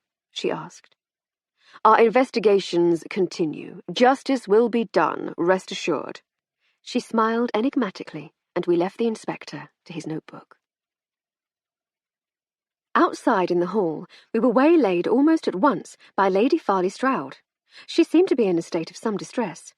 Ah, Emily, dear, there you are, she said. I'm so glad I caught you. Whatever's the matter, Gertie? You look all out of gathers. Something terrible has happened, dear, said Lady Farley Stroud. I know, poor Mr. Holloway. We were just speaking to the inspector. Oh, that, yes, but no, this is something else. I don't know where to turn.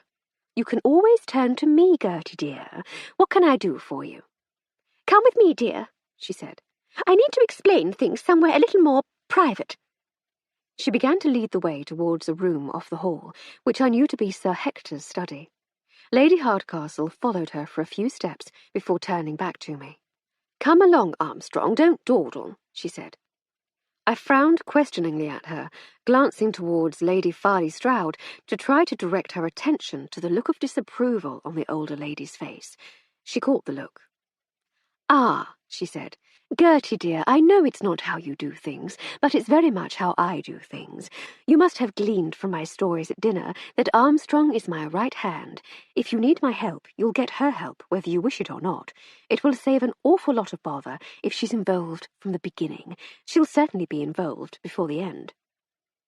Lady Farley Stroud looked very much as though she might be inclined to argue, but her desire for Lady Hardcastle's aid won the internal struggle, and with a grudging, "Oh, very well, then," she bade me follow them both into the study. I closed the door behind me.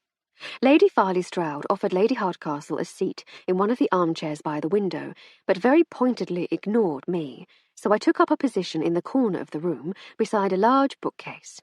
Lady Farley Stroud paced agitatedly for a few moments while she collected her thoughts. "You recall that Hector and I were in India in the 60s, she began. "That was where we met your dear mother and father. We had such wonderful times there, Hector and I. It's quite the most beautiful country. Of course, you've spent time there yourself, so you know. I really didn't want to come home, but Hector was posted back to Blighty, so like a dutiful wife, I packed up all our traps and followed him. And we brought back many lovely things as mementos, do you see? Knick-knacks and what-nots to remind us of our time there." Lady Hardcastle nodded. "One of them has been stolen." "My dear, how awful," said Lady Hardcastle. "Where was it?" "We had it in our bedroom, on the mantel. It was on a cushion under a pretty little bell jar, our reminder of happy days and a secure future. You poor thing. It's lucky the police were already here. What did Inspector Sunderland say? We can't tell the police, said Lady Farley Stroud in some panic. We can never tell the police. Why ever not? It's a rather delicate matter, began our hostess. In 65, Hector performed some small service for the local Rajah, a thoroughly charming man, who rewarded Hector with a jewel. And it's this jewel that's been stolen? What is it? It's an emerald, she said. About the size of a hen's egg, she added, almost casually. A hen's egg, exclaimed Lady Hardcastle and I together. Just so, said Lady Farley Stroud. It must have been quite some service that Hector performed, said Lady Hardcastle. A stone like that would be worth thousands. Many, many thousands, said Lady Farley Stroud. It has quite an interesting story too, but that's for another day. A few years ago, we secured a loan using the gem as security. It took some negotiating, but we managed to persuade our creditors that we should be able to keep the jewel here. It means so much to us both, you see. I could imagine even the hardest-hearted banker eventually bowing to the will of Lady Farley Stroud.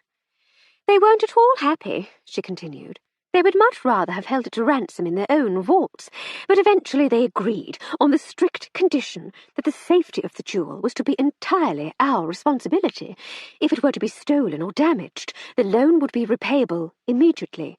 No security, no loan. Gracious, said Lady Hardcastle. So now you see. We can't let word get out that the emerald has been stolen, or the debt would become immediately due. Even were it subsequently recovered, we would be in breach of the conditions of the loan. I quite see your predicament, said Lady Hardcastle, but how can we help?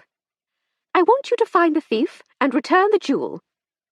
Lady Hardcastle said nothing. Through your mother, I've known of you and your exploits for many years, dear, said Lady Farley Stroud.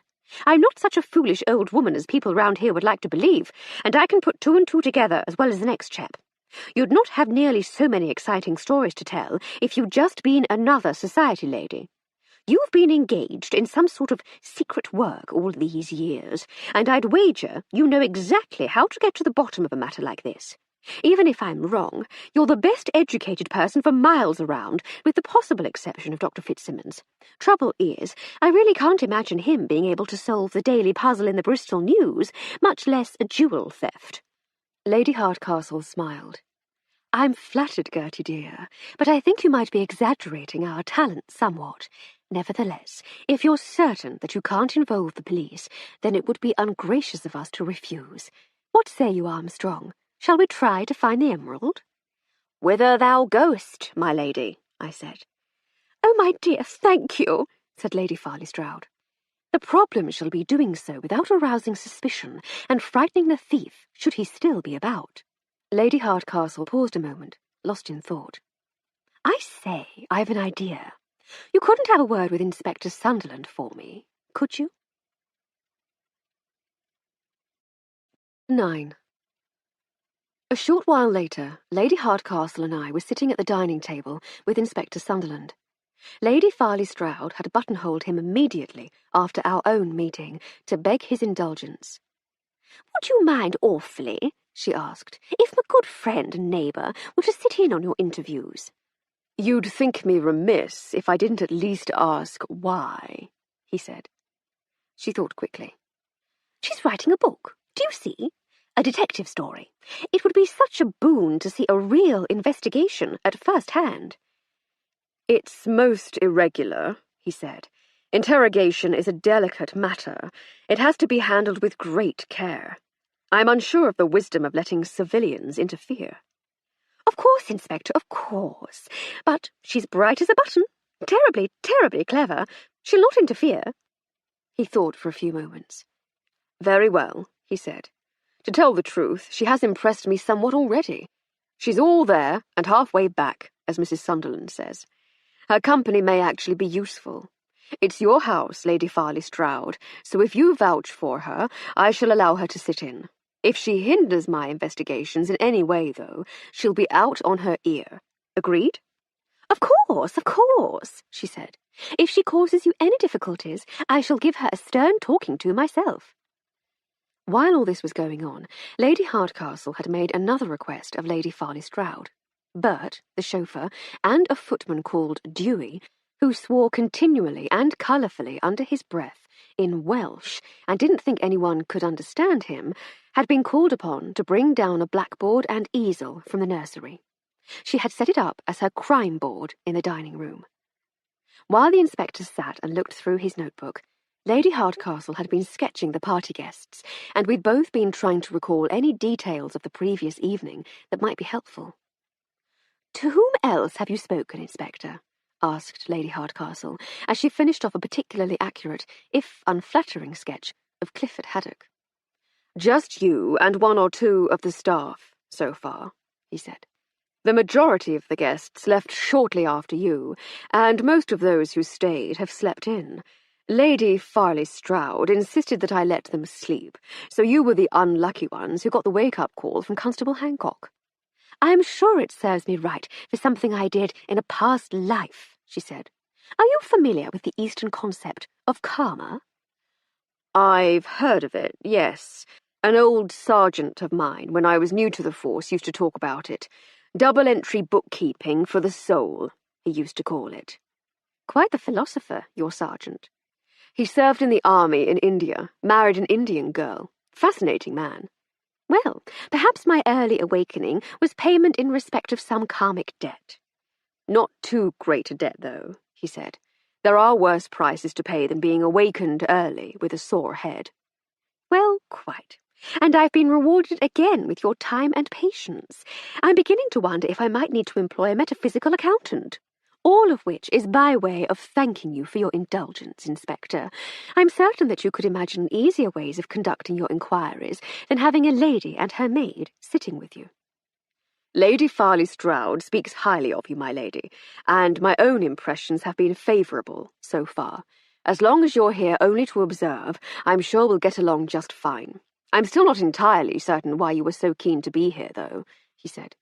Lady Farley Stroud said something about you writing a book? A detective story? Yes, she said blithely. Then I shouldn't complain. It might have an accurate portrayal of the police for once, he said. We'd better get on with it.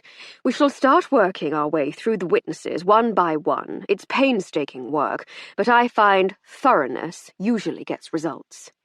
Lady Hardcastle looked at him, as though about to mention his lack of thoroughness in the Pickering case, but she thought better of it when he returned her stare. He flipped through his ever-present notebook. Miss Armstrong, would you do me a great service and get one of the staff here to fetch Miss Sylvia Montgomery? Let's see what she has to say about her visit to the library. Sylvia Montgomery was only slightly less stunning in her day clothes than in her stage outfit. She sat opposite Inspector Sunderland and Lady Hardcastle, regarding them coolly, but without apparent hostility, as they asked her about the events of the night before. And then I slipped out to the library in search of something to drink. I'm not needed during the last couple of numbers in the first set, apart from to sway around and look gorgeous, so I usually just nick off at that point.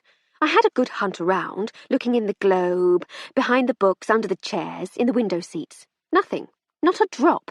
So I gave it up as a bad job, and that's when I met you. She looked over towards me. I went back into the ballroom and stayed there until we'd finished. We managed to catch some half-decent scotch from the birthday girl. It was her engagement party, the inspector corrected her. Was it indeed? That chinless chap with the wispy moustache? Mr. Seddon, yes. Heir to the Seddon shipping business. Really? Good for her. If you can't land a looker, go for the money. Good girl. But anyway, we snaffled her scotch and went off up to the dingy rooms they'd begrudgingly let us have. We drank until about 3 and then called it a night. Did none of you wonder what had happened to Mr. Holloway? Asked Lady Hardcastle.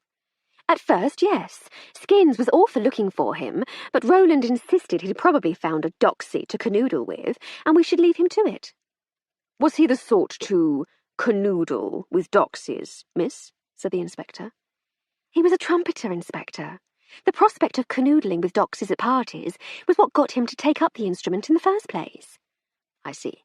What did you all talk about? When, Inspector? While you were drinking. I presume you didn't all sit there in gloomy silence. Oh, I see. Oh, you know, the usual.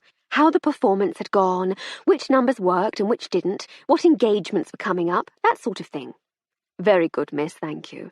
I think it might help me to see the library in the company of someone who saw it before the crime took place. See how things have changed, if you get my meaning. Would that be too distressing for you, miss? She gave him a withering look. He shrugged in response and stood. Together, we trooped out of the dining room and headed for the library.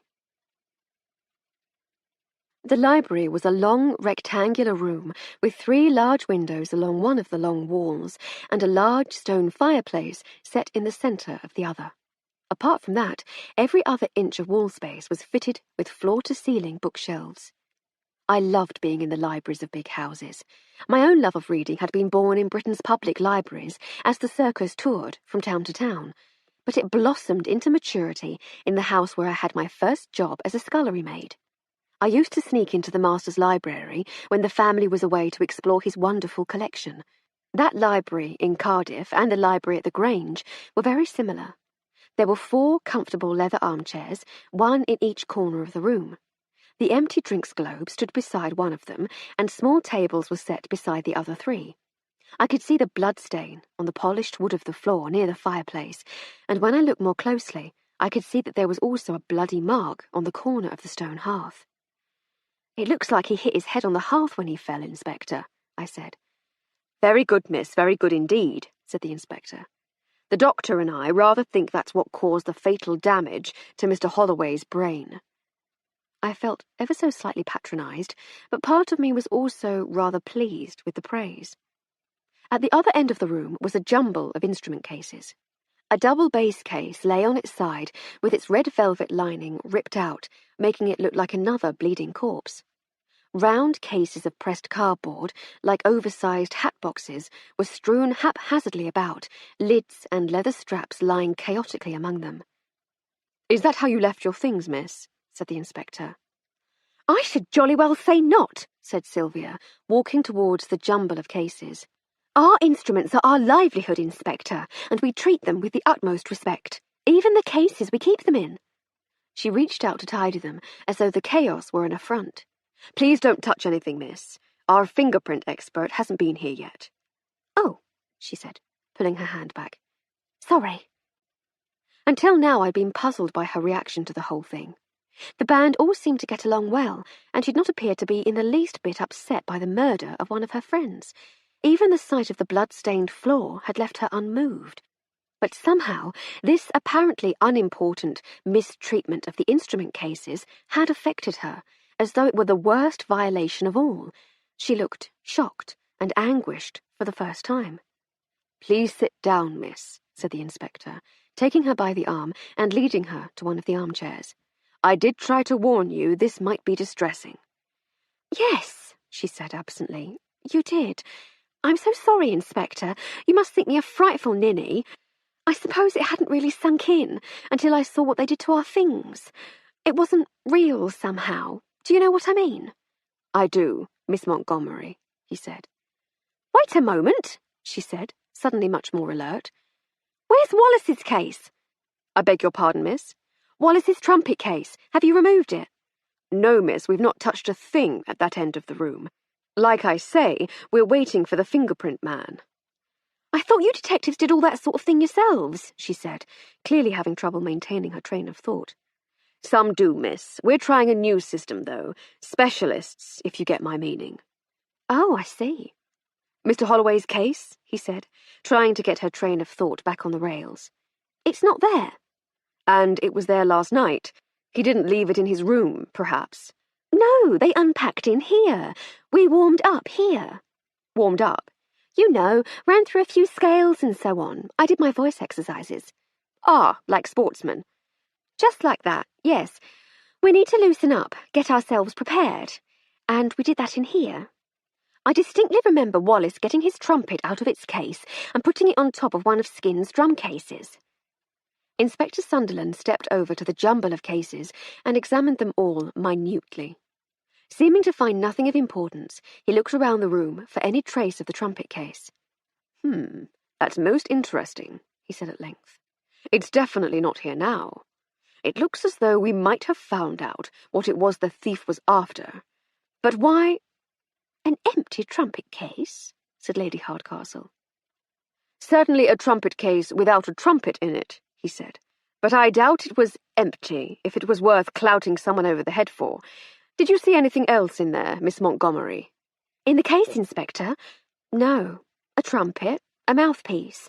He usually had a cleaning cloth and little bottle of valve oil in there. Oh, and one of those stick things they poke into the tubes for cleaning. There might have been some brass polish. I saw him using all that sort of stuff at one time or another, but I never really looked inside. It's not the done thing, you know, poking around in another musician's things. Not the done thing at all. Fair enough, miss. Thank you. Now, I think the best thing for you would be to take some air. He rang the bell, and a few moments later, Jenkins appeared. Ah, Jenkins, said the inspector. I wonder if I might ask you to find Miss Montgomery here a spot in the garden where she might relax a while in the fresh air. She's had something of a shock. If you were able to find her a little brandy, I'm sure that would be most beneficial. Jenkins looked briefly horror-struck at the thought of having to treat a mere musician, no better than a tradesman in his eyes, as an honoured guest, but a nod of agreement from Lady Hardcastle persuaded him that it was, after all, something he should just get on with. Yes, sir, of course, he said emotionlessly. Will there be anything else? No, Jenkins, thank you. Oh, Jenkins, said Lady Hardcastle. He stopped at once and turned to face her. We'll be returning to the dining-room presently. Be an absolute darling and have some coffee sent in, would you? Of course, my lady. He had no complaints about helping a proper lady. Luncheon will be served at 1, my lady, in the garden, since the inspector— he paused and looked pointedly at Inspector Sunderland— has commandeered the dining-room. Will you be joining us? I don't think so, Jenkins. Would Mrs. Brown make us a plate of sandwiches, perhaps? I'm sure she'd be more than happy to, my lady. He closed the door behind him. Of all the uppity, stuck-up, hoity-toity, said the inspector. Oh, come now, Inspector, said Lady Hardcastle. He's just a little old-fashioned. I ask him to help a girl in distress, and he's looking down his nose. You ask him to run around and bring you coffee and sandwiches, and he almost trips over his shoes in his haste. It's the accent and the title, dear boy, she said with a wink. He harumphed, to indicate that she had entirely proved his point. Oh, and— she glanced down at her ample chest. The inspector gave her a look of good-natured exasperation. Really? He said, and left the room.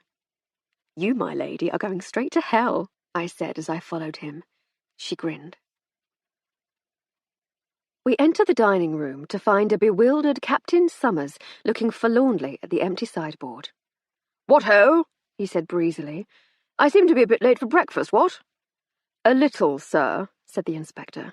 It's very nearly lunch-time. And you are— I might ask you the same question, sir, said Summers pompously, disdainfully eyeing the inspector's neat but unfashionable suit. I do beg your pardon, said the inspector. Inspector Sunderland, of the Bristol CID. CID, eh? Detective, eh? What are you detecting? There's been a murder, Mr. Captain Summers. His face had whitened. A murder? Yes, sir, last evening at the party. Are you quite well, sir? Do you think you ought to sit down? Yes. Do you mind, my lady? He looked over towards Lady Hardcastle. I feel a little queer. He sat on one of the dining chairs, still looking very pale. Funny how a chap can spend his life fighting for king and country, queen and country, too, come to that, seeing death and carnage all around, and then be knocked for six by a death in the house. It was in the house, Inspector? It was, sir, yes. Good Lord! Not in here? No, sir, in the library. I see. He looked around, still somewhat befuddled. Who was it? One of the musicians, sir, said the inspector. Mr. Wallace Holloway, the trumpeter with the band. Good Lord, music walla, eh? They were good. I mean, that's what everyone kept telling me. Not entirely my cup of char, if I'm completely honest with you, but, I mean, a chap doesn't deserve to die for playing American music. I don't think he was killed by a music critic, sir. We're almost certain it was a robbery. A robbery? Good Lord! Good Lord! What would a trumpeter have worth stealing? That's precisely what we're currently wondering, sir. Did you see anything last evening? Anything that might help us piece together what happened? Us? He said, looking around at Lady Hardcastle and me. I meant the police force, sir. Lady Hardcastle and Miss Armstrong are observing. Captain Summers looked blankly at us. Observing? Yes, sir. I see. Jolly good. Would you mind telling us about last evening, Captain? Did you see or hear anything unusual, for instance? Not a thing, Inspector, no. Perhaps you could take us through the evening as you remember it. Of course. I'd been staying at the Grange for a couple of days, do you see? Friend of Sir Hector. So I was one of the first at the party. Bit early for my taste, but I tried not to fuss. So many things have changed here since I've been away. Here, sir, you've been to the Grange before? No, I mean, yes, I have, but I meant Blighty. Gone to the dogs, if you ask me. France, too. Stopped in Paris on my way here. See an old friend, what? Shabby place now. But there I was, best bib and tucker. Military dress, sir. What? No, mess jacket, still in India. Travelling light, what? Be back there soon. No point hauling all me traps halfway round the world, then hauling them all the way back. Quite, sir. Please continue. What did you do? I was trying to circulate, do the sociable thing, do you see? Trying to get back into the swing of it all, society, and all that. Hoping to be married soon, want to start a new life back in Blighty in a year or two. Doesn't hurt to make a few friends. Oh, congratulations, sir, said the inspector amiably. Who's the lucky lady? Captain Summers smiled ruefully. There's the rub. Not quite asked her yet. Colonel's daughter, and all that. Got to play it a bit carefully, what? Need to woo her, impress her. Do you see? Can't rush at these things like a bull at a gate. I see, sir, yes. Were you in the ballroom all evening? You didn't nip out for some fresh air? Can't say as I did, no. And did you notice any of the other comings and goings? Did anything strike you as odd? Not really, Inspector. Folk come and go all evening at a shindig like that. Did you see Mr. Holloway leave the room? The dead chap? Yes, sir. Can't say as I did. So you wouldn't have noticed, say, if someone followed him out? No, Inspector, not at all. I'm not really much help, I'm afraid, am I? Everything is helpful in an investigation like this, sir, said the inspector patiently.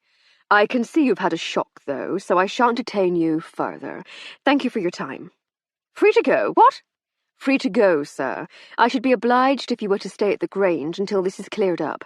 I may need to ask you some further questions when I know a little more about the events of the evening. I might be able to jog your memory a little. Certainly, Inspector, certainly. He stood to leave. Lady Hardcastle, he said with a bow, and walked round the table to the door. As he closed the door behind him, Inspector Sunderland rolled his eyes. What a buffle-headed ass, he said. Nice to see the Empire is in the hands of such bright and brave individuals. He'd had a shock, said Lady Hardcastle reproachfully. A shock, my Aunt Fanny. Man's a soldier. He's seen death before. Said so himself. Maybe so, but as a friend of mine once pointed out, there's a difference between chaps dressed up as the enemy pointing their guns, or spears, or what have you, at you across a battlefield, and some ne'er-do-well sneaking about in the night, doing folk to death in an English village. You're right, of course, my lady. I shouldn't be so harsh. But the man's a buffoon. Oh, he's a buffoon of the first water, no question about it. And so terribly old-fashioned with it, quite the relic. But we should perhaps make allowances. England isn't all as he remembers it to be. I think he has a rather romantic notion of what Blighty should be like, and all this has quite shattered his illusions. I dare say, said the inspector distractedly, as he made some notes in his notebook. There was a knock on the door, and Jenkins entered with a tray of coffee, sandwiches, and some shortbread biscuits. "Your luncheon, my lady," he said, pointedly ignoring the inspector. "Mrs. Brown thought you might appreciate some biscuits, too."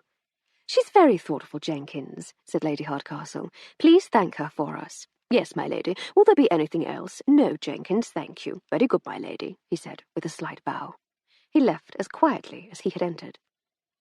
Inspector Sunderland seemed to be on the verge of another tirade, but thought better of it and went to pour the coffee instead. "Please," I said, stepping forward, "allow me." "Certainly, miss, if you insist." "Thank you, Inspector," I said, as I poured coffee for the two of them. "Just doing my duty." "Don't show off, Armstrong," said Lady Hardcastle. "Pour yourself one, too." I curtsied. "Thank you, milady. You're very generous to a poor servant girl, you are. Very kind and generous. I doesn't deserve it, milady. Really, I doesn't." "Are you two a music hall act?" said the inspector. "No, Inspector, we're just good friends," said Lady Hardcastle, and motioned for me to sit with them at the table. "Well, that told us nothing we couldn't have guessed for ourselves," said the inspector, still gazing thoughtfully at his notebook. "I wouldn't say that, Inspector," said Lady Hardcastle. "I think it gave us quite an insight into the man's character." She rose and made a few quick notes of her own on the crime board. "Showed us that he's a buffoon, you mean? I suppose it did at that." He snapped his notebook shut and tucked into the coffee and sandwiches. "If you don't mind my asking, what on earth is the blackboard all about?" "It's my crime board, Inspector. I read natural sciences at Cambridge, and it's quite the thing in scientific circles to do one's thinking out loud by means of the blackboard. Everyone can see one's reasoning, spot the flaws.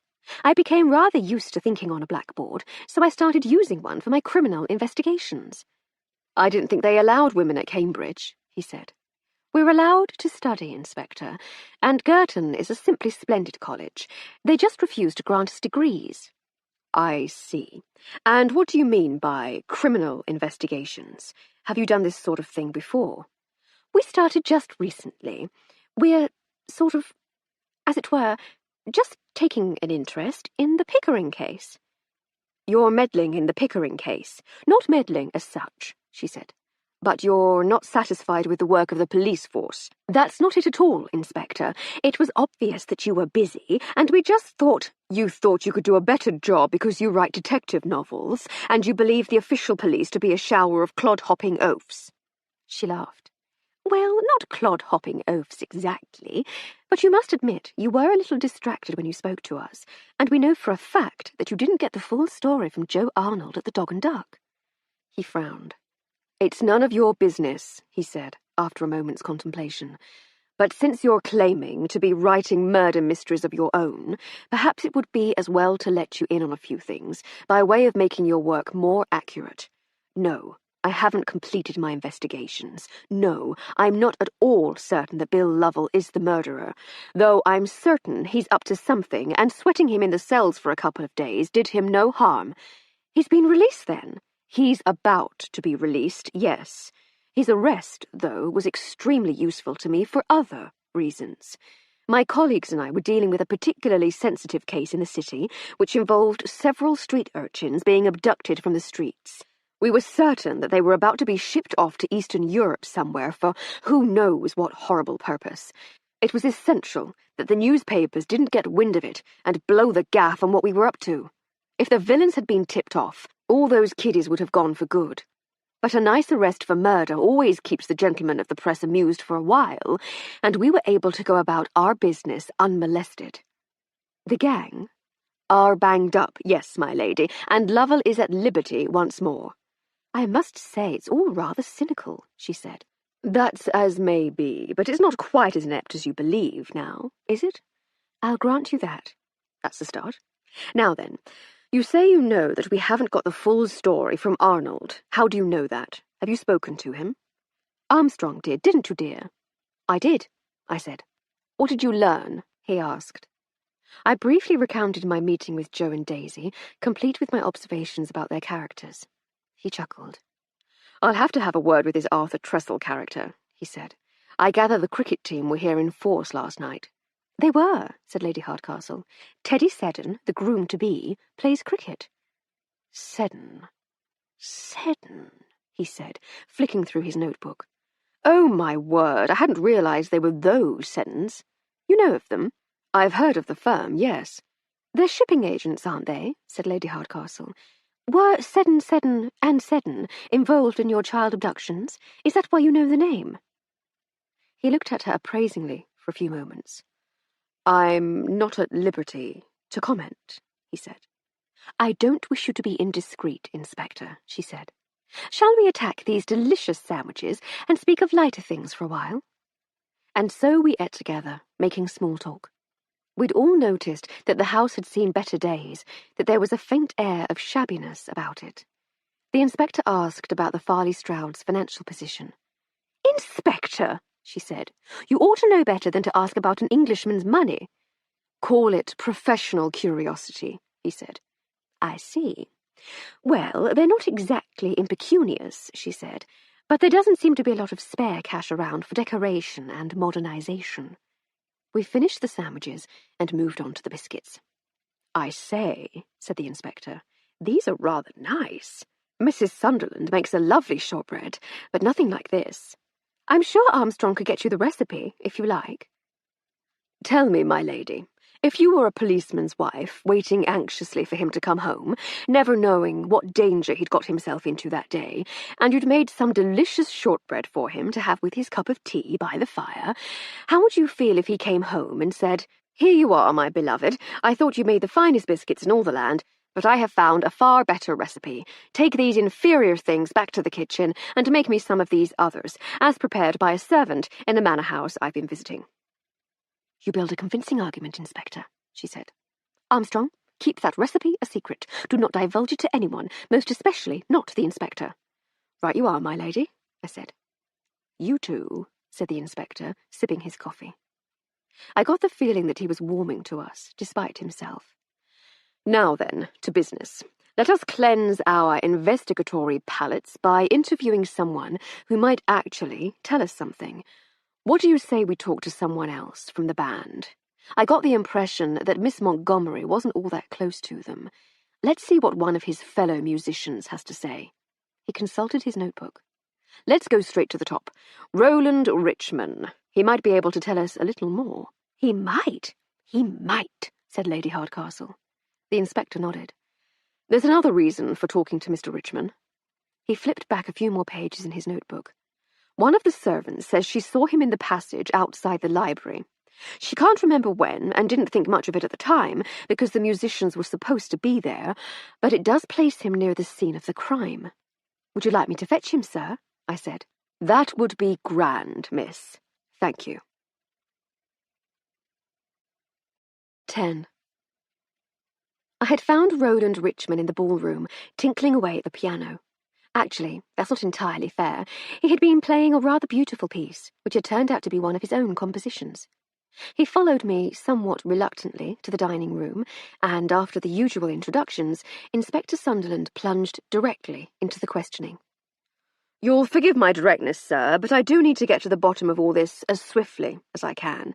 I have a witness who says she saw you— he flipped ostentatiously through his notebook— hanging about in the corridor outside the library. She can't remember when, but perhaps you can. Mr. Richman laughed. I suppose it did look like I was just hanging about, yes. I was waiting for someone. Who, sir, and when? I was waiting for Wallace. I don't know the precise time. There are so damn few clocks in this place, but it was during our break. During the break, said the inspector, making a careful note. And did you meet Mr. Holloway? No, he never turned up, and now I know why. Perhaps, sir. Did you look for him at all? No, we were to meet in the corridor. I didn't want to go wandering off in case I missed him. And you didn't think to look in the library? That's where he told you he was going. That's what he told the others, Inspector. I knew where he was going. He was going to the corridor to meet me. I see, sir. Did you see or hear anything else? No, there was the usual hubbub of a party. I saw that servant girl— Rose, sir, interrupted the inspector. Really? I blurted in surprise. Good for her. I'm glad she escaped from the kitchen to see a bit of the party. Lucky girl, said Mr. Richman unenthusiastically. There were a few others, but I was keen to get my meeting over with and get back to work, so I didn't really pay much attention. What was your meeting about, sir? Asked the inspector. Band business, I expect. He didn't say. Just said he needed to speak to me in private, probably after a rise, if I know Wallace. How long did you wait for him? Again, Inspector, I have no idea. No clocks. Quite so, sir. But you eventually went back to the party and played your second set, I believe you call it. Mr. Richmond smiled. Our second set, yes. Then off for a nightcap and an early night. Early night, sir? We usually turn in about 6 in the morning, Inspector. We entertain people at night for the most part. Indeed you do, sir. One forgets that others lead such different lives. Were you and Mr. Holloway friends? Asked Lady Hardcastle. Friends, my lady, said Mr. Richmond. We got on well, if that's what you mean. He'd been with the band a few years, and we're a small group. It wouldn't work if we didn't get on. Of course, she said. But what I meant was, were you close friends or just colleagues? I'd say we were friends, yes. And did you have anything to do with one another outside your work? She persisted. What do you mean? Said Mr. Richmond. We had a drink now and again, maybe met for a meal or two, but we worked quite a lot, Lady Hardcastle. We spent a lot of time together. You had no other interests outside your work, then? No shared business interests? I'm sure I have no idea what you're on about, he said blankly. What manner of business do you imagine we'd have time for? Lady Hardcastle smiled. Forgive me, Mr. Richmond. My mind wanders sometimes. I was just trying to find out a little more about Mr. Holloway. You saw him outside the village hall with me yesterday, he said. He was a thoroughly decent chap, that's all you really need to know. An excellent musician, a good friend, and a proper gentleman. Not a gentleman as you'd know them, my lady. He came from the same back streets as the rest of us. But he was a proper gentleman. I shall miss him. Of course, Mr. Richmond. Forgive me for intruding on your grief. He nodded sadly. I've been asking everyone to remain at the house until this matter is resolved, sir, said the inspector, wrapping up the interview. I trust that won't be an inconvenience. Mr. Richmond took a look round the dining room. The place could do with decorating, he said, but I suppose I could slum it for a while.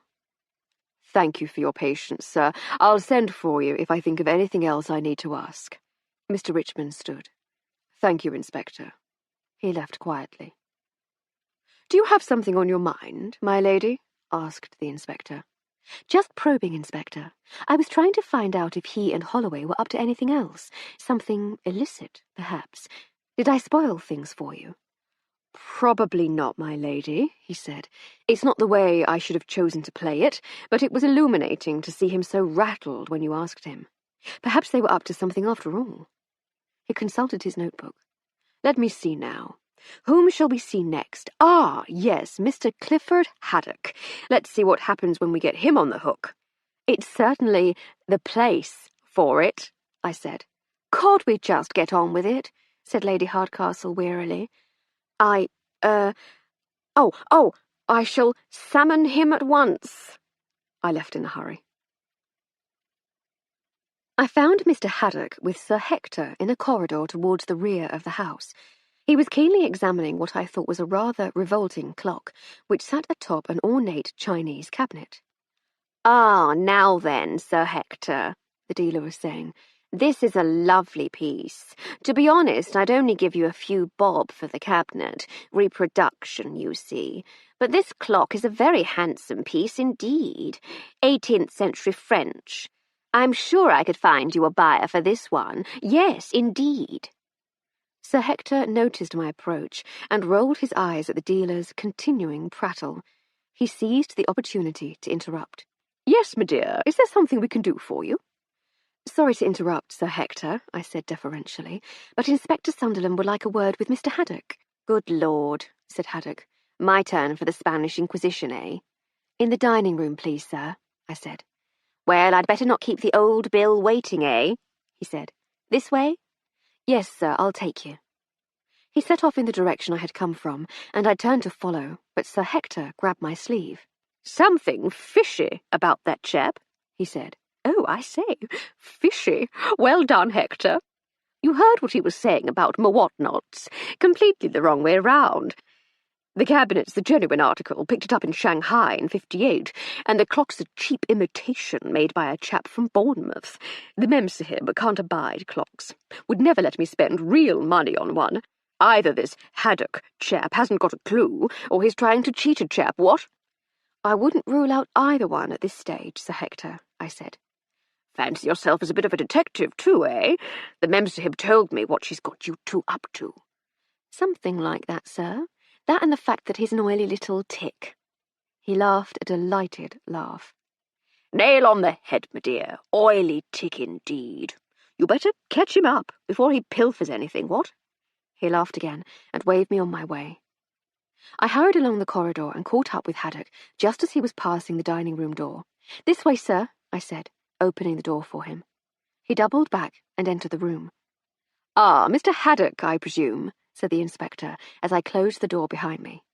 "I'm Inspector Sunderland, and this is Lady Hardcastle." "Pleased to meet you, I'm sure," said Haddock. "And a pleasure to meet you again, Lady Hardcastle. We had all too brief a time together last evening. I should have liked to have got more acquainted. Sir Hector tells me you're a widow. It's a shame for such a beautiful lady to be all alone." Lady Hardcastle nodded a greeting, but made no further response. "Take a seat, please, Mr. Haddock," said the inspector. He did as he was asked. "Well then, Inspector," he said, "how can I help you?" "I'm sure you're more than well aware of what happened here last evening," said the inspector. "So I shan't bore you by restating the details. As you can no doubt imagine, we're anxious to try to build a picture of the events surrounding Mr. Holloway's death. I gather you're a guest of Sir Hector?" "Yes," he said with a smarmy smile. "He invited me down to appraise some of his objets d'art. I believe he's looking to sell a few pieces." "And since you were here anyway, you were invited to the engagement party?" "Yes, that is correct." "How did you come to be first introduced to Sir Hector?" "Through a mutual acquaintance." "Who might that be, if you don't mind my asking?" "Mr. Roland Richmond. He knows Miss Clarissa, the bride-to-be." "So you know Mr. Richmond?" "Yes," said Haddock. "We bump into each other from time to time in London. I'm quite a devotee of this new American music, so we frequent some of the same nightclubs." "I see, sir, I see. And were you at the party all evening?" "I was, Inspector, yes."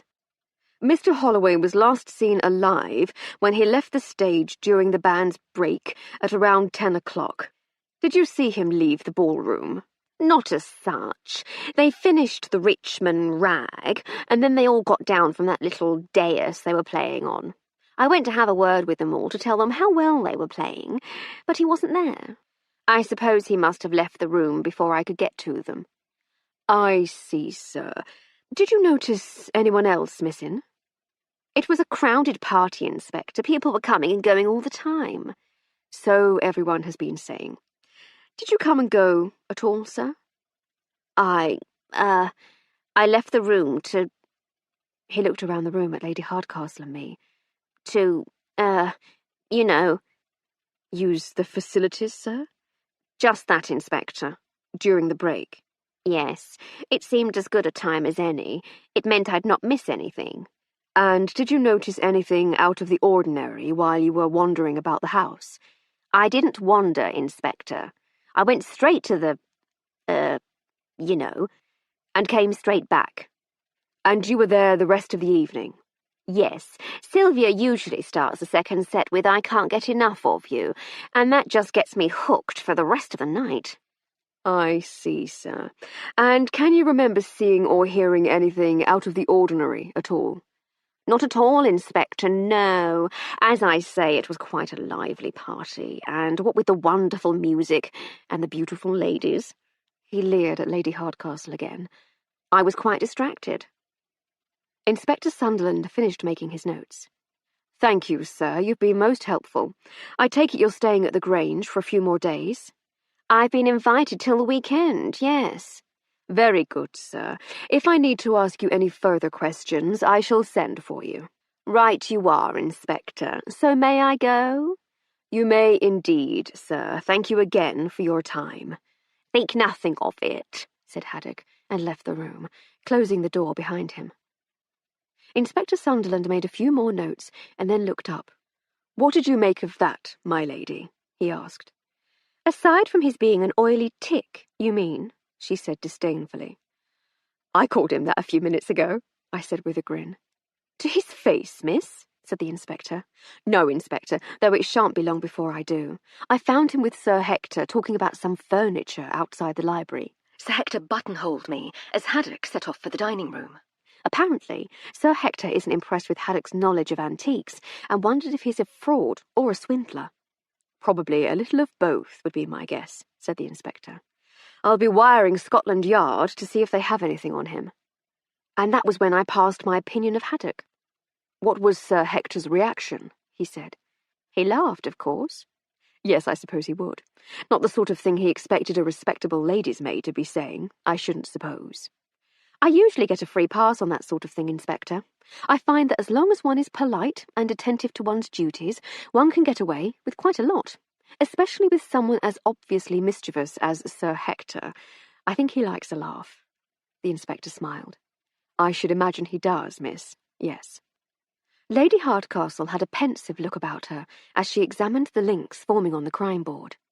One does try hard not to be a snob, she said, but he really is a frightful little man. I'm reassured to know that Sir Hector has seen through him. She drew a dashed line on the board, connecting Haddock to the library. By his own admission, he was out of the room when the murder might have been committed. He's known to Richmond, too, said the inspector.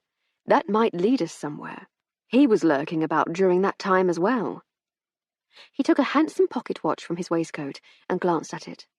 I imagine this is the sort of place that serves tea at 4 o'clock, he said. On the dot, said Lady Hardcastle. And if I know Sir Hector, he'll still call it tiffin. The inspector sighed. It's another world, and that means that most of the house guests will be occupied. He consulted his notes. Let's see if we can find someone else from the band, then. How about the bass player, Mr. Bartholomew Dunn? Why not, indeed, said Lady Hardcastle. Do the honours flow, would you, dear? I got up and went in search of Mr. Dunn. I found Dunn at the foot of the servants' staircase, chatting up Dora, the housemaid. A man with his good looks would never have trouble chatting anyone up, I shouldn't wonder. His clothes were very natty, the latest American fashion, I guessed. Dora was giggling coquettishly when I breezed up. "Afternoon, chaps," I said. "How are we all getting along?" Dora glared at me. "We were getting along just fine, thank you." "Glad to hear it. Mr. Dunn, Inspector Sunderland would like a word with you in the dining room, if you can spare him a few moments." Dora's look suggested that she had much more entertaining ideas for Dunn's next few moments, and that if I were to fall down dead there and then, she'd not waste even one of those precious moments mourning my parting. Dunn, though, was evidently a more pragmatic man, who recognised that a summons from the police, even one expressed with such casual politeness, couldn't be ignored. He tenderly kissed Dora's cheek.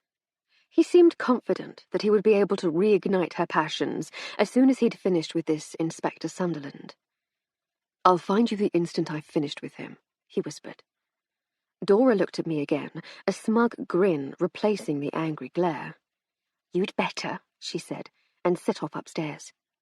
He watched her go, and then turned to look at me. "The dining room, you say? Would you be a poppet and show me the way? I'm new round here." "New round here, but pretty experienced everywhere else, from the look of things," I said. "Follow me." He grinned, and I led him through the house to the dining room. He gave as much the same account of the evening as had Richmond and Haddock. He seemed to be quite a sociable sort of chap, though, and Inspector Sunderland decided to exploit this as he moved on to more personal matters. "Tell me a little more about the band, Mr. Dunn. Paint me a picture of the characters." "Blimey, really? Well, there's Rolly, of course, Roland Richmond, our beloved leader. He's a pretty decent musician, as it happens, and he's got very strong ideas about where he wants the band to go. Ambitious, you know? He's quite a sharp businessman, too, for a musician. We never lack for work, and we always seem to get paid. I've been in plenty of bands where neither of those were true. Then there was Ed. Nice chap. Easygoing, if a little easily led. Beautiful tone to his playing, too. Trumpets can be a bit brash in the wrong hands, but he had a delicate touch. He could make it cry if he wanted to. We used to have a clarinet player, but there was a falling out, and it turned out we didn't need him anyway. Ed covered that side of things beautifully. We missed him in the second set. I suppose we'll be missing him for always now. He lapsed into silence. You seem very fond of him, said Lady Hardcastle. I'm fond of them all, my love, he said. Skins is quite a lad. Mr. Maloney? Asked the inspector. The very same. We work together most closely. The rhythm section they call bass and drums. He's type, technically excellent player. I think he trained with one of the big orchestras. But he has a feel for the music too. He's a dream to work with. Bright lad. Lots of fun. Always the life and soul. It's always a laugh when Skins is around. And what about Miss Montgomery? Asked the inspector. Sylvie? Not so sure about her. She's only been with us a couple of months.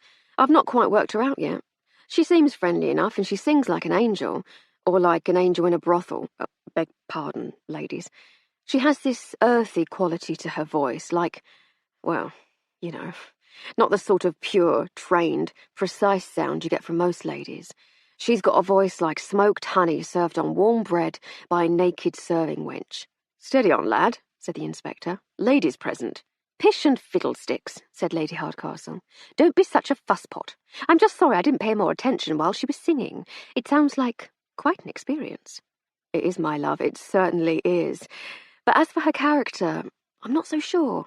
I don't think anyone's managed to get close to her. She's quite hard. I've met lads like it, but never girls. The lads have been toughs, you know, petty villains. Are you saying you think she's a criminal? Asked Lady Hardcastle. He seemed genuinely taken aback. Blimey, no, nothing like that. I was just trying to give you an idea of how she makes me feel. She can take care of herself, that one, that's for sure. But criminal?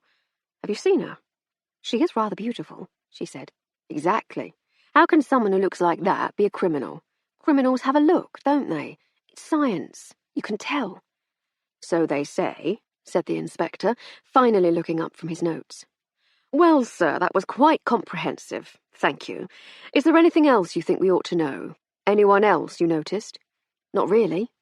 What about Clifford Haddock? Old Fishface, what about him? I believe he's known to the band, said the inspector. He's a pal of Raleigh's. Seems to be quite keen on the music, so we see him about quite a lot. He's an antiques dealer, I understand. Dunn laughed, a genuine, heartfelt laugh. Is that what he's been telling you? Well, he's got some neck, I'll give him that. So he's not then, said the inspector, looking up once more from his notes. He owns a junk shop on the old Kent Road. Antiques dealer. Wait till I tell Skins. His story is that he was invited to the Grange to appraise some of Sir Hector's knick-knacks. Fishface is more likely to nick his knick-knacks, I'd say. Mind you, he wouldn't know a Chippendale whatnot from a bowl of peonies, so he's unlikely to pinch anything of real value except by blind chance. He was introduced to Sir Hector by your Mr. Richmond, said the inspector. Then they've got something cooked up between them, said Dunn. But appraising Sir Hector's prized possessions won't be part of it, I can tell you that. Well, Mr. Dunn, you've given us a lot to think about. I'm asking everyone who is still at the Grange to remain here for the next few days, but I understand from Mr. Richmond's reaction that that won't be too much of an inconvenience. Indeed no, Inspector. He gave me a conspiratorial wink. I've got a little something to be getting on with right now, in fact. Then please don't let us keep you, said the inspector. Thank you for your time. We'll find you if we need you again. And with a cheery wave, Dunn all but bounded out of the room. I wonder what he's so eager to be getting on with, said the inspector when he had gone. Her name's Dora, I said. I think he's hoping to comfort her after her shock this morning. Poor thing, said Lady Hardcastle with a grin.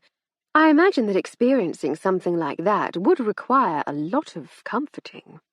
I think I interrupted them before any proper comforting could begin, I said.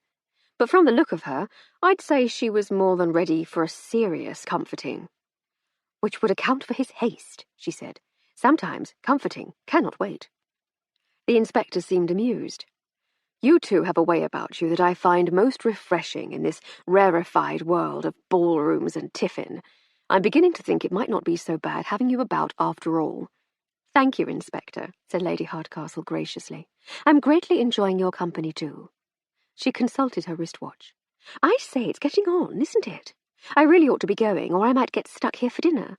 You don't mind if I toddle off, do you, Inspector? You know where I am, after all." "By all means, my lady. You may come and go as you please. I presume you're intending to join me tomorrow?" "If it wouldn't be too much trouble," she said. "None at all," he said. "You have both proved to be surprisingly apt pupils. I need to attend to a few matters in the city tomorrow morning, so I shan't be here until around lunchtime. Perhaps you might use the morning to allow today's events to percolate through your mind. I should be most interested in any thoughts you might have upon the matter." "Of course, Inspector. And what are your own thoughts?" "At the moment, my mind is entirely open. Richmond and Haddock are up to something, I'm sure of that. I'm less certain of Miss Montgomery now that we've spoken to Dunn, too. I shall make some more inquiries about her. I'll need to speak to this Skins character at some point. I still have to make up my mind about the cricket team." "Oh, dear." "It sounds like a lot, my lady, but it's nothing to worry about," he said. "It's always like this at the beginning of a case." "That's a relief," she said, standing up. "Come, servant, let us away." "Yes, my lady," I said with a curtsy. Then, with a friendly bob in the inspector's direction, I followed her out into the passage. We walked through the hall and out of the front door. Lady Hardcastle had wondered briefly about saying goodbye to her hosts, but since we'd made no progress at all on Lady Farley Stroud's investigation, she thought it might be just as awkward to seek them out as to slip away without a word. As it turned out, her deliberations were redundant. As we started on our scrunchy way across the gravel in front of the house, we were intercepted by Sir Hector, who had been out walking the dogs. "What ho, Emily, my dear? Leaving us already? Won't you stay for dinner? Cook's already making such a fuss about having to feed the band and a few unexpected stragglers that another mouth won't hurt. Be honest with you, it would rather amuse me to see if I could make her turn a new shade of purple. She's an angry woman, what? Very angry." "It's a lovely invitation, Hector," she said, "and ordinarily I'd love to take you up on it, not least for the effect it might have on Mrs. Brown, but I fear we have matters to attend to back at the house. Another time, perhaps?" "I shall insist upon it, my dear," he said jovially. "And we shall see you tomorrow, anyway." "Yes, the Memsahib told me what you're up to. Appreciate your efforts, my dear. Really can't afford to lose the eye. Can't afford it at all. Be eternally grateful to you, if you could get it back." "We shall do what we can, Hector dear. Every effort." "Can't say fairer than that," he said.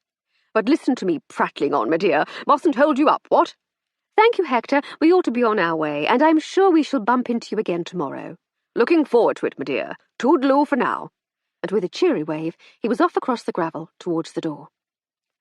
"I wonder how the emerald came to be known as the Eye," said Lady Hardcastle, as we walked along the grass beside the long, winding drive, enjoying the late afternoon sunshine.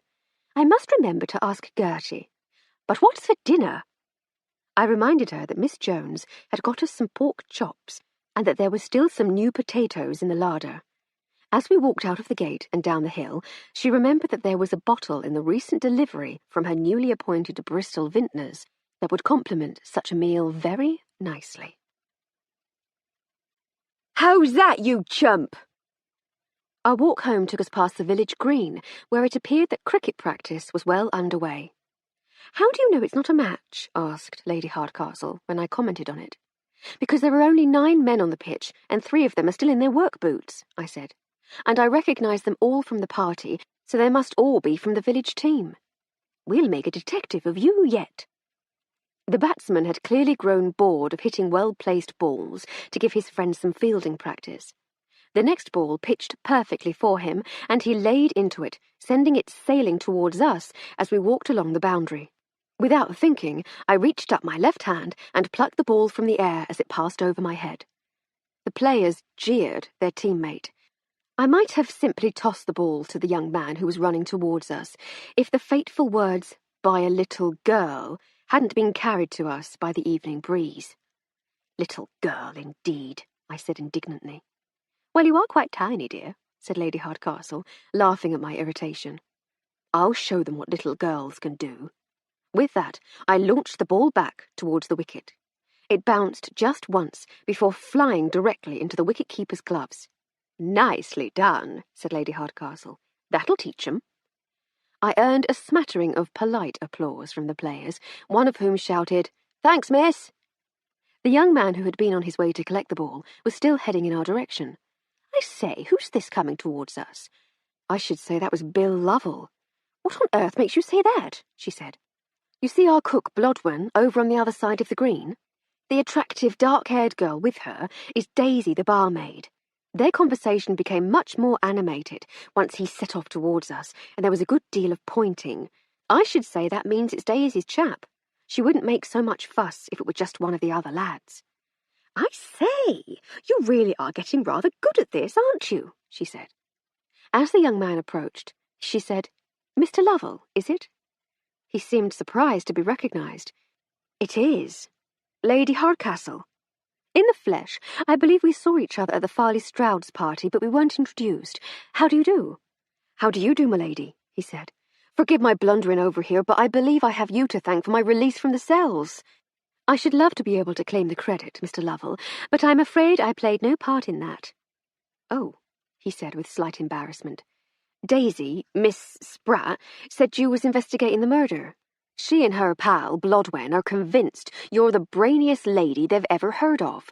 They're sure it was all your doing. I do beg your pardon." "Not at all, not at all. I wish I had helped, but it was all Inspector Sunderland's doing." "But you are looking into it?"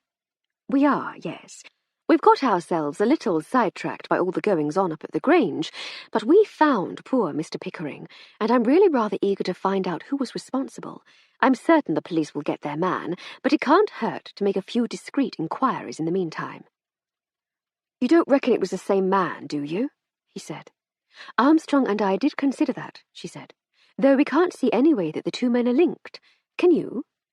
Other than the fact that the cricket team was at the pub the night Frank died, and we was all at the Grange the night that musician chap died, no." "Are you saying that you suspect one of your teammates, Mr. Lovell?" "I shouldn't like to cast no aspersions on no one," he said. "I was falsely accused myself, and I shouldn't like it to happen to no one else." "And yet?" "I should say nothing more, m'lady," he said.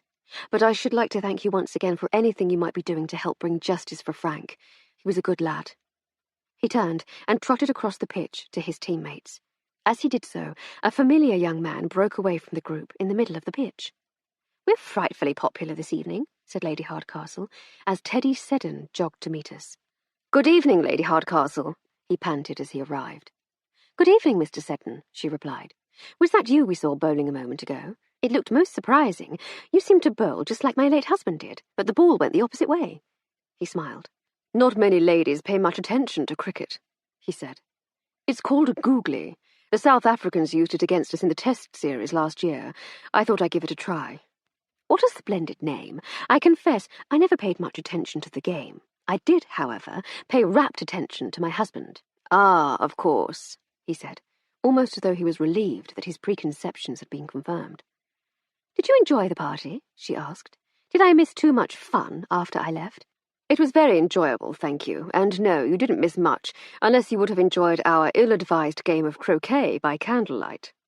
"Oh, I say," she said delightedly. "What larks?" "There was certainly more larking than playing," he said. "Awful news about that poor musician chap. Clarissa is in a terrible state." "Yes, shocking news."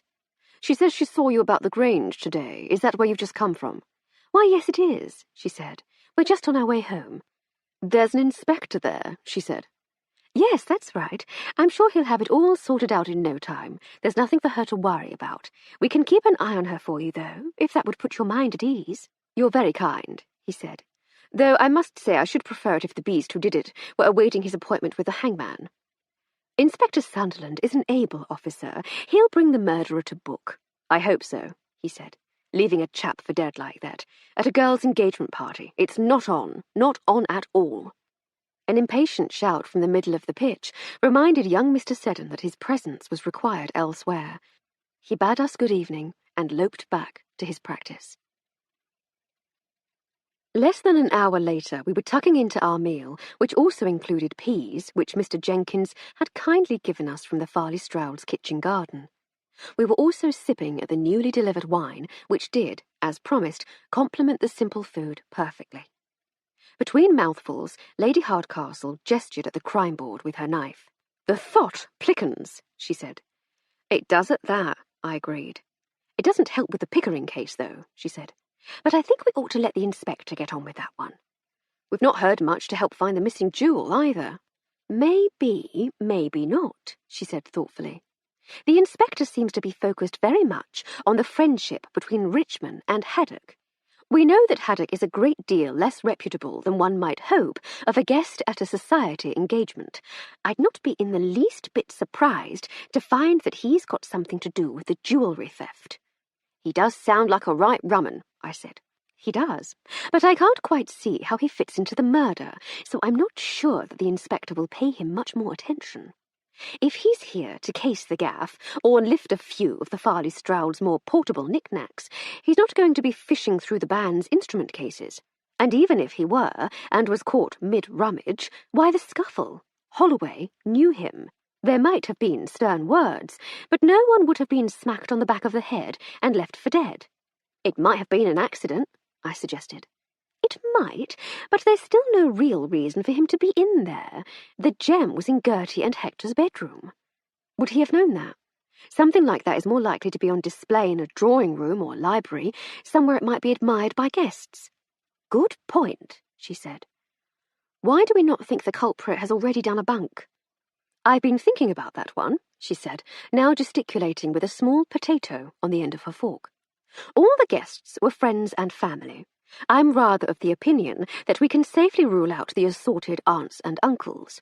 One should never overlook staff, but they've all been there a while as far as I can make out, and they all seem rather loyal. Clarissa's London friends might be suspects, so we'll keep an eye on them. Teddy's friends on the cricket team seem like a rowdy lot, but they're all local lads. I can't imagine any of them knowing what to do with a huge emerald, even if they did manage to pinch it. Still, we shouldn't discount them. But my money's still on the band. There's something about that Richmond that I don't trust. Not at all. I wouldn't put it past him to pinch the sparkle and pass it on to his pal, the fence." "Sparkle, my lady? Fence? Half a day on the job and you're already picking up the underworld argot." "One never knows when one might need to blend in with the crib crackers, filchers, and buzzlocks. And, of course, it's only your vocabulary that might make it difficult to blend in. Of course, I am a social chameleon. I can blend in anywhere. Do you remember we saw a chameleon in that menagerie in Brussels? I only saw it turn black. I think their powers of blending in, like your own, might be a trifle exaggerated." "Pfft," she said. "I can mix with commoners and kings. Did I tell you I met the king?" "I was there, my lady." So you were. But enough of thieves and bludgeoners. What say we clear our minds completely and indulge in some of the finer things in life? I seem to be in the mood for some ragtime. Fetch your banjo. We shall drink cognac and syncopate the night away." 11. I was missing my kitchen a little, so I had prevailed upon young Blodwin Jones to allow me some space to make one of my favourites, a ham pie. It was pleasant work, and she and I chatted amiably as we both went about our business, trying hard not to get in each other's way. "You're the talk of the village, you are," she said as she chopped an onion for the dish she was preparing for our evening meal. "Me?" I said. "You and the mistress both. They says you're investigating 2 murders now." I smiled. "Oh, yes, we're doing that." "And Daisy says she heard it from her dad, who heard it from Rose in the kitchen at the Grange, who heard it from Maud Denton, that you knows how to kill a man with your bare hands." And now I frowned. "Ah, yes, I'm afraid that's also true. Not that I've had to do such a thing for quite a few years now, of course, but one learns a few tricks in the course of a busy life." She goggled. "How'd you learn to do something like that?"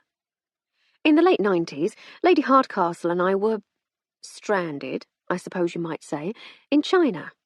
"Crikey! What was you doing there?" "Lady Hardcastle's husband, Sir Roderick, was posted there, Foreign Office." "Well, I never," she said.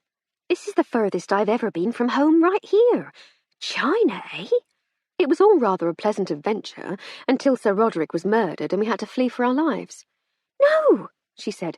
You never. On my honour, I said. It took us more than a year to get to Burma. We made do as best we could, but we had some help along the way from a young Shaolin monk. He was the one who taught me some of his fighting skills. She goggled again. Here, I don't suppose you could teach me some of them tricks. Might come in handy down the pub on a Saturday night, especially during the cricket season. Them lads, boisterous lot, are they? I should say so. Of course, you knows all about what happened 2 weeks back, don't you? You spoke to Daisy about it, didn't you? I did, yes. You and Daisy are close, aren't you? My best pal, I should say. Her dad's the local butcher, you know. I puzzled briefly over how butchery and friendship might be connected, but I decided not to pursue it. Instead, I said, she seemed very upset that her Bill had been arrested. Course she was. Bill Lovell's a lovely bloke. Wouldn't hurt a fly. So I gather, I said. But you can see why Inspector Sunderland might have suspected him. He did threaten Mr. Pickering, after all. But we all says that, don't we? We all says, I'm going to bloomin' well kill you, but we none of us does it, do we? You have a point, certainly.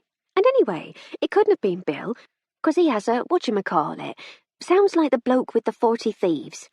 An alibi, I suggested. That's it. He went straight round Daisy's house and was shouting up at her window. He was there ages, Daisy's ma says.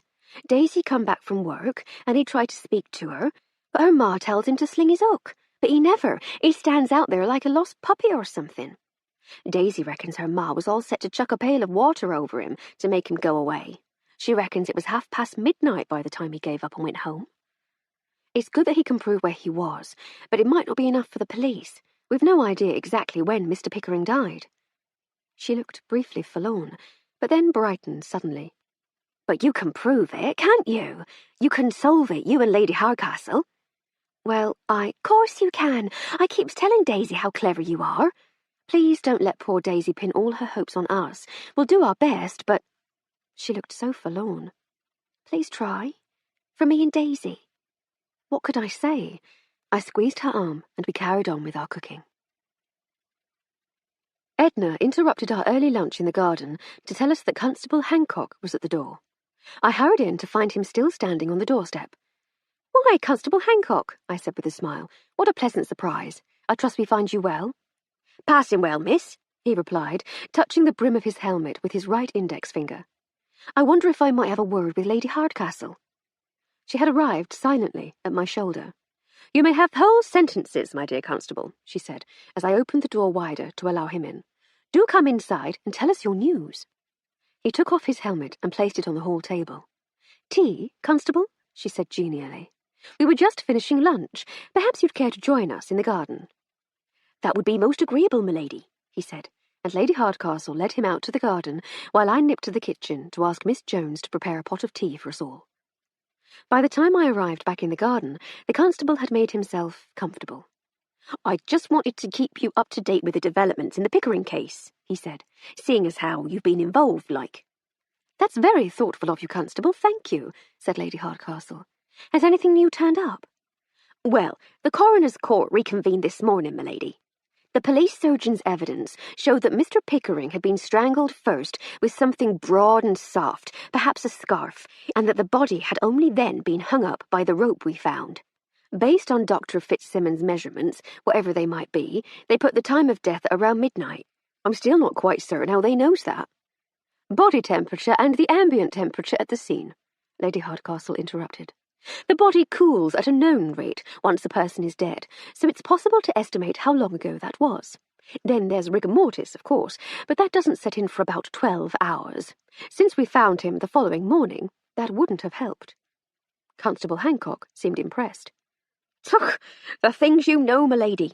Anyway, they weighed all that up and brought a verdict of wilful murder and impressed upon Inspector Sunderland to redouble his efforts to track down the perpetrator. Poor Inspector Sunderland, said Lady Hardcastle, as if he doesn't have enough on his plate. Did he give any indication of what he might be doing next? The constable looked puzzled. I should say you're better placed to find that out than I, milady. He'd not confide that sort of information in the likes of me. I knows as how there's some down there at Bristol still trying to build a case against Bill Lovell, though. I heard that from a pal of mine at the police headquarters in Bristol. Oh, I said. That will never do. Again, the constable's face betrayed his astonishment. Will it not, miss? He said. And why's that? I was just speaking to our cook, Blodwin Jones. It appears that Bill Lovell has an alibi. I recounted the conversation I'd had with Miss Jones. Well, I dare say the CID boys knows what they're doing, said Constable Hancock earnestly. Clever chaps down at HQ, but I suppose I ought to let them know about lovesick Lovell. He stood. I'd best be on my way. Thank you for the tea, m'lady. Not at all, Constable. Thank you so much for keeping us informed. It really is above and beyond. Armstrong will show you out. Lady Hardcastle was no longer in the garden by the time I shut the door, but I quickly tracked her down to the dining room, examining her crime board. You're not going to leave this one alone, my lady, are you? No, dear, I'm not. It must be possible to work it all out. But Inspector Sunderland can do that. Yes, I'm sure he can. I suspect that the inquest was among the few matters that he had to attend to in the city this morning, but he's going to be busy with the murder at the Grange for a while, isn't he? And while he's doing that, the trail goes colder and colder. I'm sure we can help things along a bit. How, my lady? I said, sitting on one of the dining chairs and staring at the crime board.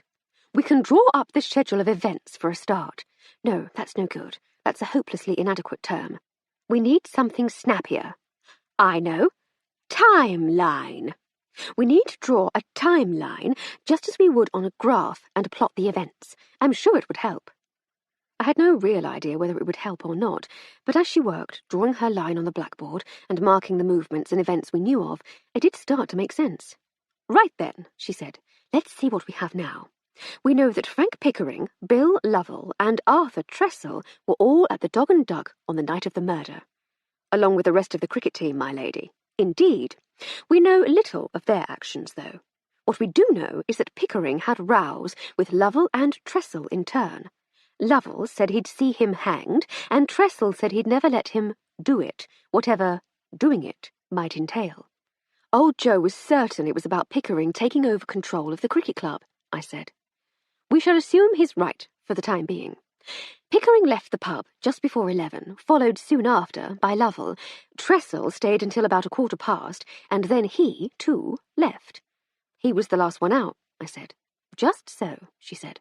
And with him gone, Joe sent Daisy home and locked up.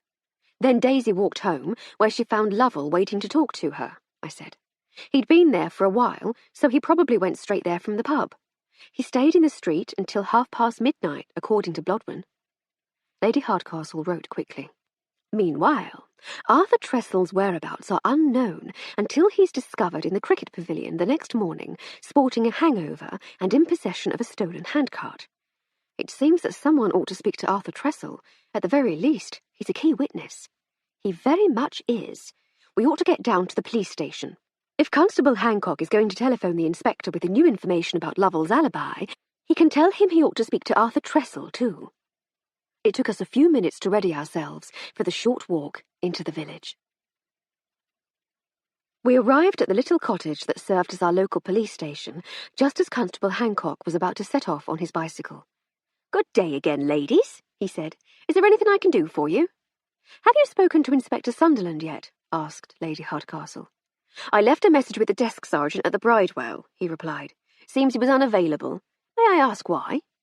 We had a little cogitate, she said, and we think he ought to speak to Arthur Tressel. He's an important witness. I dare say the inspector will fathom that for himself, said the constable. We don't just appoint any old duffer to the CID, you know. Indeed, no. Perhaps we could save him a job, though, and speak to Mr. Tressel ourselves. Where in the village does he live? Hancock chuckled. He don't live in the village, m'lady. He lives down in Bristol. Bristol, she exclaimed. Doesn't anyone involved in all this actually live here? I thought he played for the local cricket team. That he does, m'lady. He grew up round here, went to the village school over Woodworthy, but as soon as he got himself a job, he moved down to the city. Been down there near 10 years. He comes up here for cricket matches, loyal to his old club, see? It was unusual for him to be in the village on a weeknight, but they had their special club meeting, or whatever it was. Do you have his address? She asked. I'm not sure that would be at all proper, my lady. If you'll take my advice, you should go back home and wait for the official police to do their job. I'll pass on your message, and if Inspector Sunderland needs any further information, I'm sure he'll contact you. You're quite right, Constable, of course. I can be such a fussy old biddy at times. Please forgive me my interference. Think nothing of it, m'lady, he said, swinging his leg over his bicycle saddle. It's reassuring to know that the public takes such a keen interest in our work. I must be off, though. Good day to you. And good day to you too, Constable, she said.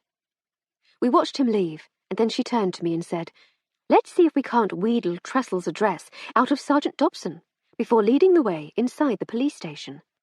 Good afternoon, m'lady, said the sergeant, looking up from his paperwork. And to you also, Miss Armstrong.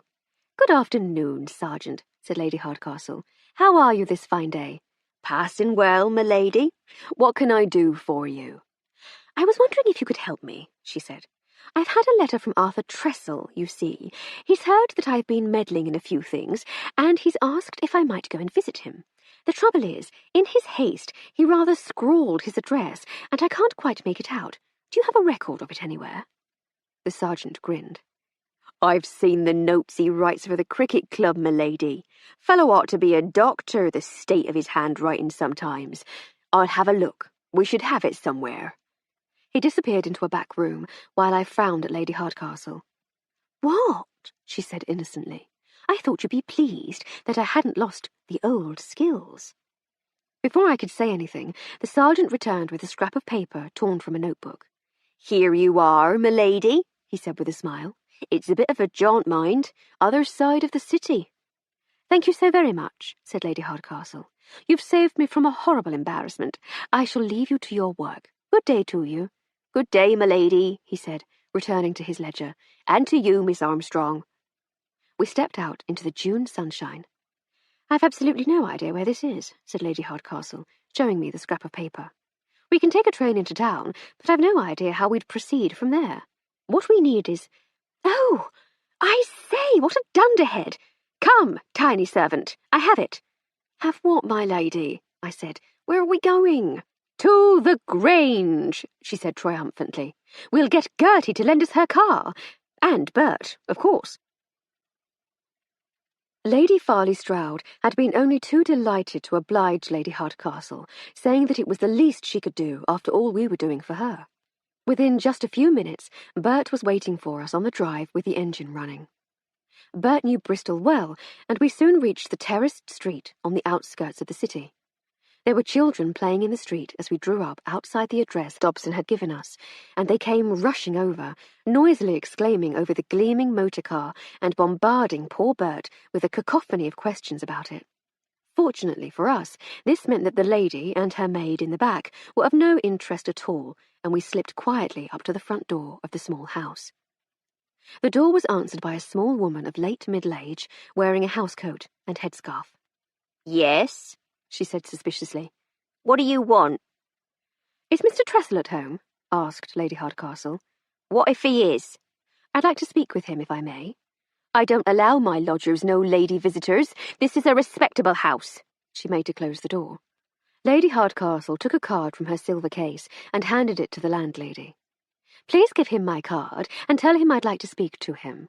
Tell him it's about the Littleton Cotterell Cricket Club. The fearsome woman took the card and glanced at it.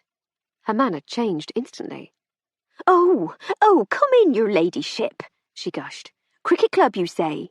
Please wait in the best parlour, and I shall tell Mr. Tressel you're here. Can I get you something? Tea, perhaps, or something a little stronger? She grinned, a gap-toothed grin. Thank you, no. You're very kind, but I've only recently had some tea. Just fetch Mr. Tressel for me, if you please. A few moments later, a neatly dressed young man with thinning hair appeared at the door. He squinted through grimy spectacles at the calling card he'd been given. Lady Hardcastle, he said, looking myopically at each of us. That's me, said Lady Hardcastle. This is my maid, Armstrong. Pleased to meet you both, I'm sure. Mrs. Grout said you'd come about the cricket club. You haven't come about the cricket club, have you?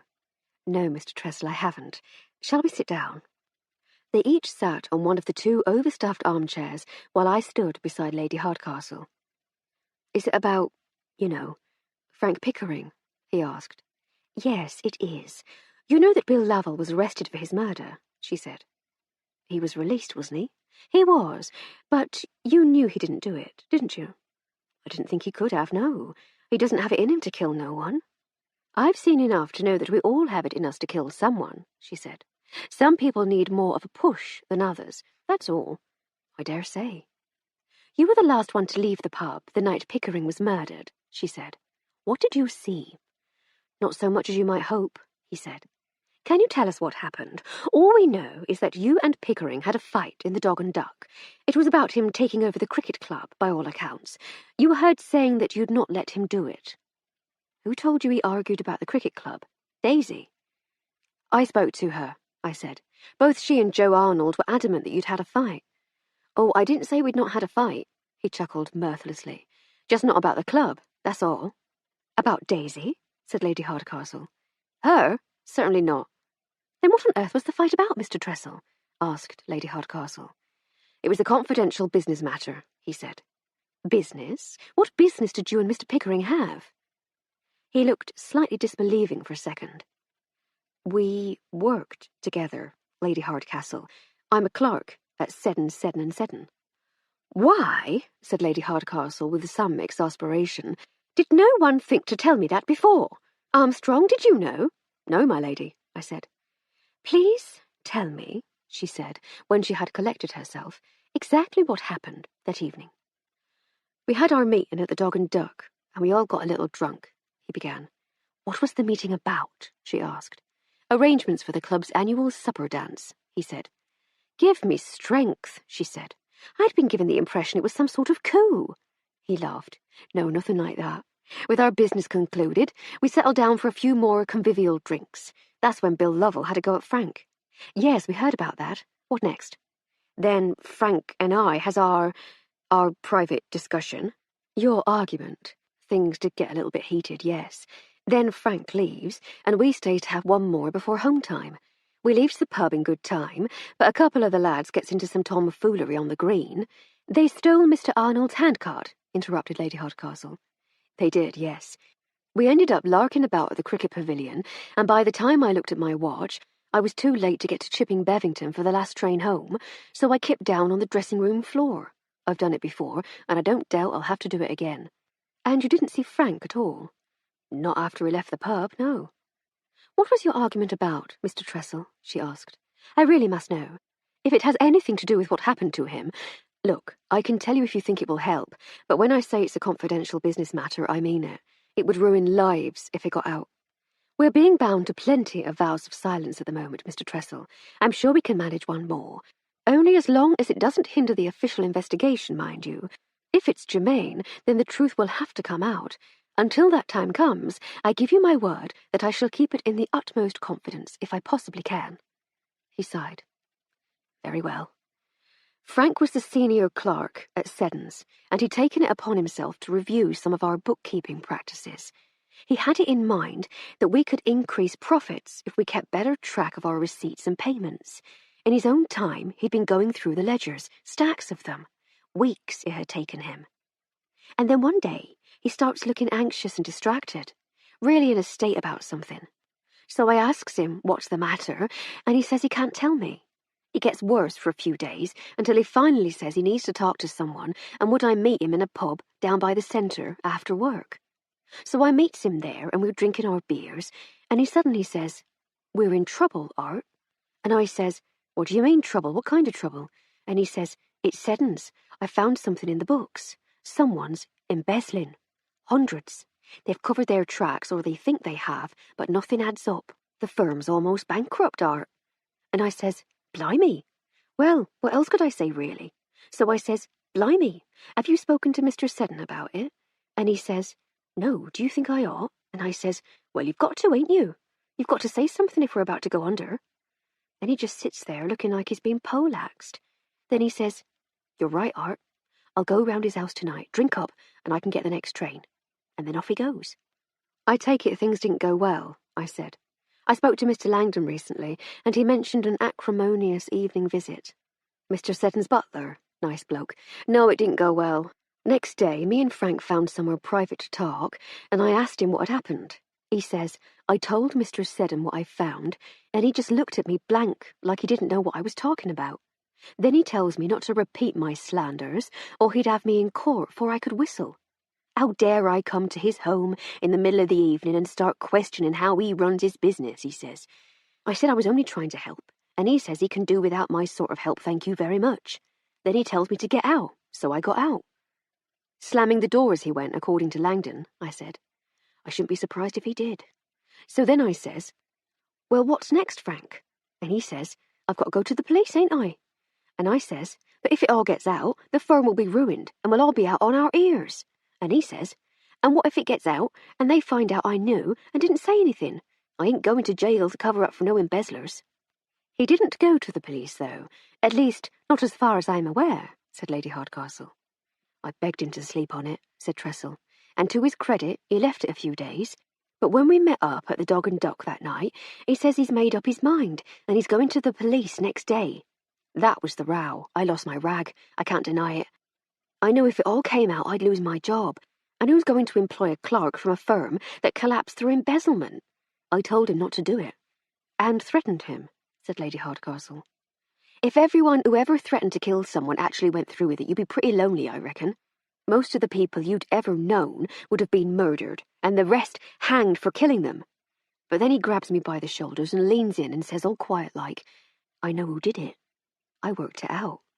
I'm going to give them one last chance to come clean, and then I'm going to the law, and neither you nor they can stop me.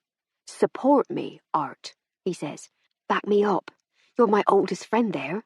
We've got to do the right thing. Then some of old Joe's mates step in and pull us apart. So Frank sits down, then that dizzy ninny Daisy comes over to say something to him.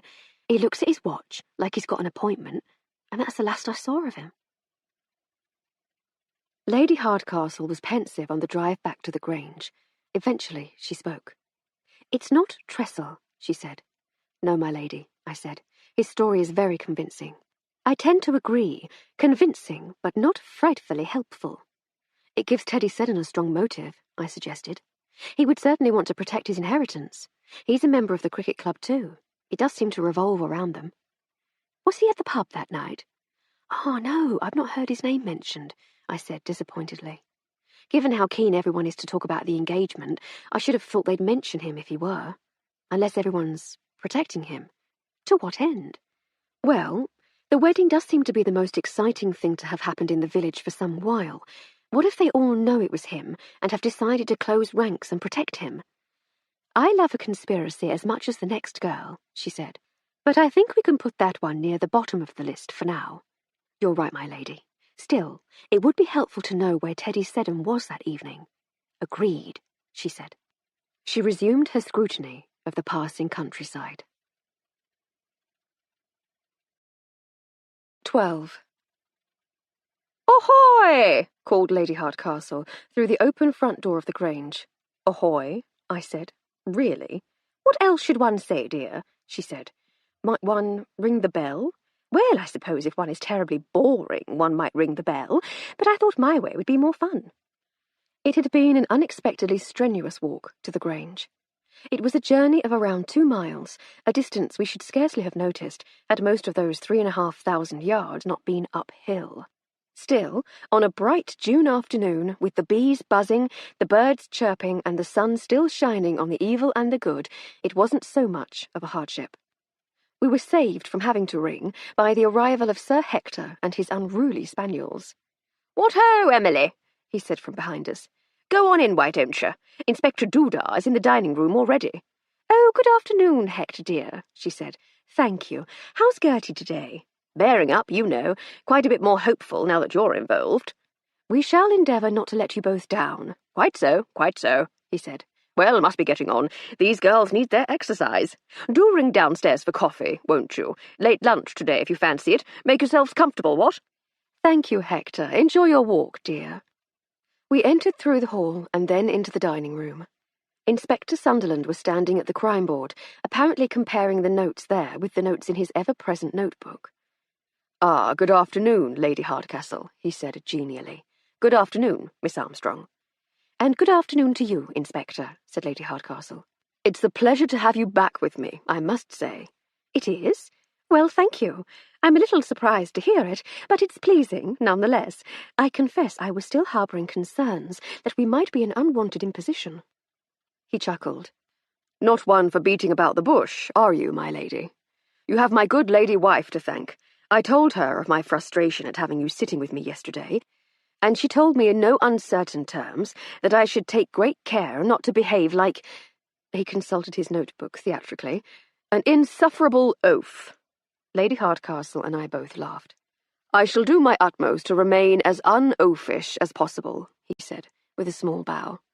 You're very charming, Inspector, said Lady Hardcastle. Did your dear wife say anything else? A good many things, my lady, a good many things. But the long and the short of it is that you're doing neither me nor my investigation any harm by your presence, and that I should be glad of a little feminine insight.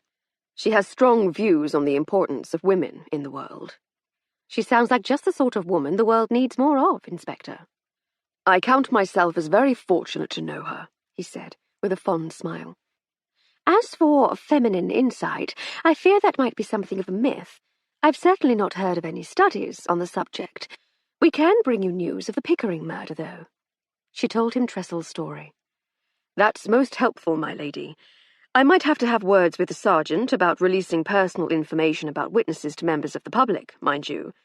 Oh, he was just trying to help a lady with a little difficulty she was having, said Lady Hardcastle. Said the inspector. It's a shame you didn't think to ask him about Teddy Seddon while you were there. It only occurred to me in the motor car on the way back here, she said. I still had it in the back of my mind that Tressel might be the murderer when we went into town. It wasn't until I was able to think it through on the way back that Armstrong made the Teddy connection. No matter, he said. It gives us another avenue to explore. I shall get my own sergeant to make some inquiries. If he were out this way, he would probably have been brought by motor car. I'll get one of the lads to lean on the Seddon chauffeur, see what he has to say for himself. Thank you, Inspector. What for, my lady? For taking us seriously. I should be a fool not to, I think, he said. You're very kind. Not at all, my lady. Perhaps if you don't think it an impertinence, we might take some time to try to get to know each other as we go about today's business. I confess to being more than professionally curious about you both. Then we must do our best to satisfy at least some of that curiosity. But first things first, have you been offered coffee? Tea? No, not a drop. Jenkins showed me in here with his customary cold courtesy, and then left me to it. That will never do. Flo, dear, be a pet and ring the bell. Let's see if we can get some coffee and cake. I did as I was asked, and while we waited for Jenkins to arrive, we sat together at the table. Well now, Inspector, said Lady Hardcastle, what is it that you wish to know? Let me see, he said, chewing pensively on his ever-present unlit pipe. You were born in London? I was indeed, she said. Let me see, 40 years ago. There's no need to go into personal detail, my lady, he said quickly. I shouldn't wish to embarrass you. Nonsense, Inspector. We make altogether too much fuss about ladies' ages. Your father was influential, but not titled. You have your husband's title. Daddy was something high up in the Treasury. So far, so good, she said. Swiss finishing school. She laughed. I should bally well say not. I was tutored by a succession of increasingly frustrated governesses. My older brother went up to Cambridge, and I made such a fuss about wanting to go too that my parents eventually relented. I managed to win a place at Girton, where I read natural sciences. Cambridge, he said with approval. Very impressive. What else? You wear a wedding ring, and you have a wife's title, but you never speak of your husband. A widow? Yes, Roddy died 9 years ago. I'm sorry, but your life has been an eventful one. You're adept at getting information from people. I can't decide whether that's a talent or something you've learned through experience. Shall we say a little of both? Interesting, he said. You've travelled. You mentioned that you'd spent time in India, and you weren't just a Raj wife either. You paid attention to the local ways. You know at least something of Eastern religions, for instance. Well done, Inspector, she said. Yes, I married my university sweetheart, and we had lots of adventures together all over the world. Then I employed young Flo here as my maid, and the three of us had some more adventures. Roddy was murdered in Shanghai. We fled. We came home. We had yet more adventures in London. We settled in Littleton Cotterell. These adventures, said the inspector. How is it that a civil servant's daughter came to be having murderous adventures in Shanghai? All in good time, Inspector. You surely don't expect me to give you the fourpenny version all at once. You must allow me to tease it out. Very well, my lady. And what of you, Miss Armstrong? Where are you from? We were interrupted by the arrival of the butler, and after Lady Hardcastle had asked for a pot of coffee and a few slices of cake, the inspector turned his inquisitive gaze once more upon me. Do go on, he said. Ah, I said. Well, now, you see, that's a rather more complicated question. We have a few moments, he said. I want to talk to the drummer this afternoon, but I don't suppose he's going anywhere. Well, now, I was born in Cardiff, but I grew up all over the country. Don't tell me, he said with a wry smile. Your father was a circus performer. I looked at him with my eyebrows raised.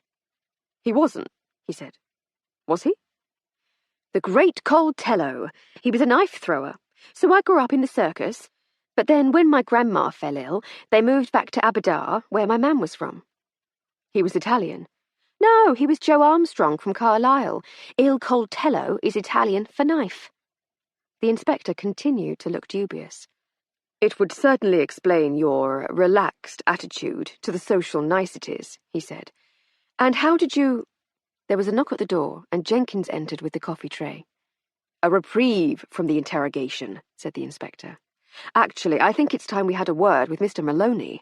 I'll pour your coffee if you go and find him for me. I found Skins sitting on the low wall outside the door that opened from the ballroom. He had his back to the house and was looking out across the grounds and down into the valley of the River Severn. I coughed politely. "Mr. Maloney?" I said.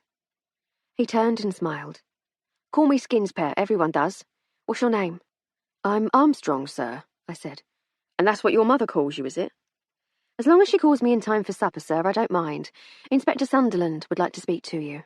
"No problem, darling, you lead the way." He stood up, and I was surprised to see that he was not much taller than me. Whip-thin, too. "But seriously, what do they call you?" I went back into the ballroom, through the open back door, and he dutifully followed as I led him through the house towards the dining room. "Seriously, Mr. Skins, they call me Armstrong." He chuckled. "Mr. Skins, you are a caution." "So I've been told, sir. My name is Florence. My mother calls me Flossie, my friends call me Flo, and you... I shall make up my mind about you presently." "You can't say fairer than that, Miss Armstrong. I eagerly await the results of your deliberations. But please don't call me sir. I ain't nobody's superior. Except when it comes to the drums, then I'm the absolute cake, second to no man, and all shall bow before me." I smiled, and we walked on. "Nice gaff, this," he said, admiring the oak panelling in the passageway. "Must be nice working here." "They tell me it is, sir, but I'm afraid I don't work here." "Oh, right," he said. "So how come you're dressed up in all the clobber and running errands for this inspector geezer? The detectives round here have maids or something?" "Something like that, sir," I said, and opened the dining room door. "Lady Hardcastle, Inspector Sunderland, this is Mr. Maloney." I gestured for him to enter, and he walked in grinning. "Call me Skins, Gov," he said, reaching out to shake the inspector's hand. "Everybody does." He waved a salute across the table. "Lady H," he said, and sat down before anyone could say anything. I took up my unobtrusive place in the corner. "Thank you for agreeing to speak to me, Mr. Maloney," said the inspector, pulling out his own chair and sitting down. "My sympathies on the death of your friend. Were you close to Mr. Holloway?" "Close enough, Inspector," said Skins. "We've been working together for maybe 3 years, travelling and that. You get close to a bloke when you work together like that, don't you?" "You do, sir, yes. And what about the rest of the band? Are you close to them?" "Again, Gov, close enough. Me and Barty get on best, I'd say, and Rolly's all right for a manager, I suppose. So, yeah, not bad." "What about Miss Montgomery?" asked the inspector. "Odd bird, that one. Sings like a nightingale, mind you." "Odd, sir?" "Oh, you know, bit standoffish, like she's always got something else on her mind, other fish to fry. Know what I mean?" "Actually, sir, I think I do, yes. Now then, this engagement party engagement, sir, It's your normal line of work. Our bread and butter, Gov, yes. So it must have been reassuring to know it was coming up. Do what, Gov? Good to know there was a nice little earner on the horizon. Takes the pressure off paying the bills, eh? It would have been grand, Gov, yes, except this one was sprung on us. Oh? Yeah, train ticket and pack your bags for on the 6 o'clock train tomorrow morning, and if you miss it, you're sacked. Not really time to look forward to it. I see, sir. Was that usual? With Rolly, everything's usual. He's a bit of a fly one, our Rolly. Like Sylvie, always got an iron or two in the fire what we don't know about. Usually we know about bookings weeks, even months in advance, plan them together like. But every once in a while... What happens every once in a while, Mr. Maloney? Every once in a while, Inspector, he takes a whim, and we scarper off dead quick like. Scarper, sir? Is it like that? Running away? Or running towards, I never know for sure. But you have your suspicions. You can't help but have suspicions, Gov. And what were your suspicions this time? Nothing I can make sense of, that's for sure, but I've heard what happened in the library, and I've been wondering about a few things. I've been closeted away in here, for the most part, sir, so I've not heard the gossip. What have you heard about Mr. Holloway? Coshed and left for dead, they told me, said Skins. Indeed, sir, yes. At first we thought it was a robbery. A robbery? Wally? Is that unlikely, sir? Asked the inspector. We're musicians, Inspector. Only one step out of the gutter. Not even that to hear some people talk about us. We ain't got nothing worth nicking. Meaning you no offence, sir, but that was my thought at first. I presumed he'd stumbled upon a burglary and had been walloped for his troubles. But then we discovered that his trumpet case is missing, and that got me thinking, said the inspector. Thinking someone was there to nick his trumpet case, you mean? An empty trumpet case? Again, sir, you leap straight to the heart of it. Was it empty? Was it empty? Skins sat a moment in thought. Here's the thing, Inspector, right? See, I don't like talking out of turn, and I ain't the sort to go dropping no one in it, but there's a chance, just a chance, right, that there was something in that case. That's what I mean about my suspicions. What sort of a something, sir? Said the inspector, leaning forward slightly. That's the thing, see, I ain't at all certain. I just heard some things, that's all. What sort of things? Well, see, old Roland is a bit of a sly one, like I say. Always got a fiddle going, some scheme or other. So, anyway, last month he was playing these dates in Paris. There's some lovely clubs there. They love a bit of the old ragtime, the frogs. And one night we was in this little dive in Montmartre, and we're sitting there in the break, you know, me, Barty, Rolly, Wally and Sylvie all together like, but round two tables. So we're sipping some rough red wine or other, and this bloke comes over and whispers in Rolly's ear. Then he and Wally gets up and goes to sit at another table, and they're chatting away, all secretive like. Could you hear what they were saying? Asked Lady Hardcastle. Skins turned towards her. That's just it, my lady. I could and I couldn't. It happens.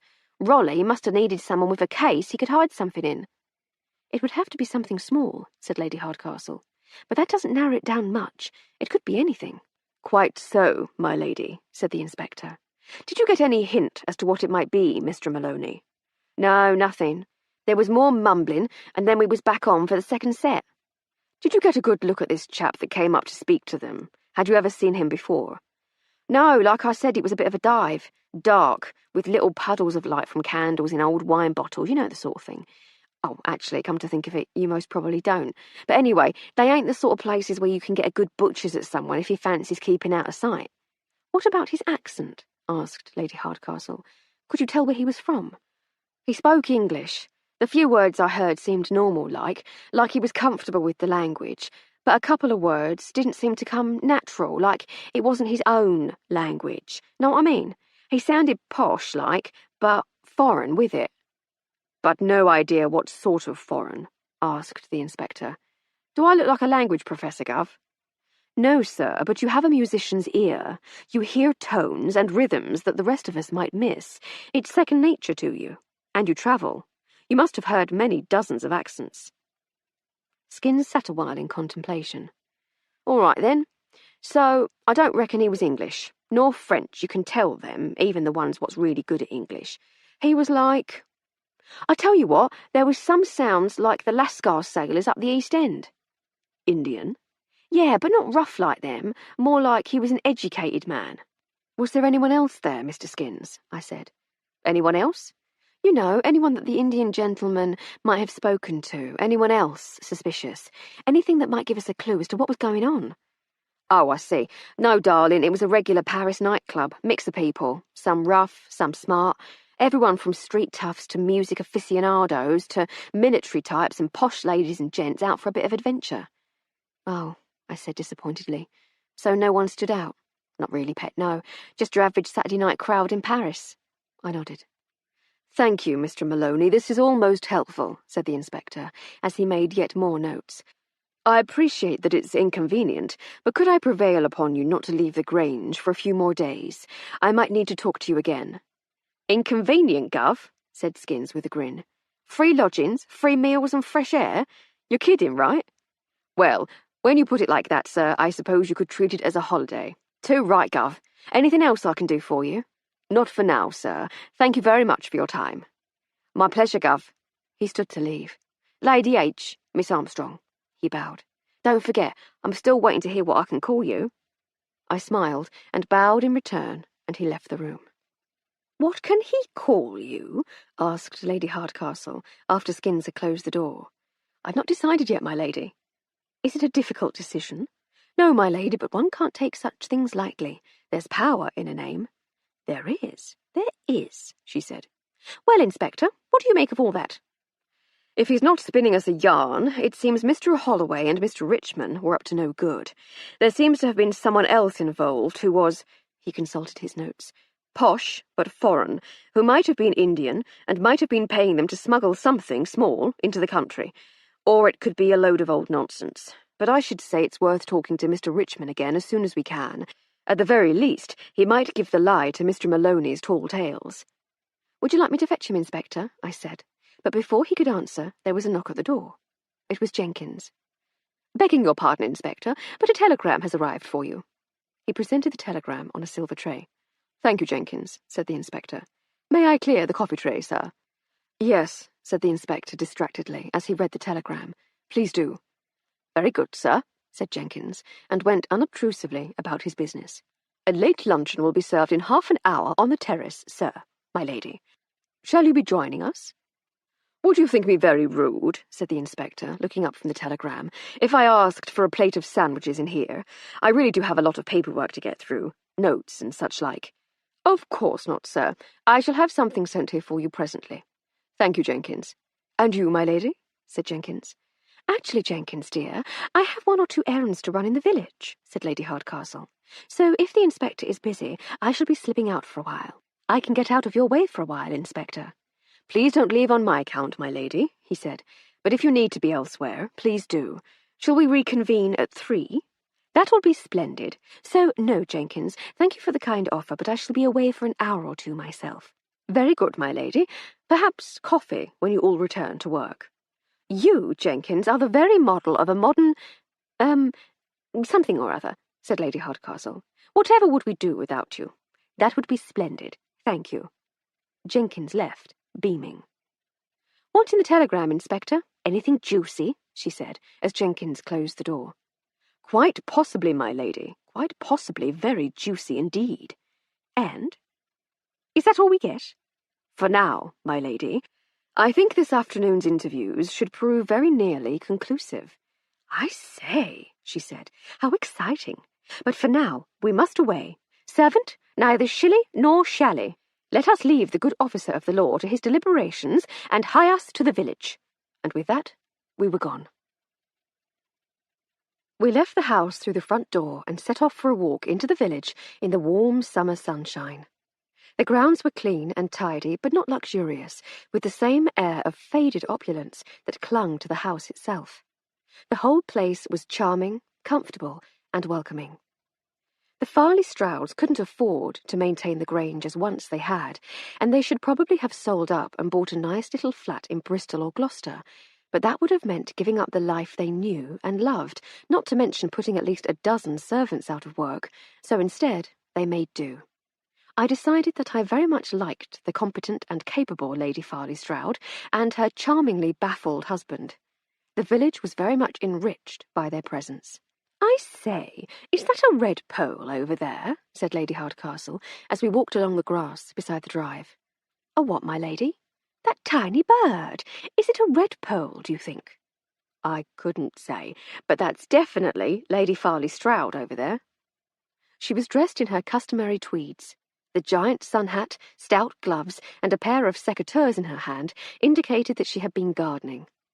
What ho, Gertie! Called Lady Hardcastle. The garden is looking lovely. Not entirely my doing, said Lady Farley Stroud proudly. Gardeners do all the heavy work, but I do take an interest. It shows, dear, said Lady Hardcastle. The older lady beamed. How goes your investigation? We heard something just now which might help, actually. I have a sneaking suspicion that your jewel is still around here somewhere. Really? Why, that's excellent news. Who has it? When shall you be able to lay your hands on it? We're not quite there yet, dear, but we're definitely closing in. It was frightfully hard not to tell the inspector all about it. Some of the answers he got would have made much more sense if he knew about the emerald, but we had to keep it to ourselves. Thank you, my dear. I do appreciate it. You'll be able to tell him all about it when you finally track it down. I don't expect he'll be too upset. I do hope not. Yesterday you said there was a story behind the gem. I should love to hear it sometime. Are you in a rush now? Asked Lady Farley Stroud. Come for a walk in the gardens, and I'll tell you all about it. Why not? You don't mind, Flo? Not at all, my lady, I said, and we fell in step with Lady Farley Stroud as she led us back towards the house and the formal garden at the rear. The story, said Lady Farley Stroud as we walked, begins in Nepal. Did you ever venture north, my dear? Beautiful country, Nepal. Hector and I spent some time up there. Beautiful. Fascinating, too. It's a very ancient country. Complex history, very religious. Lots of idols about the place. In the last century, one of the villages presented one of these idols to the new king as a coronation gift. Do you see? Beautiful thing by all accounts, cast in gold, jewels all over it. And the most impressive of all the jewels was an emerald. It sat right in the middle of the idol's forehead, his all-seeing eye, deepest green, size of a hen's egg. And that's your gem, said Lady Hardcastle. Lady Farley Stroud laughed. Patience, my dear, all in good time. So they placed the idol in a temple to the north of the capital, Kathmandu, do you see? And the people would come from miles around to see it. Once a sacred object, but now just this thing of great beauty. They revered it almost as much as when it had been a symbol of their religion. You paint a vivid picture, dear. I wish I had your gift with words, my dear. I just stumble through. At first, the idol was guarded day and night by the royal guard, men on it round the clock, do you see? But no one was going to steal it. The people loved it too much. So, after a while, they stood the guard down, and it sat there on its pedestal, looking out as people came to gawp. Let me guess, said Lady Hardcastle. It was stolen. It was stolen, said Lady Farley Stroud. Public outcry. Young and old, rich and poor, everyone was horrified. Joined the hunt for the thief. They looked for a month. Several false accusations. But then they caught a gang of Indian thieves at the border, attempting to smuggle the statue into Bengal. They hanged the gang on the spot, returned the statue to Kathmandu. It would have ended there, but while it had been missing, there'd been some damage. Several of the jewels had been prized loose, including the emerald eye. They got most of them back and replaced the rest with similar stones, but the eye was never found. So your gem is the eye, suggested Lady Hardcastle. You're like the girl who skips straight to the last page of the book, said the older woman. Let it unfold, my dear, let it unfold. So, the eye was missing, and the king's agents searched everywhere. They picked up new trails here and there, but every time they got close, it slipped from their grasp. Eventually, it came into the possession of Hector's friend, the Rajah. The Rajah was an honourable man, though, very honourable. So he immediately sent word to the King of Nepal that his grandfather's emerald had been found. The king was delighted, but by then he had decided that it was not destined that the eye should be his, and so he gave it to the Rajah as a birthday gift. I say, said Lady Hardcastle, it really does have a remarkable story, doesn't it? It does, my dear. And so very famous throughout northern India. And that's why it's so distressing to have lost it. Losing the security for the loan is bad enough, but the eye is almost, how shall I say it, almost mystical. I can't bear to think we might have lost it forever. Not forever, dear, said Lady Hardcastle, patting her friend fondly on the arm. I'm certain that we're closing in on it. We'll get it back for you. Thank you, Emily. I feel simply awful that I'm making such a fuss about an old stone when a man lost his life in our library, but I just can't help it. Don't worry about that either. Inspector Sunderland seems like a fine detective. He'll see justice done in no time. I do hope you're right, said Lady Farley Stroud. She stood for a while, lost in her thoughts, but then suddenly pulled herself together with a little start. Sorry, my dear, you must take no notice. It's all been rather a strain, that's all. And poor Clarissa. It's all quite overshadowed her big news. At least it wasn't the wedding, I suppose. To her evident surprise, Lady Hardcastle reached out and hugged her. Oh, she said. I say, thank you, Emily, dear. I'd better be getting on, I suppose. She turned away, sniffing slightly, and we took that as our cue to slip discreetly away and resume our walk into the village. We walked in silence for a while, each lost in our own thoughts about the two cases. The obvious question had occurred to us both. It's more than just a little bit probable that the murder and the theft are linked, isn't it, my lady? I said, as we emerged from the end of the lane and saw the village green ahead of us. The odds seem to favour it, certainly, she replied. A single serious crime is unlikely, even in these perilous times, but two unrelated crimes in the same place, jolly near impossible, I'd say. So we ought to tell the inspector about the eye, don't you think? Eventually, but not yet. I'd be extremely surprised if the murder and the theft had nothing to do with each other, but let's see where his mystery telegram takes him this afternoon. And, before that, I need to send a wire of my own. I want to know a little bit more about that awful army fellow, the buffer from India. Captain Summers, my lady. That's the chap. There's something about him that's not quite right. Other than that he's an old-fashioned fool. Old-fashioned, yes. But no one could be that stupid and keep hold of a commission in the modern army. He was so vague about what happened at the party, too. That's no reason to suspect him of anything other than being a bit of a... What was it the inspector called him? A bufflehead. Let's consider it our contribution to his investigation, then. He's almost certainly winkled out the jewel thieves for us, so why don't we take a look into Summers' background and perhaps eliminate him from suspicion? It would be one suspect fewer to look at, after all. I could tell when I was being soft-soaped, and I knew that there was more to her intended investigation than simply a desire to eliminate him from suspicion. But I also knew her well enough to know that it was worth trusting her intuition, so I decided not to argue. Let's stop off at the post office on our way to the pub. I shall wire Harry. He's bound to know someone he can ask to get more on Summers. Right you are, my lady, I said. 13. With our errands run and a sandwich eaten in the Dog and Duck, we were back in the dining room at the Grange with Inspector Sunderland. To judge from the wreckage of his own lunch on the silver tray on the table, he'd been very well looked after. I wondered if we were going to have trouble keeping him awake after such a handsome meal, but he seemed as alert as ever. So, ladies, to business, he said. I'm sorry if I seemed distracted before lunch, but I had some interesting news, and I was keen to get one or two things confirmed before we resumed this afternoon. Sir Hector was good enough to let me use his telephone. I've had confirmation from Scotland Yard, and, through them, from our contacts in the Sûreté in Paris. It seems that Mr. Roland Richmond is indeed a known smuggler. He's been picked up a couple of times at Dover with bottles of cognac in his duffel, but never anything more. The French lads were sure he was responsible for moving some diamonds that had come down from Amsterdam last year, but nothing was proven. That does seem to square with what Skins told us, I said. It does, miss, yes, but there's more. It seems that acting on information from customs officers in Marseille, the Sûreté has just picked up one Pravir Sengupta, an English-educated Indian gentleman from Bengal. They have strong evidence against him on a number of smuggling charges. Well, well, I said, so he's posh but foreign. This is all very encouraging. Very encouraging indeed, miss. What's our next move? I asked. Do we rattle Richmond's cage? Thumbscrews and Chinese water torture till he squeals?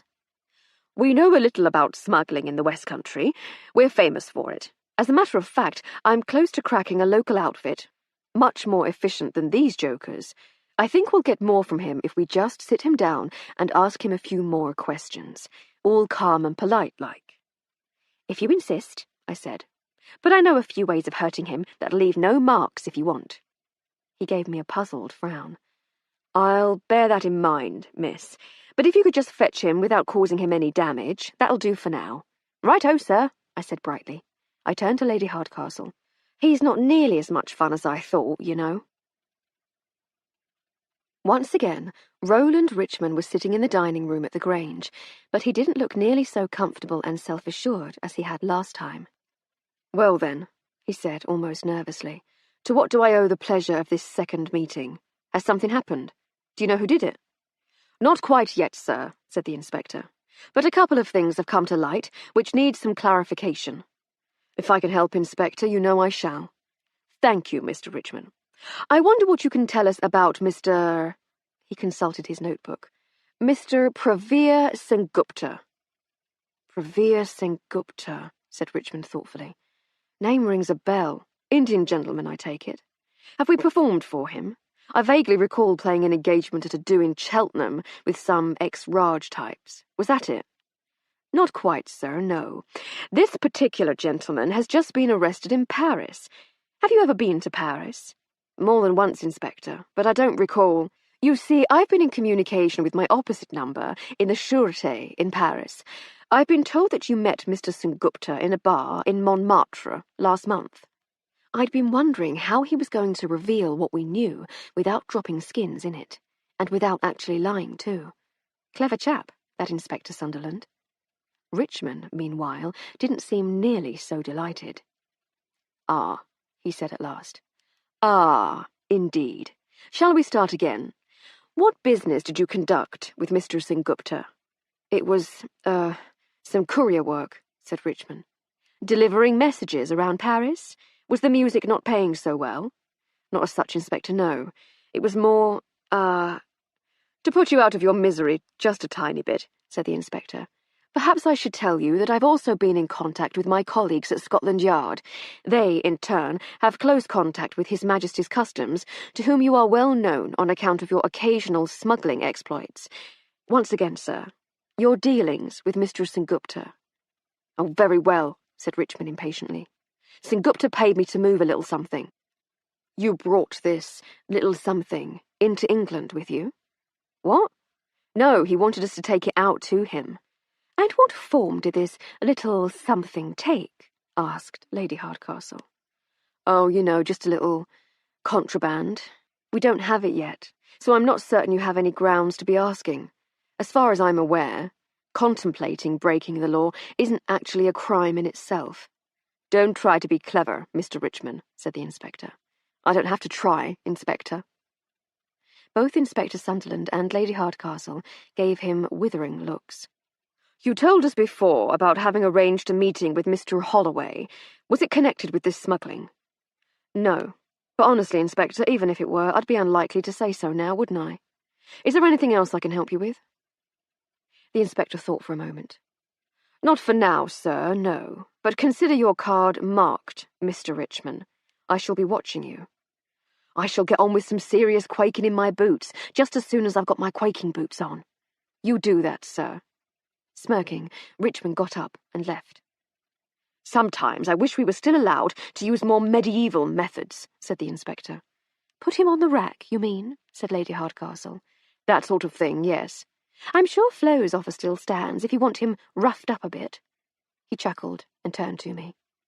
Meaning you no offence, miss, but I doubt a little thing like you could do any real harm. I wouldn't be so cocksure, Inspector, said Lady Hardcastle. We spent quite a while in China in the 90s, and she picked up a few little tricks. I've seen her take down men twice his size. I smiled sweetly. He said. Still, we have at least confirmed that Richmond and Haddock are up to no good, or at least that they intended to be. I can't yet see how it's connected to the murder of Wallace Holloway, but I'll work it out. Of course you shall. What's your next move? I think we ought to get Fishface back in and see if we can get anything more substantial out of him, he said. Miss Armstrong, would you do the honours, please? Certainly, Inspector. 1 grilled haddock coming up. I found Mr. Haddock on the terrace, playing backgammon with Captain Summers. There were drinks on the table, and they seemed to be enjoying themselves. Aha! said Captain Summers, catching sight of me. The detective's lady's maid. Don't know what the world's coming to. Haddock leered at me. What can we do for you, my dear? Inspector Sunderland would like to talk to you, Mr. Haddock, I said. What a shame, he said. I was rather hoping you'd come to join us. I said nothing, and waited for him to rise and follow me. Well, Summers, my lad, he said at length, time and inspectors of police wait for no man. We shall finish our game presently, but for now I have to accompany this delightful girl to the dining room. He rose unsteadily to his feet and followed me in through a back door which led through to the ballroom. As we neared the door, he caught up with me and put his hand on my behind. I'm sure we have time to get a little better acquainted before I see the inspector, he said. What a pretty little thing you are! There were only 2 punches and a kick, and quite gentle ones at that. Perhaps it was the throw that did the damage. As I helped him to his feet, I said, I'm so sorry, Mr. Haddock, it's this ballroom floor. Very slippery. I must have lost my balance a little. Are you quite all right? He glared at me. Still grasping his hand, I leaned in close and spoke very softly in his ear. Please don't touch me again, sir. The floors are quite slippery throughout the house, now I come to think about it. Who knows how disastrously I might lose my balance the next time? He said nothing for the rest of the short walk to the dining room. Ah, Mr. Haddock, said the inspector as we entered. Sorry to have to drag you in here once again, but there are still 1 or 2 matters to clear up. Oh, I say, you look a bit bedraggled, sir. Are you quite all right? Slipped in the ballroom, he said, glaring at me. Lady Hardcastle caught the glare and gave me a questioning look of her own. I grinned, and she smiled. Treacherous things, ballroom floors, said the inspector, though I think he caught the silent exchange between me and Lady Hardcastle and had his own idea of what might have happened. But to business. Would you mind telling us again why you came to the Grange? I came at Sir Hector's invitation to appraise some of his objets d'art. And nothing else? I'm sure I don't know what you mean, Inspector. If I were to mention the names Roland Richman and Pravir Sengupta and the illegal movement of goods, would you have a clearer idea of what I might mean? No, Inspector, he said belligerently. Not a clue. I took a half-step towards him, and he flinched. Keep that vicious little harpy away from me. I'd love to, said the inspector, but she doesn't work for me. I've tried to keep her under control, but you know what it's like with women these days. Law unto themselves, they are. Just keep her away from me, and I'll tell you what you want to know. Good lad. She's quite reasonable. I'm sure she'll not harm you. At least, not while there's anyone watching. So, tell us again about your visit to the Grange. It's true that I was invited down here by Sir Hector, he said. But on the day of the party I got a telegram from Richmond saying that he was going to be playing and that we should complete our business down here. Your business being, said the inspector. I thought you said you knew, said Haddock slyly. Indulge me, said the inspector. Let's make sure our stories are congruous, shall we? Of course, Inspector. Why don't you tell me what you already know, and I'll fill in anything you're missing? The inspector sighed. Let's go over your statement concerning events on the evening of the party, then, shall we? You arranged to meet Richmond in the interval. I didn't say that. You arranged to meet in the interval, but you didn't show up. Had you already killed Holloway by then? Were you hiding out in case Richmond saw Holloway's body and worked out it was you? What? No, I got delayed, that was all. I went to I told you before. When I got back to the library, Richmond wasn't there. So you just left it at that? No, what, sir? He sighed. I went into the library. And what did you see? Chaos, Inspector, chaos. The band's things had been torn apart. Did you see Mr. Holloway? No. No, I stayed long enough to see what had happened and got out. I wasn't going to hang around and have people think it was me. I see, said the inspector. Did you see anything else? He paused. I think I heard the far door clicking shut as I came in, but I can't be certain. And it never occurred to you to mention this when we questioned you before?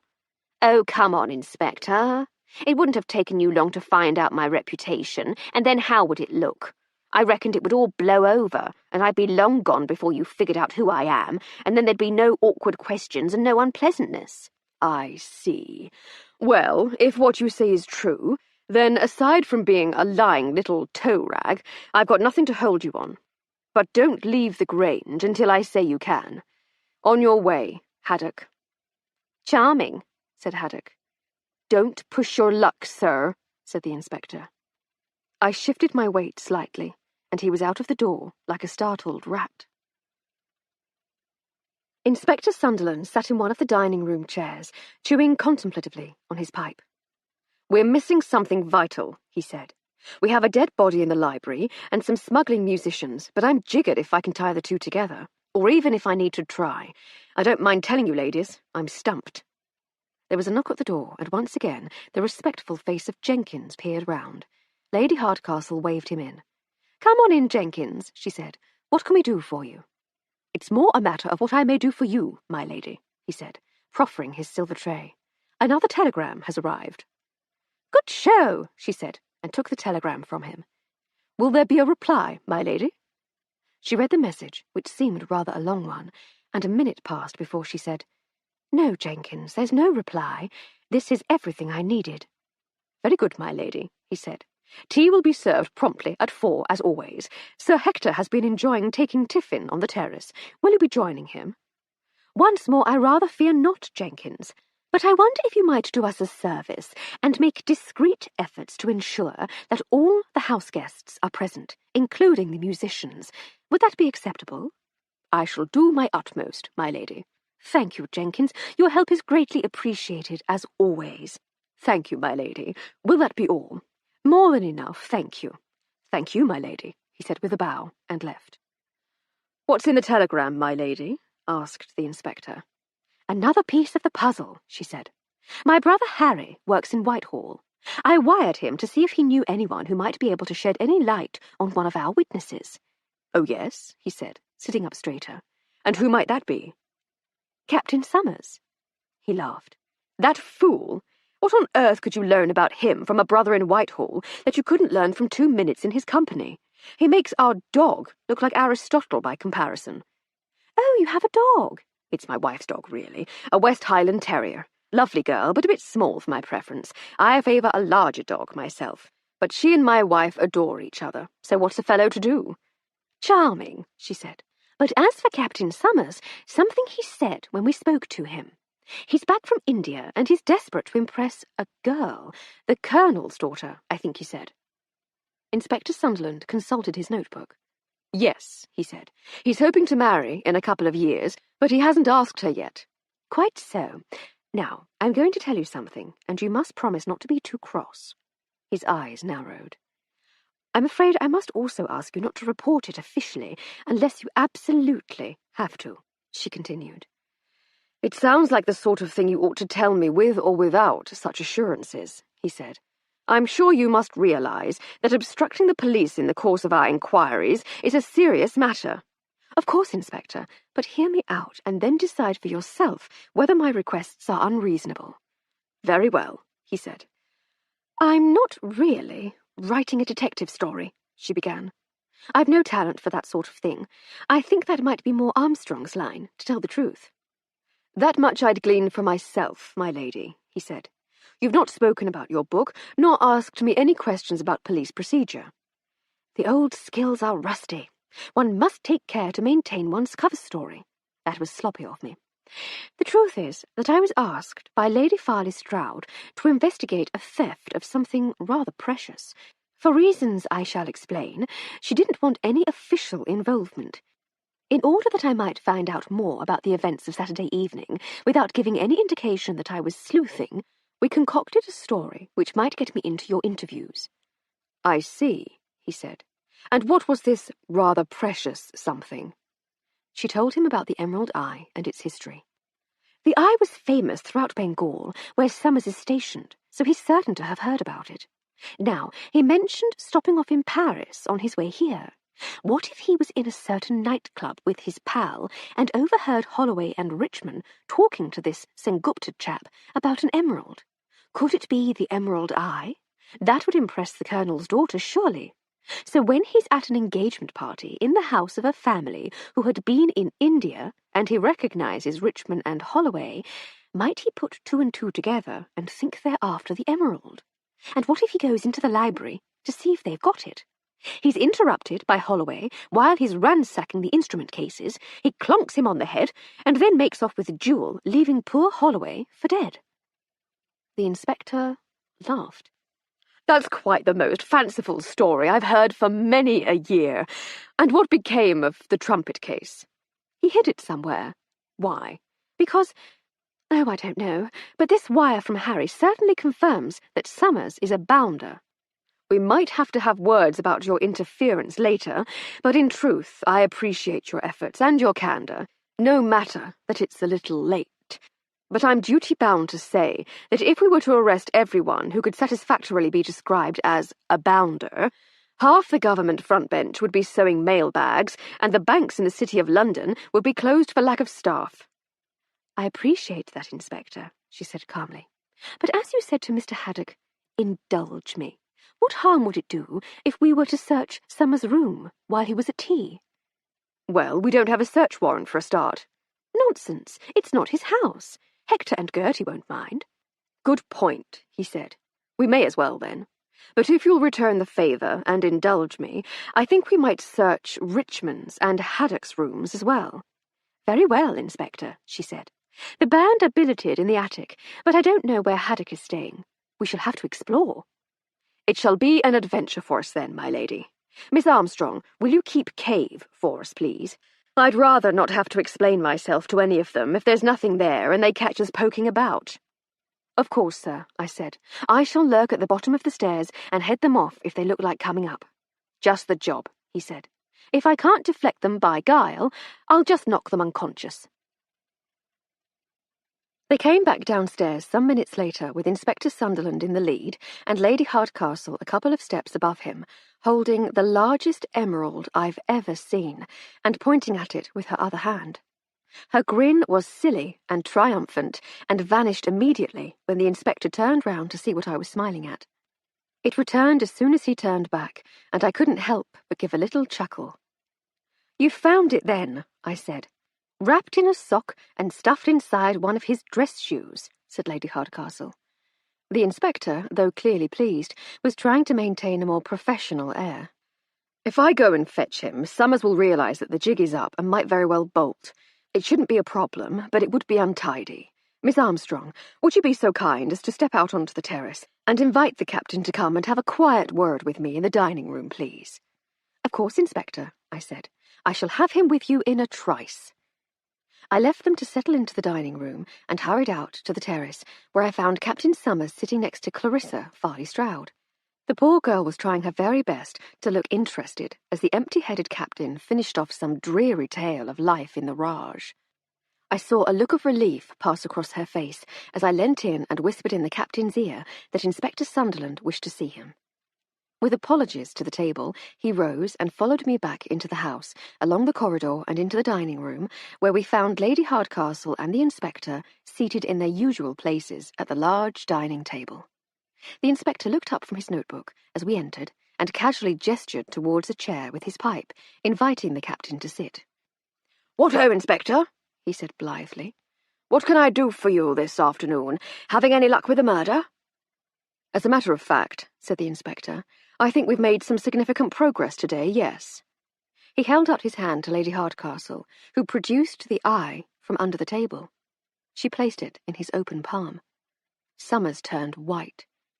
"I wonder if you would be good enough to explain why this rather large emerald should have been hidden in one of your shoes, sir."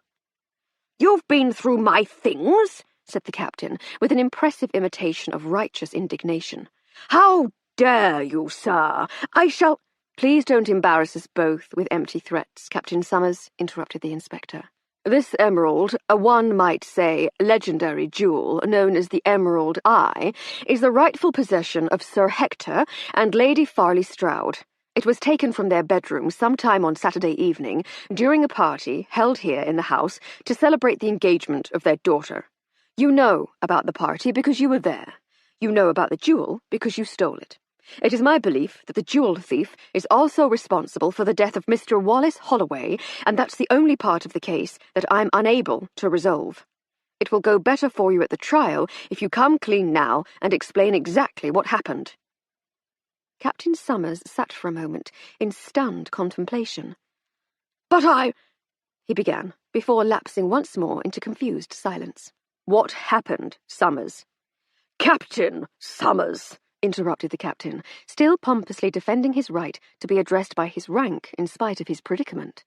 Not for long, Summers, said the inspector. His Majesty's army is keen on murder and theft, only in the name of colonial expansion. Summers snorted derisively.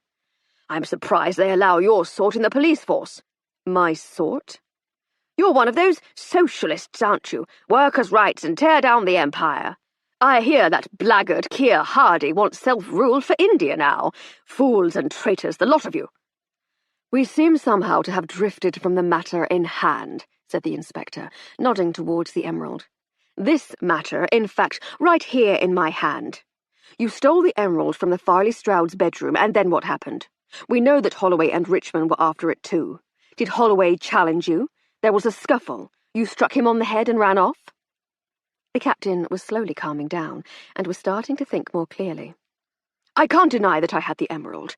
I think you've got a bally cheek going through a chap's possessions, but the gem was there, and there's nothing I can do about that. And I can't deny that I stole it, but I didn't steal it from the Farley Stroud's room. Frankly, I'm insulted that you think I could be so vulgar as to ransack my host's room. I took the gem from its hiding place in Holloway's trumpet case, but I most certainly did not kill Holloway. Let us for a moment assume that you're telling the truth, said the inspector. What were you doing in the library in the first place? Did you go in to rifle through the band's instrument cases on the off chance that there might be something in there worth pinching? The captain sighed. I knew it was going to be there. Or at least, I strongly suspected and fervently hoped it would be there. I stopped off in Paris on my way here, as I told you, visiting a pal. I overheard some musicians talking to an Indian fellow. They were talking about pinching a jewel from a house in England and smuggling it back out of the country in a trumpet case. When I saw those same musicians here at the party, I thought it might be worth a look to see if they had the stone. It was an opportunist theft, then, said the inspector. Is it stealing if one takes from a thief, Inspector? I didn't steal it from the Farley Strouds. I just happened to be the one who ended up with the spoils when the music stopped. We'll leave the philosophy to the judge, I think, said the inspector. If you thought the jewel might be in the trumpet case, why did you make such a mess of the other cases? To throw them off the scent a bit. I thought I might be able to make it look more like a random theft than a chap going straight for the gem. Might slow them down. I wasn't thinking too clearly, to be honest. It just seemed like a clever thing to do at the time. I see. And what did you do with the trumpet case? The captain looked confused. I left it there on the floor in the library with the other cases when I hurried out. You hurried out? Yes, I heard the door handle at the other end of the room and thought the band might be coming back, so I hopped it out of the other door. I see. It's just that the trumpet case wasn't there in the morning, said the inspector. Well, I left it in the library. I've been straight with you over this. I didn't steal the gem from the bedroom, I didn't move the trumpet case, and I most certainly didn't harm a soul. I can't deny that I had the gem, and you must take whatever action you see fit, but I'm innocent of any other offences. We shall let the magistrate decide on that. Captain Roger Summers, I arrest you in the name of the King for the crimes of theft and murder. Anything you say may be taken down in writing and may be used against you at your trial. But Miss Armstrong, will you be good enough to telephone the station in Littleton Cotterell, please, present my compliments, and ask one of them to come up to the Grange to escort a prisoner back to their cell. We'll arrange for him to be taken to the Bridewell later. I went to do as he asked, leaving a deflated Captain Summers staring forlornly at his boots. It took us quite a while to get away from the Grange. We had hoped to slip away when Constable Hancock arrived to get Captain Summers away. Lady Farley Stroud, though, had other ideas. She had been so effusively grateful when Lady Hardcastle told her that her emerald had been found that we were trapped for at least another half an hour. On the way home, I added my own congratulations. "Oh, don't be silly. I made a few leaps in the dark and got one right answer quite by chance, but we haven't solved anything. Perhaps not, my lady, but it was thanks to the power of your deductions that the inspector was persuaded to search Summers's room." "Abductions, dear." "What?" I said. "It's abductive reasoning, not deductive. Working from observation to theory is abduction, not deduction. But I thought, yes, you and so many other people. We know who to blame, of course, and I've written to him more than once, care of his publisher, but he takes no notice. Well, I was impressed anyway." "Thank you, Flo. You're a poppet. But we still don't know whether Summers is telling the truth, and if he is, then we still have a thief and a murderer to catch." "We, my lady?" "Oh, surely Inspector Sunderland will let us stay on, now that we've proved to be so helpful. It's the least he can do." I laughed, and we walked home, where a delicious meal was awaiting us, courtesy of Miss Jones. All I had to do was cook some vegetables and pour the wine. 14. The early-to-bed life of the country meant that we were both also early to rise, and while that might very well have seen a consequent increase in our levels of health, wealth, and wisdom, it did rather mean that we were kicking our heels, waiting until it was time to go up to the Grange. I had left Lady Hardcastle dealing with some urgent correspondence, and was just pressing one of her dresses when she appeared at the kitchen door. "I say, Flo," she said, "what with your efforts at the party and your general charm and easygoing nature, do you think your stock is reasonably high below stairs at the Grange at the moment?" "How do you mean, my lady?" "Well, if you were to pop up there right now, slip in through the servants' entrance, and say you'd been sent on ahead to meet the inspector and me, would they smile and greet you, or would they turn you away?" "Oh, I see," I said. "I imagine I'd get a warmish welcome, possibly even the offer of a cup of tea and a bun. There's a camaraderie among the serving classes that the likes of you shall never know. It is very much my loss, I feel. If you declined their kind offer and said you'd been asked to wait in the dining-room, would they think it odd or out of place?" "I shouldn't think so, my lady, no." "I hoped as much. Is that what you'd like me to do, my lady?" "No, silly. I'd like you to go snooping. Inspector Sunderland is so stuffy about it. I don't know why he doesn't just turn the place over. But they're used to seeing you about the place, and you'd have an excuse to be wandering about above stairs if you were challenged, so I'd like you to have a good old explore. See what you can see. Find what you can find." "Oh, what fun," I said, suddenly rather taken with the idea of some proper detecting. "May I take your deerstalker and meerschaum, perhaps the large magnifying glass?" She raised an eyebrow. "Just be as nosy as possible. Look under rugs and into plant pots. Open a few cupboards. What shall I be looking for, my lady?" "The trumpet case, of course." "Right-o then, my lady. I shall discreetly snoop, then meet you and the inspector in the dining-room at 10 o'clock, as though nothing has happened. That's the spirit. Good girl." And with that, I hurried off to get my hat and gloves and set off at a brisk pace up the hill to the Grange. Despite the overcast day, it was nevertheless still a delightful walk. The hedgerows were alive with twittering birds that I was still unable to identify, but I was on firmer ground with the mammals. I spotted 3 rabbits and a squirrel before the Grange hove into view. I found the gates already open and made my way as quietly as possible round to the servants' entrance at the side of the house. From inside I heard the first signs of life. Mrs. Brown was already berating poor Rose, and I could just make out the sound of Mr. Jenkins' voice as he tried to calm things down. I poked my head round the kitchen door. "Morning, all," I said breezily. "The door was open. Do you mind if I come in?" Mr. Jenkins looked mightily relieved. "Of course, Miss Armstrong, do come in. To what do we owe the pleasure? Can we offer you some tea?" Mrs. Brown looked as though having to make me a cup of tea would be just about the last straw, So it was fortunate that I had other things to be getting on with. "Thank you, no, Mr. Jenkins, I'm under orders," I said. "But perhaps a little later?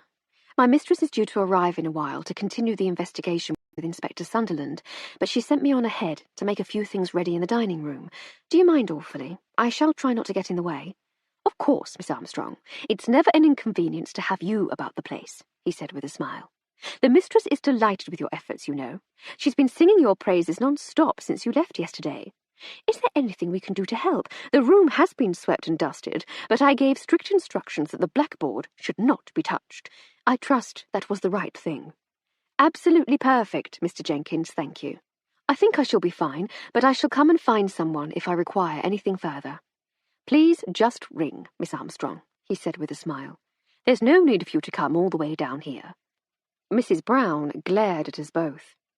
My mind was working overtime, trying to think of ways of irritating her further, but I had other fish to fry. There would be time later for me to think of a way to take the bullying Mrs. Brown down a peg or two. "Thank you, Mr. Jenkins, you're most kind," I said. "Think nothing of it, my dear," he said. "You know your way by now, I'm sure. Please feel free to do whatever you need to do." Once above stairs, though, I didn't go directly to the dining room. If we wanted to search that, we'd have all day. Instead, I walked down the corridor to the entrance hall, and then down the opposite corridor to the library. The library was where it had all started, and I was certain that it was the place for me to start, too. There were 2 doors into the library, one at each end of the room. Most of the traffic in and out so far had been through the door nearest the hall, but the musicians' cases were at the other end. It seemed to me that anyone leaving in a hurry after a struggle would come out of the far door. Being further from the entrance hall and wandering guests, it was by far the more sensible choice. I decided to try to put myself into the mind of the killer, to see what he saw, to retrace his steps, and perhaps find what he might have tried to conceal. I went into the library through the nearer door and took a look around. The cases were still where we had found them yesterday, but now covered in a thin dusting of fingerprint powder. I stood among them, imagining myself in the role of the unknown killer. Was I looking for something, or was I looking for somewhere to hide something? In the present, the real me had no idea. Then what might have happened? Perhaps I had picked up the trumpet case. The door behind me opened. I had turned. It was the trumpet player himself. He challenged me. He thought I was looting the cases. I tried to explain myself. We struggled, and I hit him with the trumpet case. He fell. He was out cold. I could hear the door handle again, so I fled out through the nearest door and into the corridor just as someone came into the room behind me. Had they seen me? I had to get rid of the trumpet case. Perhaps I'd had time to conceal something in it, or perhaps what I was looking for was still in it. Either way, I had to put it somewhere I could find it again, so I could search it properly and retrieve the mystery item. Somewhere it wouldn't be seen, somewhere easy to reach. I had to hurry. Back in the present, I stood in the corridor. I was not, as I had imagined I might be, simply further along the passageway that led from the entrance hall. This was a completely different corridor, the one where I had found Haddock talking to Sir Hector the day before.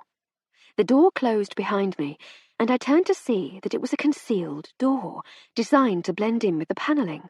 No wonder I hadn't realized that it opened into a different passageway. Unless you were looking for it, you might not even notice that there was a door here at all. I looked at the ornate Chinese cabinet opposite the door, the one Haddock had misidentified as a reproduction. I'd seen that cabinet several times before, and it had never struck me as particularly interesting until Sir Hector had told me a little of its history. But now, in my imaginary panic, it stood out as my potential salvation. A vase of dried flowers stood on top of the cabinet, next to the revolting clock that Haddock had been so excited about.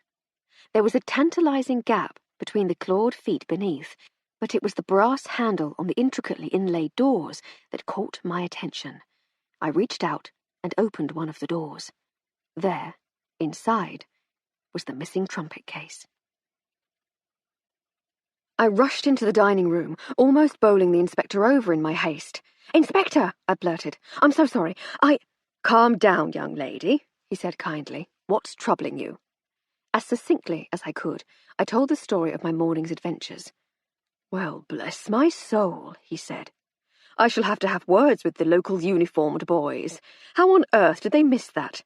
I'd been assured that everything had been thoroughly searched." "It's an anonymous little cupboard, sir," I said. "I only noticed it because it's directly opposite the door. It's in a little alcove, so it's easy to ignore it otherwise." "That's as may be, miss, but it's a policeman's duty to notice everything. No matter. What did you do with the trumpet case?" "I left it there. I was already feeling a little stupid for touching the door handle, so I didn't want to get my fingerprints on the case as well." "Quick thinking," he said encouragingly. "We'll make a detective of you yet. Now then, would you mind waiting here in case your mistress turns up? I'll go and take a look at this trumpet case for myself." "Of course, sir. Is that tea fresh?" "Dora brought it in a few moments ago," he said. "She seemed a little put out that you weren't here, as a matter of fact. Looked like she had something on her mind. I told you were running an errand for me." "Thank you. I expect she wanted to gloat about being so thoroughly comforted by Mr. Dunn the other day." He chuckled. "I don't doubt it," he said. "Why don't you help yourself to some tea, and I'll be back in a few moments." And with that, he left the room. I poured myself a cup of tea and sat quietly, basking in the glory of my achievement. At length, I heard voices in the corridor. As I rose to find out what was going on, the door opened and Lady Hardcastle came in. "Thank you, Jenkins," she said, with her head still turned towards the corridor. "You're a sweetheart. I don't suppose you could magic up a pot of coffee, and perhaps some of Mrs. Brown's delicious biscuits?" There was a muffled, "Certainly, my lady," from the corridor, and then the sound of Jenkins' unhurried footsteps on the wooden floor. Lady Hardcastle closed the door. "Hello, dear," she said, putting her bag on the table. "No Inspector Sunderland? How did your snooping go?" Once more I described my search and the unexpectedly easy discovery of the missing case. "Oh, I say, how exciting," she said. "I should say so. In the words of Sergeant Dobson, I was all of a pother." "I'm not surprised. Actual detecting. Well done, you. We have even more to tell the inspector when he turns up." "Oh, sorry, my lady. I neglected to say that he's already here. I told him about the case, and he's gone to look for himself." "Splendid," she said, and sat down to await his return. We didn't have to wait long. We'd only just begun to chatter excitedly, speculating on what the significance of the discovery might be, when the inspector came in, carrying the trumpet case. "Aha!" he said. "Good morning, Lady Hardcastle. I trust you're well." "Splendidly well, thank you, Inspector," she said. "And rather proud of dear Flo, too.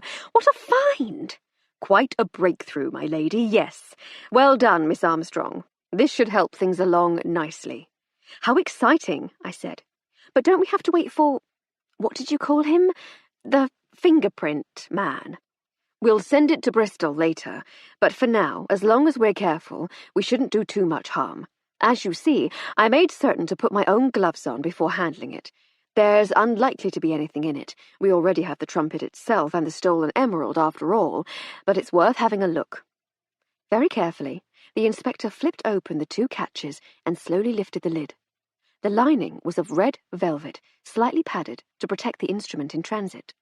There was a lidded compartment along the side nearest the handle, and the inspector opened it by lifting a small leather tab. The compartment did indeed contain a small glass bottle of some oily substance and a rag, as well as the stick thing that Miss Montgomery had described. The inspector lifted these few items out, and it was obvious that the red velvet base of the compartment was slightly askew. A false bottom. Inspector Sunderland pried it loose. "And there," he said, "is where they hid the emerald for transport back to Paris." "How very thrilling," said Lady Hardcastle. "A secret compartment." "May I have a look at the case, Inspector?" I said. "By all means," he said. I took my own gloves from my handbag and put them on. On impulse, I flipped down the cover of the storage compartment and closed the case, latching the lid shut. I picked it up and hefted it. A passable weapon in a scuffle. The edges were reinforced with leather, with a double layer on each corner. I imagined myself swinging the case to strike someone and pictured one of those corners making contact with his head. I looked closer at the corner farthest from me. "Look here, Inspector," I said. "Blood! I should say this is the murder weapon." He looked where I indicated. "I should say you're right, miss," he said. "Chalk up one more win for the amateurs. Even I'd miss that. Lady Hardcastle beamed at me. How does it help us, though? I said. There may well be fingerprints if you and I haven't smudged them all, miss, said the inspector. And every piece of evidence helps us build the picture.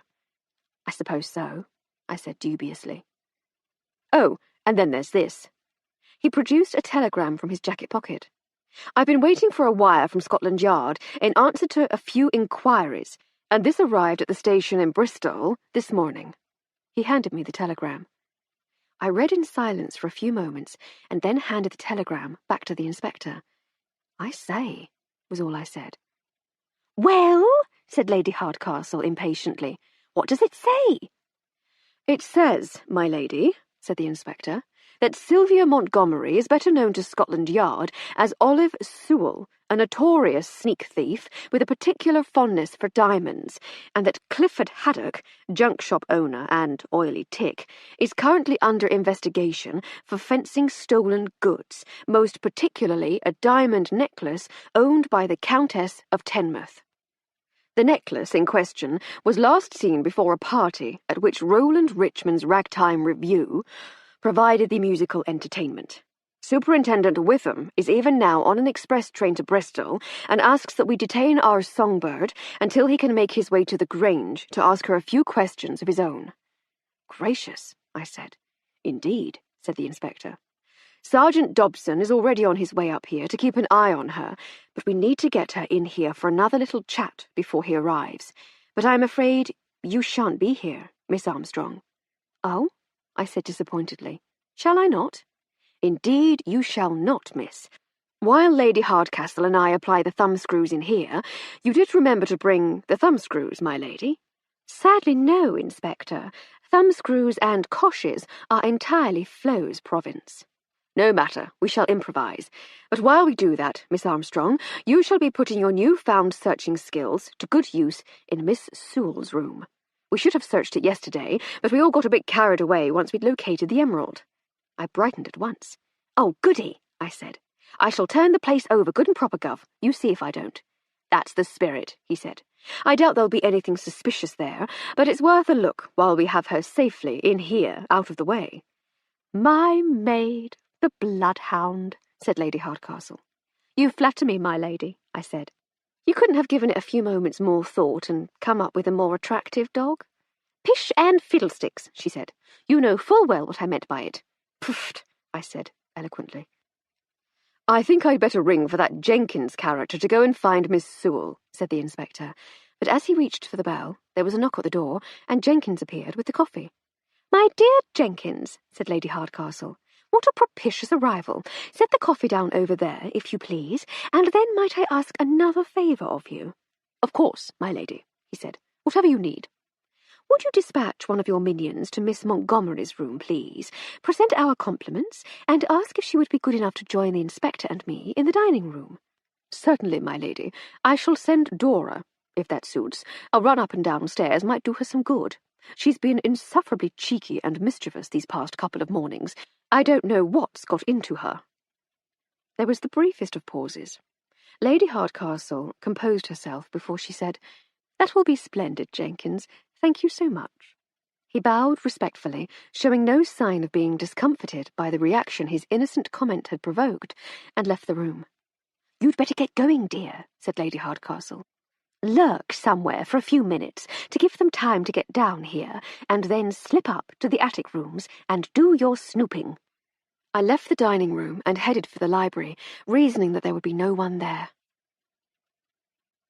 I hid out in the library where Sir Hector had built an impressive book collection. I noticed a copy of Emma, the book I'd been caught reading by my first employer all those years ago. He had been the one who had encouraged my continuing education, which had, in turn, led to my move to London and my eventual employment by Lady Hardcastle. There were some much more recent novels, too. I made a note to ask Lady Hardcastle to ask Sir Hector if he wouldn't mind my reading some of them. I should have liked to linger, but, disappointingly, duty called. I managed to get all the way to the top of the servants' staircase without meeting anyone, but that wasn't really a surprise at that time of day. During the working day, all the servants would be hard at work, surreptitious, comforting, notwithstanding. But the musicians were self-proclaimed late risers and might still be in their rooms. There was a brass card holder on each door frame, holding a small white card bearing the occupants' names, written in a scrupulously neat hand. The rooms nearest the stairs belonged to the household servants, so I kept going down the passageway to the smaller rooms at the end. Roland Richman had his own room, as had the late Mr. Holloway. Skins and Dunn shared a room, which meant that the last one must be Miss Sewell's. I opened the door and entered quickly, not wanting to linger outside lest I be spotted. I closed the door. There was a bed, slept in and unmade. There was a washstand, jug empty, bowl full, face towel scrunched up on the floor. There was a small wardrobe, door open, clothes strewn on the floor. Miss Sewell had the voice of an angel, but she lived like a pig. I stood with my back to the door, trying my imagining trick again. I imagined I'd stolen something from the house in addition to the emerald, something just for me. I had just a few moments to stash it and get back to the party before I was missed. I looked around. There were stockings on the floor, a dress over the back of the chair. A suitcase stood open in the corner. Time was running out. What was I going to do with this stuff? My eyes fell on the makeup case standing on a small chair. It was the only thing in the room that was in any way tidy and ordered. I opened the case and lifted out the top tray of neatly arranged powders, lipsticks, and creams. The compartment at the bottom was slightly less well ordered, but it contained a few items of interest. A pair of diamond earrings that I'd seen Lady Farley Stroud wearing a few weeks earlier, a double string of pearls, and, at the very bottom, a beautiful diamond pendant which matched the earrings perfectly. I replaced the top tray and closed the case. When I returned to the dining room, the interview was in full flow. "And I'm telling you that I've never heard of this Olive Sewell character." "A case of mistaken identity, then, miss?" "I should say so, yes." "I see," said the inspector, acknowledging my arrival with a nod. "Perhaps Miss Armstrong has found something that might shed a little light on the matter." He noticed what was in my hands. "Another sort of case entirely, it seems. Is this yours, Miss Montgomery?" "It looks exactly like mine, certainly," she said. "You won't mind if I take a look inside?" She sighed. "Be my guest, Inspector, be my guest." He opened the makeup case and looked inside, taking in the neatly arranged items in the top section. Then he lifted the tray and removed it. "Well, well, well," he said. "And what do you suppose we have here?" She sighed again. "If there's not a pair of diamond earrings, a pendant, and a string of pearls, then your bloodhound has got stickier fingers than I have," she said, glaring at me. I confess I was getting a little weary of the bloodhound references by this point, so I glared back. "So it's not a plant, then? Not some sort of police fit-up?" asked the inspector, holding up the jewellery. "Well, I could deny it, but I'm sure you consider your little Welsh maid here above reproach, so what would be the point? It's a fair cop. You've got me bang to rights, Gov, and no mistake." "I have indeed, and I'm arresting you in the name of the King for theft. Anything you say may be taken down in writing and may be used against you at your trial." She looked unconcerned. "I heard you found the emerald," she said. "I suppose I'm going to cop for that, too." "It seems unlikely that there would be more than one jewel thief on the premises at any one time, don't you think?" "Well, that Summers bloke either pinched it from the old dear's bedroom or from the trumpet case, so he's got to be in the running." "True, true. But you're being remarkably flippant for someone who might also be accused of murder, Miss Sewell. You were seen leaving the scene of a particularly cowardly killing, and here you are in possession of a few items of rather expensive jewellery. I'd say you ought to be taking things a little more seriously." "Mrs. Sewell, if you insist on using that name," she said coldly. "I lifted a few of the ladies of the house's less revolting items of jewellery, Inspector. It would be a waste of all our time to deny that now, but I didn't kill anyone. You already know I was seen in the library while Wallace was still on stage. So tell us exactly what happened." Another sigh. "Well, Inspector, I'm reasonably sure I told you before that I left the stage during the instrumental numbers and went off in search of some decent booze. I started in the library, but there wasn't a drop to be had, so I left there and decided to explore the rest of the house. That was when Bethan Bloodhound here saw me. That earned her another glare. So there was no one else in the library? Asked Lady Hardcastle. No one, replied Sylvia. You noticed nothing out of the ordinary in there? Nothing. I've told you all this before. Just a big library with the band's instrument cases at one end, and absolutely no booze anywhere. I mean, really, not a drop. I know, said Lady Hardcastle. Who ever heard of such a thing? It's not like they couldn't afford it, said Montgomery/Sewell. Well, actually, Lady Hardcastle began. The inspector ostentatiously cleared his throat. Sorry, Inspector, said Lady Hardcastle. Do please continue. Thank you, my lady, you're most kind, he said. Mrs. Sewell? What? You left the library and... Oh, yes. Pretty much everyone was still in the ballroom, so I took the opportunity to have a bit of a poke round upstairs. And, well, you know, one thing led to another. And Lady Farley Stroud's best jewels accidentally fell into your pocket as you walked past them, said the inspector. In a nutshell. Except that it wasn't quite the spur-of-the-moment thing you're making it out to be, was it? You were here specifically to lift the emerald because Richmond had arranged to smuggle it back to Paris. The other baubles were just a bit of freelance work to boost your own income from the job. She sighed. I suppose so, she said. I must say I do admire your brazenness in staying here so long. A lesser gang would have scarpered in the night after the robbery, or last night, once you knew the gem was lost. But here you are, calm as you like. It's all about impressions, Inspector, she said coolly. If we'd done a moonlight, you'd have known something was up right away. But if we hang about, there's a chance you might not figure it all out. We'd be free to go without a stain on our characters, and with no threats hanging over us. It's just a pity you couldn't have done it all without leaving a stain on the library floor. I swear I had nothing to do with Wallace, I've already said. We shall see, said the inspector, finishing making his notes and closing his little notebook. Wait a moment, said Lady Hardcastle. What threats? Who might threaten you? Montgomery/Sewell gave her a most scornful look. Oh, you know, rival firms. It doesn't do to be caught operating on someone else's turf. One has to observe the proper etiquette.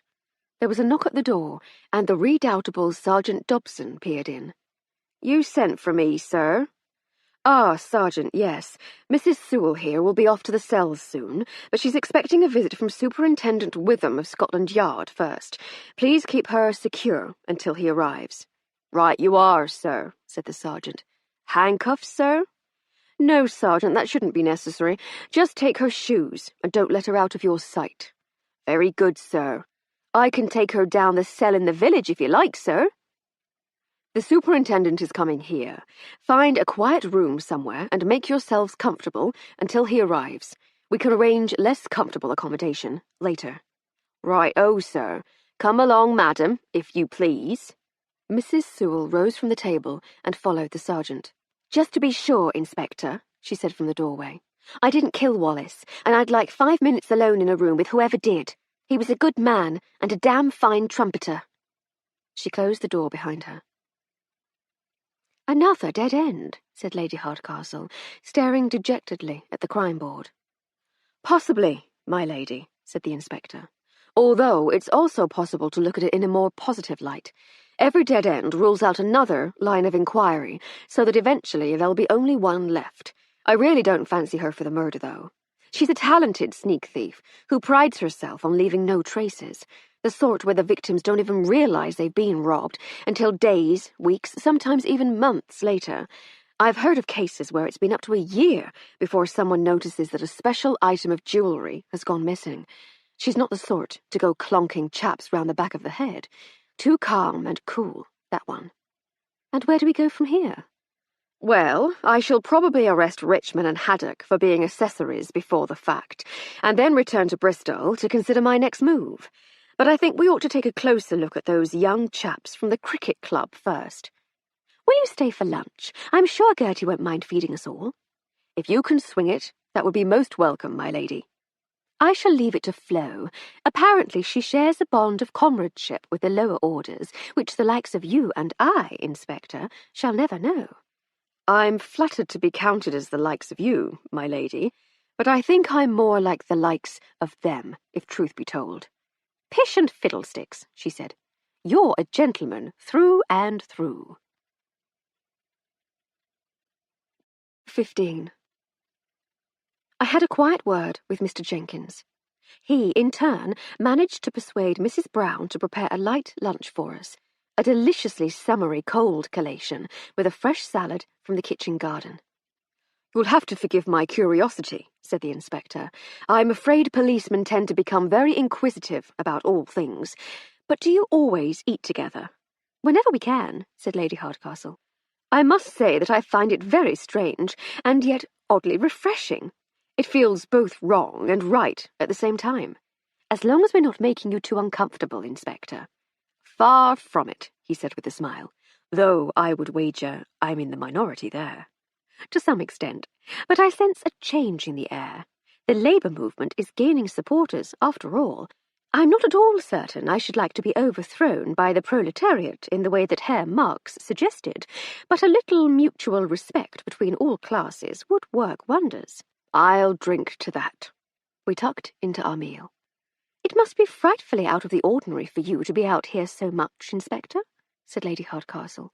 How do you mean, my lady? Well, 2 murders in less than a week. It's all a bit much for a small village like this, I should have thought. Well now, my lady, that's the funny thing. How are you on the subject of statistics and probability? I get by, she said breezily. I read natural sciences, but I like to keep up with the new developments in mathematics too, and I like to think I can hold my own if the subject should turn to statistics. I rather thought you might. You see, there's a funny thing about this part of Gloucestershire. There's those as would say that London would definitely be England's murder capital. Others are sure it's Birmingham or Manchester or Liverpool. Some even suggest my own home city of Bristol. There's a cluster of villages in Oxfordshire that regularly vies for the title, but have a guess where it really is. I should suppose, given the devilish twinkle in your eye, she said, that it's here. It is, as you suggest, my lady, right here. There are more murders per head of population in this part of Gloucestershire than anywhere else in the country. A person is more than twice as likely to be murdered here than anywhere else. It's the reason we in the Bristol Constabulary are so often called off our own patch to help out. We have to share the load with the Gloucestershire boys or they'd be swamped. Good heavens! Most people go their whole lives without knowing of a single murder, and yet you've already seen 2 in a week. I'd known more than my fair share before I even arrived. Perhaps it's me. Yes, of course, my lady, there was your husband. I'm terribly sorry. I didn't mean to be insensitive. She waved a friendly dismissal. Please don't worry, Inspector. It was a long time ago now. He nodded and continued. But no, it's not you. It's what they call a statistical anomaly, and it's centred on Chipping Bevington. I see. And so I'm often out this way. I'm sure we shall see a lot of each other as the years go by. I'll drink to that, she said, raising her glass.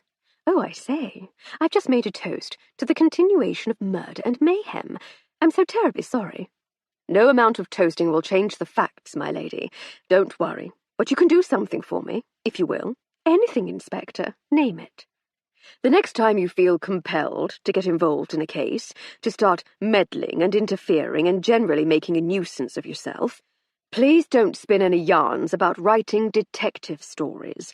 Please promise simply to call me, wire me, or even send a trusty carrier pigeon my way, and I'll be glad of any help you can offer.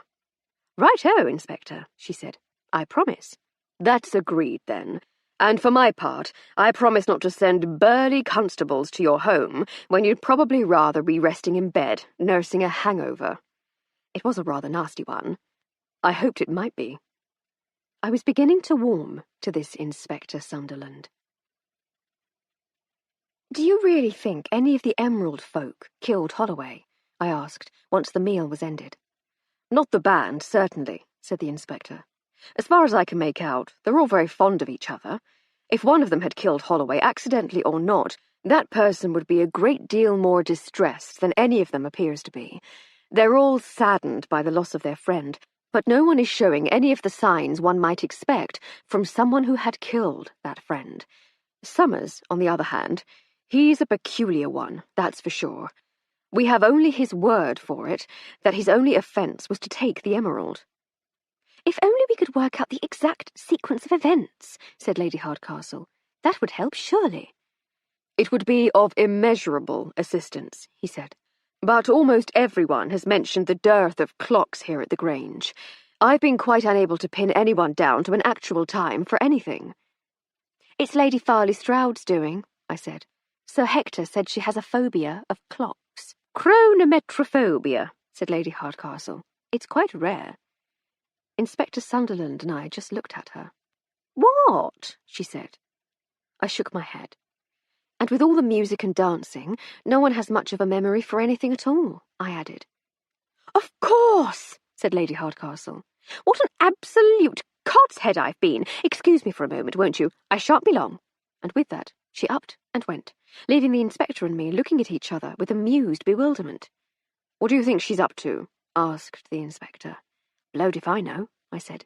She is a woman driven by whim and caprice, but usually also by perspicacity and insight, so I generally tend to let her get on with it. All in all, miss, I'd say from my brief experience of her that that's probably wise. Have you worked for her long? About 14 years now, I said. And is it a life that suits you? Very much so, Inspector, yes. My sister is in service, he said, but I'm not sure if I could do it. I like being my own man. Sadly, I'm not in a position to be my own man, I said. But you still have to answer to your superiors. You still have to do someone else's bidding from day to day. True enough, miss, though I do have a certain amount of freedom to conduct myself as I please in the execution of my duties. A certain amount of autonomy, you might say. As do I, Inspector. More, perhaps, than most servants. Ours is I hesitate to say unique working relationship, but it's certainly unusual. We have shared adventures over the years, which most could scarcely imagine. It broke down some of the traditional barriers between an employer and a servant. I've noticed the way you speak to each other, he said with a chuckle. It's rather refreshing, to tell the truth. It causes quite a few raised eyebrows, and more than a little disapproving tutting, but we carry on, regardless. Well, you seem happy in your work, and there's not many as can say that in this day and age, he said. When this case is wrapped up, I should like to treat you both to a drink or two and hear the stories of your adventures. That would be delightful, Inspector, thank you. Perhaps Mrs. Sunderland would like to come too. Actually, miss, I rather think she would. I think she'd like you. Then I shall put you in the mistress's appointments book, and we shall sup together as friends one evening. I shall look forward to it. We chatted on for some little while.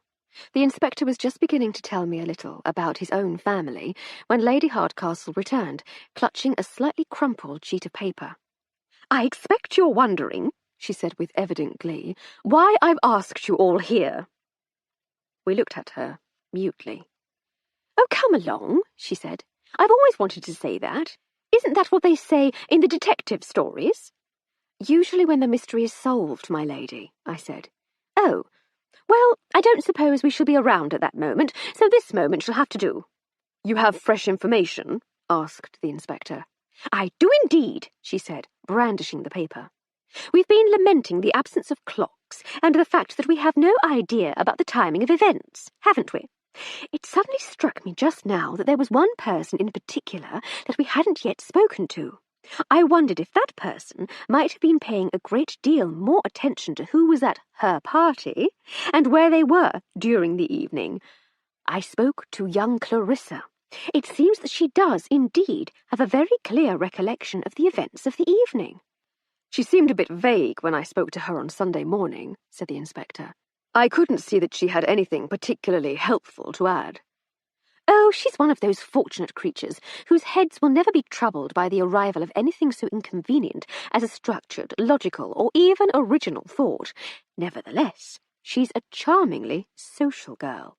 She loves a party, and she is absolutely devoted to her friends, whose happiness is of paramount importance to her.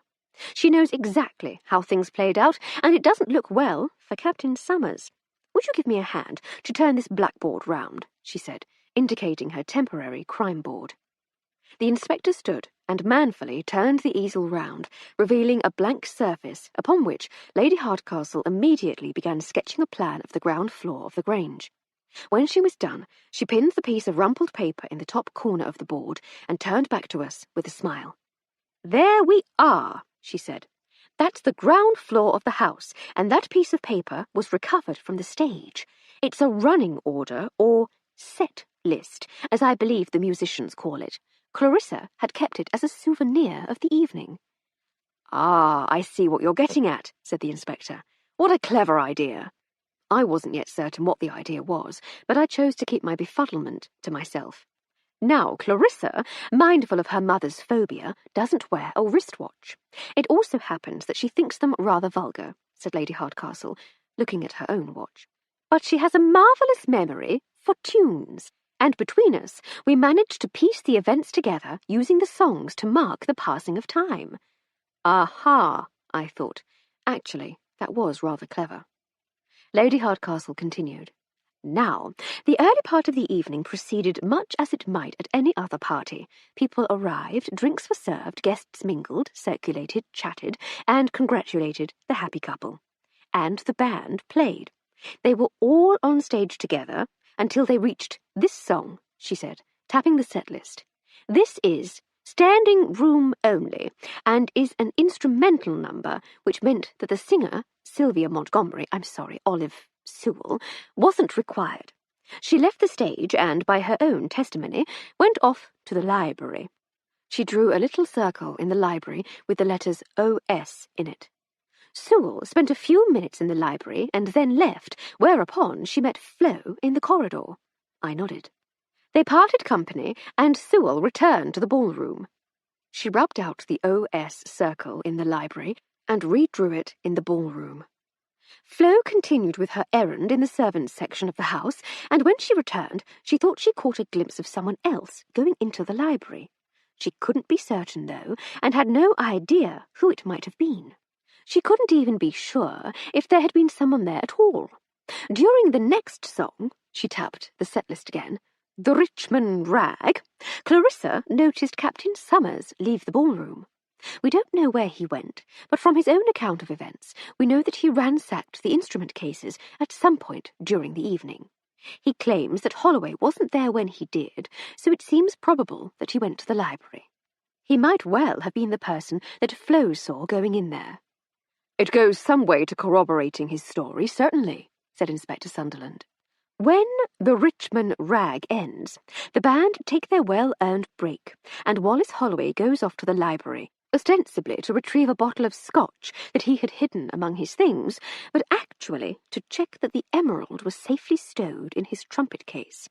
And when he got there, he discovered either Summers or an empty case." "Exactly so," she said. "At about this time, Clifford Haddock left the ballroom, followed a short while later by Richmond, presumably to confer and check that their felonious endeavours were proceeding as planned. Haddock went straight to the bathroom, believing he had time before the planned rendezvous. He was delayed, leaving Richmond waiting for him outside the library. Richmond thought that something had gone wrong and abandoned the meeting."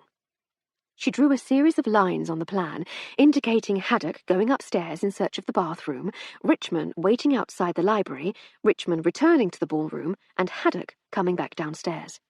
"At this point," she continued, "Haddock found that Richmond wasn't where he expected him to be, so he decided to check whether he had gone into the library. He went in just as someone came out through the other door." She drew a new line showing the missing guest leaving the room. "The chaos Haddock saw in the library shocked him. The instrument cases stored there by the band had been ransacked, and there were signs of a struggle. He left the library, and then he, too, returned to the ballroom. His arrival was again noticed by Clarissa. During the first song of the second set, an angel fell. The band was without Holloway at this point, but while some people noticed a slight change in the sound, few noticed the absence of the trumpeter." "It looks very black against Summers," said the inspector thoughtfully. "It does rather, doesn't it? By his own account, he fled when he heard someone else coming in, and from the sequence you've constructed there, it seems probable that it was Holloway. So it's just as likely that instead of fleeing, as he says, he was caught mid-rummage by Holloway. They struggled. He clouted Holloway with a trumpet case, then legged it into the hall, where he hid the murder weapon in the cabinet. "Perhaps the fingerprints will tell us," I suggested. "They might at that," said the inspector. "I'll make certain the trumpet case goes into town with Olive Sewell. I ought to make a few notes about this timing idea of yours, too, my lady. This really is most excellent work." He began writing in his ever-present notebook, and Lady Hardcastle was just about to ring for some coffee when there was a knock at the door, and Dewey, the footman, came in. "Begging your pardon, sir, but there was a telephone call for you," he said. "Gentleman couldn't stay on the line, so he asked me to say—" He screwed up his face in concentration, trying to remember the exact words. "Tell the inspector that Superintendent Wickham has been delayed at Swindon by a fallen tree on the line and has had to return to London. Hold Sewell locally until someone from the Met can pick her up." "Thank you. Doughy, is it?" said the inspector. "Close enough, sir," said the young man, followed by some rather harsh words under his breath in his native Welsh. "Watch your tongue, lad," I said in the same language. "You never know who might be listening." He blushed crimson. "Sorry, miss." "Right," said the inspector. "Can you please find Sergeant Dobson and ask him to bring Miss Montgomery to me?" "Yes, sir. Right away, sir." He hurried out. "What was all that about?" asked the inspector. "He cast doubt on your parentage, suggested what he imagined your mother did for a living, and then expressed his contempt for the English in general." "The cheeky little beggar," he said, slightly hurt. "My mother was a school teacher." "It's just his little act of rebellion, Inspector, like a safety valve on a steam engine." "I understand that, miss, but I mean, really."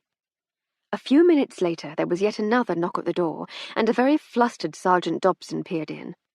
"Ah, Dobson, good man," said the inspector. "There's been a slight change of plan, and I'm going to need you to take Miss Montgomery to the police station after all." "Ah, now, see, I've got some bad news on that score, sir." "What sort of bad news?" "It's the lady, sir. She's done a bonk, sir." "Oh, for the love of—" "I'm most dreadfully sorry, sir." "How, Sergeant?" "Well, Sir Hector let us use one of the empty bedrooms upstairs, sir. So we was up there, and she starts fidgeting with her under things. And she says, 'Sorry, Sergeant, but my corsets seem to have got a bit twisted. Would you mind popping outside while I straighten myself out? Just for a minute, there's a love.' So I did. I went out and sat on a chair on the landing like." "How long did you leave her?" "She was ages, sir. A good few minutes." "And you didn't think to check what she was up to?" "Well, no, sir, not at first. She was rearranging herself." The inspector sighed. "But after a few minutes I did knock on the door, but there was no answer," said the sergeant. "And when you went in, she'd gone?" "She had, sir, out the window." "But you took her shoes?" "Well, no, sir, didn't seem much point. We was up on the first floor. Where's she going to go?" "Out the window and down the blessed drain-pipe," said the inspector, with no small amount of exasperation. "Yes, sir," said the sergeant sheepishly. "Did you look for her?" "I had her run round the house, sir, but she'd vanished." The inspector sighed again. "Oh, well, she'll not get far on foot. Get word out, Sergeant, and we'll see if we can pick her up before she manages to catch a train." "Right you are, sir. Sorry, sir." He hurried out. "I despair," said the inspector, but unfortunately Lady Hardcastle and I were laughing, so we couldn't commiserate. "Really?" he said. "We're laughing now, are we?" "Oh, come on, Inspector," said Lady Hardcastle. "You've got to admit it's rather funny. And poor old Dobson, he wants so much to get things right. He offered to take her to the cells, and we knew she was a slippery customer." "So it's my fault?" "Well, if the shoe fits." "Don't mention the shoes," he said. "If he'd taken her blasted shoes, she'd still be sitting up there in her wonky stays." We laughed again.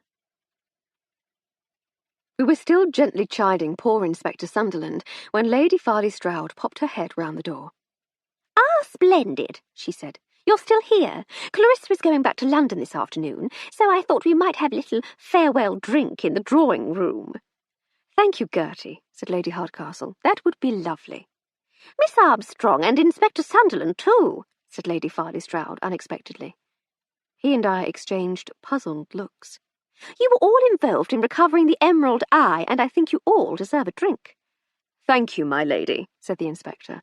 "I should like that very much." "Splendid, splendid," she said.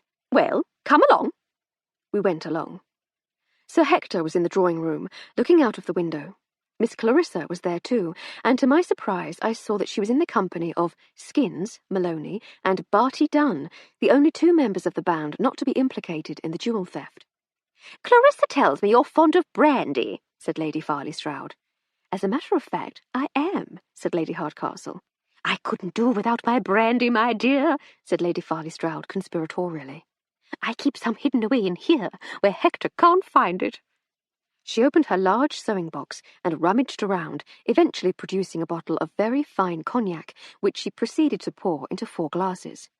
"Your very good health," she said, "and thank you once more for retrieving the eye. I was quite beside myself with worry, but you clever things have made everything all right." "Happy to be of help, dear," said Lady Hardcastle. "And what of the murder, Inspector?" said Lady Farley Stroud. "Well, my lady, we have a man in custody. The circumstantial evidence, especially some fine work undertaken by Lady Hardcastle here, certainly speaks against him, but we have no proof yet, so my mind remains at least partly open." "Oh, I say, Emily, well done you," said Lady Farley Stroud. "I can't take all the credit," said Lady Hardcastle. "That must go to the inspector for all the painstaking interviews he conducted." "You're very kind, my lady, but your song list idea was rather clever." "Oh, pish and fiddlesticks." Miss Clarissa and the 2 musicians erupted into raucous laughter. "None of it appears to have dampened Clarissa's spirits overmuch," said Lady Farley Stroud. "I'm glad she's not distraught, but I confess I was expecting a little more of a reaction." "Very robust, the young," said Lady Hardcastle. "So it would appear." There was a nervous knock at the door, and Sergeant Dobson's head appeared around it. He scanned the room anxiously until his eyes alighted on Inspector Sunderland. "You'll have to excuse me, ladies," said the inspector. "I think the sergeant wants me. Thank you for your hospitality, Lady Farley Stroud. I wonder if I might impose upon you for just one more day. I should like to take another look about the place tomorrow morning, if I may. Then I shall wrap up a few local matters and be out of your hair." "Of course, Inspector," said Lady Farley Stroud. "You know the way." "Thank you, my lady, and thank you both for your help. Lady Hardcastle, Miss Armstrong." He shook us warmly by the hand and went out to the corridor where I heard him say, "At Chipping Bevington Station? Thank you, Sergeant. Tell them to cuff her this time and get her down to Bristol." Lady Farley Stroud went to the window to talk to her husband. Meanwhile, Skins, the drummer, came over to us. "Watcher, Lady H," he said. "Hello, Mr. Maloney," she replied. "Are you well?" "Not bad, mustn't grumble. We got the word about old Summers and his unrequited love. What a story! A golden idol with shining green eye. I met a bloke once up north. Milton his name was, Milton Hayes. He writes poems and that. He'd love this one. I might write to him and tell him the story. Might have to embellish it a bit, make it a bit more melodramatic, but it's got promise." "Oh, I say," said Lady Hardcastle. "What fun." "Yeah," he said. "Do you reckon he killed Wally?" "The inspector thinks it likely," said Lady Hardcastle, "but his investigations continue." "Right," he said. "He seemed like a rum 'un." "He did indeed. What will you do now, with poor Mr. Holloway gone, and Richmond and Montgomery facing charges for theft, smuggling, and who knows what else? There's only you and Mr. Dunn left." "Don't worry about us, Lady H," he said cheerfully. "There's always work for the likes of us. Best rhythm section in London, us. We'll be all right." "That's reassuring," she said. "And your immediate plans?" "Well, I don't suppose the Farley Strouds will want us hanging about now half the band's in chokey. Not sure, really. We could get a train back to London tonight, I suppose, but it's a bit of a schlep with just the 2 of us and all our clobber." "Oh, no," said Lady Hardcastle. "That will never do. I say, I have an idea. I have 2 spare bedrooms, and you shall be my guests for the night. There's certain to be someone in the village who will lend us a cart to get your instruments to the house." "That's very generous, Lady H. Very generous indeed. Thank you very much. It's purely selfish, Mr. M. I've become rather fond of your ragtime music. We could do with some proper musicians to accompany our poor efforts." "You're on, my lady," he said cheerfully. "Here, Barty," he called. "Come over here a mo." Skins had only taken a few steps when he turned back and said, "There is just one thing that never got resolved." "What's that?" asked Lady Hardcastle. He turned to me. "Did you ever decide what I can call you?" I smiled. "You, Mr. Skins, may call me Flo." Our evening with the two musicians was an unqualified success. They arrived with all their traps just as I was putting the finishing touches to Miss Jones's pre-prepared dinner, and they joined us for what they both proclaimed was the best meal they had eaten for weeks. We adjourned to the drawing room, where we pushed the furniture to the walls so that Skins could set up his drums, and we had the most enjoyably entertaining time. They proved themselves extremely versatile musicians and managed to turn their hands to almost every musical style that Lady Hardcastle threw at them. By the time we finished, following a spiritedly syncopated version of Chopin's Nocturne No. 2, which left us all laughing with the joy and silliness of it all, Skins assured us that if ever times were hard, we should get in touch with them.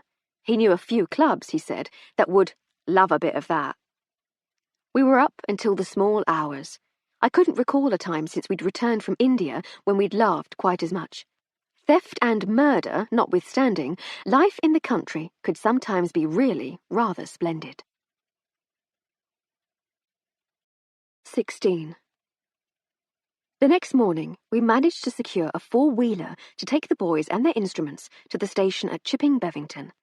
They left with our good wishes ringing in their ears and a few rounds of sandwiches in their pockets.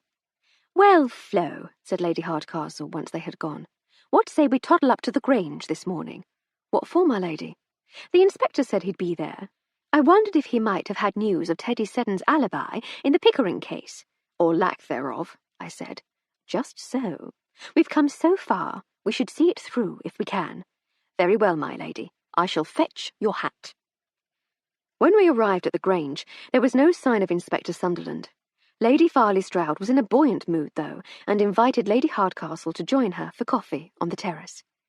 Lady Hardcastle was trying to explain some of the techniques of making moving pictures when Jenkins rounded the corner of the house in the company of one of our friendly local policemen.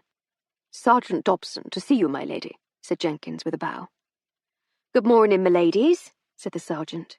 "I'm sorry to intrude, but I has a message for Inspector Sunderland." He brandished a piece of paper torn from a notebook. "He's not here," said Lady Farley Stroud. "Not arrived yet. Have you tried the station at Bristol?" "Oh," said the sergeant. "The message come from there. They said to give it to him when he got here." "If he's definitely on his way, I'm sure we can pass it on." "If you're sure it's not too much trouble." "None at all," said Lady Farley Stroud. "Thank you, Sergeant." He knuckled the brim of his helmet and passed the note to her. Jenkins escorted him back round the outside of the house. "What does it say, dear?" asked Lady Hardcastle. Lady Farley Stroud unfolded the paper and looked at it for a moment. "Just some police business by the look of things," she said. "Here." She passed the note across the table. "Oh, I say," said Lady Hardcastle. "Do you think we might borrow Bert for one last mission?" Lady Farley Stroud was suddenly much more interested. "Certainly, my dear. It's important, is it?" "I should jolly well say so. Come on, Armstrong. I think we've got our killer." In the car, Lady Hardcastle showed me the note. It was scrawled in Sergeant Dobson's inelegant hand.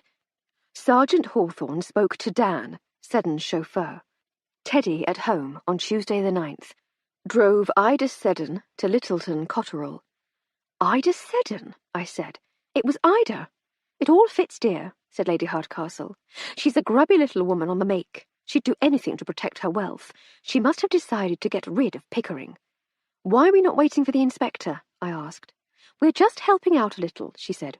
"All the evidence is circumstantial. If I can manipulate her into confessing in front of witnesses, we'll have her." "Very well, my lady," I said. "You have a plan?" She did, indeed. When we were about 100 yards from the house, she had Bert stop the car to let us out. "We'll wait here for 15 minutes, she told him, "and then go in. You hurry back to the village, fetch Sergeant Dobson and Constable Hancock. Bring them back to the house as fast as you can." We stood, hidden behind a large tree beside the road, with Lady Hardcastle consulting her wristwatch every few moments. At last, she nodded, and we walked to the gates of the Seddon house. We walked across the drive. Then I made my way round the side of the house to the servants' entrance, leaving Lady Hardcastle to ring the front doorbell. I hurried towards the kitchen. A very surprised Mrs. Birch let me in. "I'm so sorry to intrude, Mrs. Birch. The game, as they say in the stories, is afoot. Might I impose upon the hospitality of your delightful scullery for a few moments, until the time comes for me to play my part?" "Of course, dear," she said, wiping her hands on her apron. "But what the deuce is going on?" "All will be explained in the fullness of time, Mrs. Birch, I promise." I stood by the door that led into the main house, listening to what was going on in the entrance hall. As Langdon had already said, it was difficult to hear much from other parts of the house, but I was certain I'd heard Langdon announcing Lady Hardcastle. After a brief exchange in the hall, I heard their footsteps as they went into one of the rooms. I gave it a few moments more to make sure the way was clear, and then slipped out. "Thank you, Mrs. Birch," I whispered over my shoulder. "I'll explain everything as soon as I can." I tiptoed along the passageway, listening carefully for sounds of conversation. As promised, Lady Hardcastle had made sure her confrontation was in the dining room, and I stood quietly outside the partly open door, listening. Mrs. Seddon's voice bristled with indignation.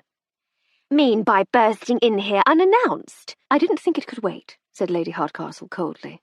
Didn't think what could wait. What on earth are you doing here? Demanded Mr. Seddon. "Oh, come, Mr. and Mrs. Seddon, let's stop playing games. I know one of you was stealing from the firm. Why was that?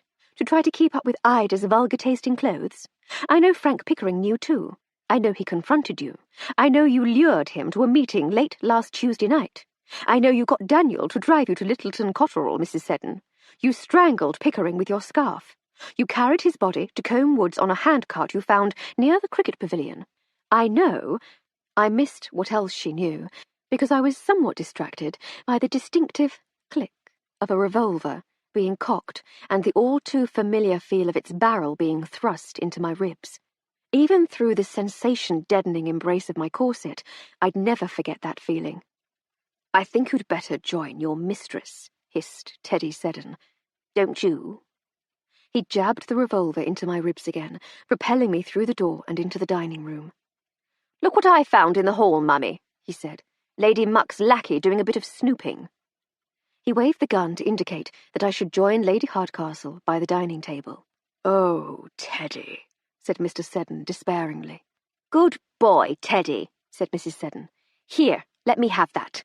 She took the revolver from her son's hand. "Ida, really?" said Mr. Seddon. "Just another bit of tidying up to do," she said. "Then we can get back to business." "Business?" said Lady Hardcastle. "Murder is part of the shipping business now." "Shipping?" said Mrs. Seddon. "You think his tuppenny-halfpenny firm pays for all this?" She waved her free arm to indicate her garish surroundings. "Does it not?" asked Lady Hardcastle. "But— Oh, I see." "See what?" "You're the smuggler that Inspector Sunderland is investigating. He said he was familiar with your firm. So you underwrite your smuggling ventures by siphoning off funds from the shipping agency. It seems a clumsy way to go about things. One would have thought it would be cleverer to have the money passing the opposite way, hide the proceeds of your crimes in legitimate business transactions." "You're quite the clever one, ain't you?" said Mrs. Seddon, all traces of the upper-class veneer disappearing from her voice. "Yes, we was doing exactly that. But it's a risky venture. Ships sink, crews double-cross you, outsiders start operating on your turf, making folk suspicious. We had some cash flow problems, so I used some company money." "And when Mr. Pickering threatened to report the theft to the police?" "Yes, your lady hoity-toity ship, I got rid of him. Choked the interfering life out of him with a very expensive silk scarf from Paris, and then strung him up in an oak tree. All carefully planned it was. Nothing could go wrong, not until you started poking your beak in." "Excellent work," said Lady Hardcastle. "Apart from tying him too high so his feet couldn't reach the log. Oh, and not leaving an impression in the ground from the log. Other than that, an exemplary effort." "Details. The police would never have noticed anything like that. You're an interfering snooper too, ain't you? And I reckon you know what happens to them." "I believe so, yes. But satisfy my curiosity. Even when I realised who had killed poor Mr. Pickering, I couldn't for the life of me fathom how you'd managed to get the body into the tree.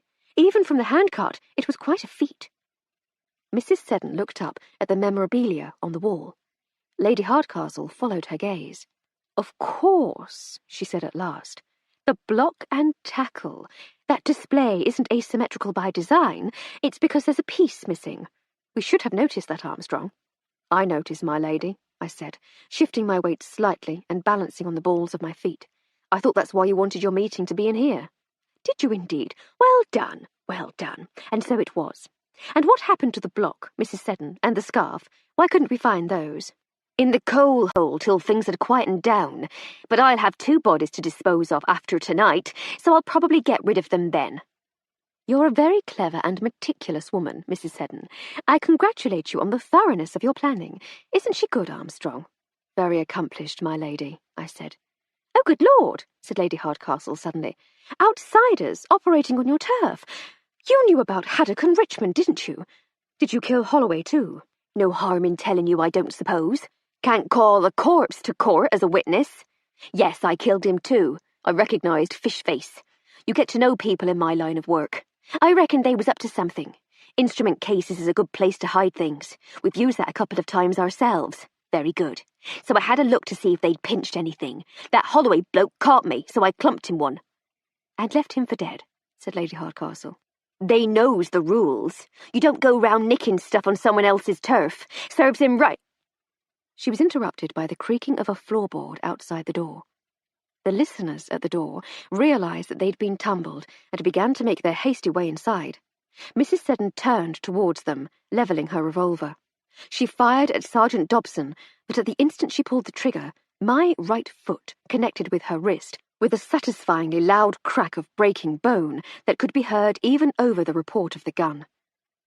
What happened next has haunted my nightmares from that day to this. Lady Hardcastle's new endeavour meant that I was very familiar with moving picture projectors. She would often amuse her guests with the flickering images, and one of her favourite tricks was to crank the handle at the wrong speed. Winding it too fast made the people on the screen jitter about comically, while winding it too slowly made them move about with a ponderous elegance, as though struggling through treacle. My kick had been a fraction late, or perhaps Ida Seddon's aim was a little wild. Instead of hitting Sergeant Dobson as he barged into the room, or loosing her shot harmlessly into the woodwork, she had hit something else. Lying on the floor, blood pulsing from a wound in her stomach, was my Emily. A week later, on the 1st day of July, there was a ring at the door. Having reassured the new servants that they would continue to be paid, I had invited them to take some time off, and so it was left to me to make my way downstairs to answer the door. There on the step was the tall, handsome figure of Lady Hardcastle's brother, Harry. "Good afternoon, Mr. Featherstone Huff," I said with a curtsy. I made my usual point of mispronouncing it as Featherstone Huff, which in turn drew his usual raised eyebrow and slightly sad smile. "It's Fanshawe, you silly girl, as you very well know," he said, indulgently playing along. "And how are you, Miss Strong-Arm? Beaten up any sailors lately?" "No sailors, sir, no. A couple of civil servants who got too lippy, but no sailors." He laughed, and I invited him in. "How's the patient?" he asked, as I took his hat. "Oh, you know," I said, "gabbling away as usual, complaining about her lunch, joking with the staff. She even—" My voice cracked a little, and Harry put a comforting hand on my shoulder.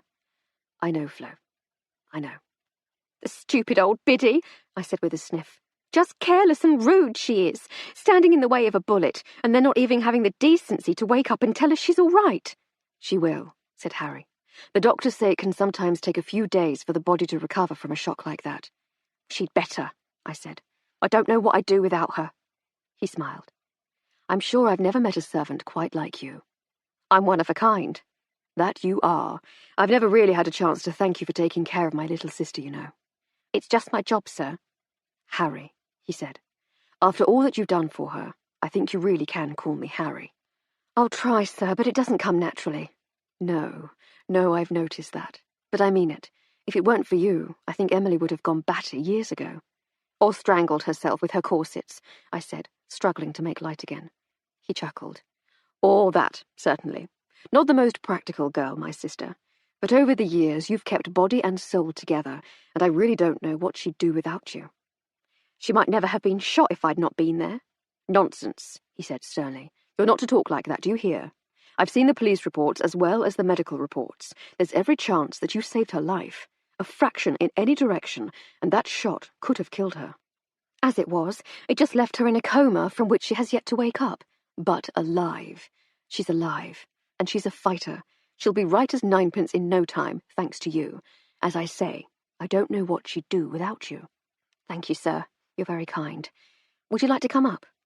Lady Hardcastle had been unconscious for 7 days.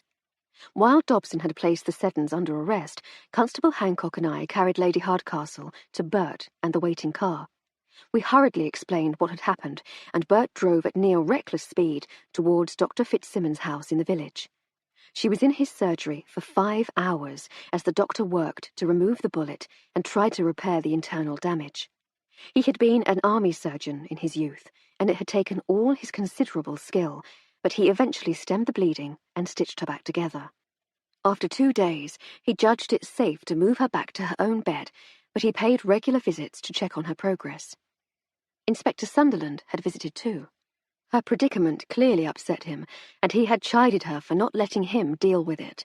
If only we had waited half an hour longer, he said. If only. Days passed. Although she remained mercifully free of infection, she had not regained consciousness. She had lain there in the crisp, white linen sheets, her dark hair framing her face, neither moving nor uttering a sound. I had wired Harry as soon as she was out of surgery, and he had come down on the next train. He stayed at the house while his sister was at Dr. Fitzsimmons and helped to move her home, but he had had to return to London to make proper arrangements for compassionate leave. Today was his first day back. I spent every waking moment with her, reading to her the telegrams and cards that arrived every day from her friends. I read from the newspapers too, especially the unfolding story of the fall of the Seddon family and the collapse of their generations-old shipping business. I led Harry into his sister's room and went to the window while he sat on the bed next to her. "What ho, sis?" he said, bending to kiss her cheek. "How's the old girl?" "She's not getting any better at all," I said forlornly. "But she will, won't you, old thing?" he said, brushing the hair from her face. "She'll be right as rain in no time." There was a rustle of linen, and a croaky voice said, "I bally well will as well." Harry and I looked over in shock at the slowly awakening figure of Emily Hardcastle. "Now do stop being so maudlin. There's a dear. Would you be a pet and fetch me a cup of tea? I'm absolutely parched." We hope you have enjoyed our presentation of A Quiet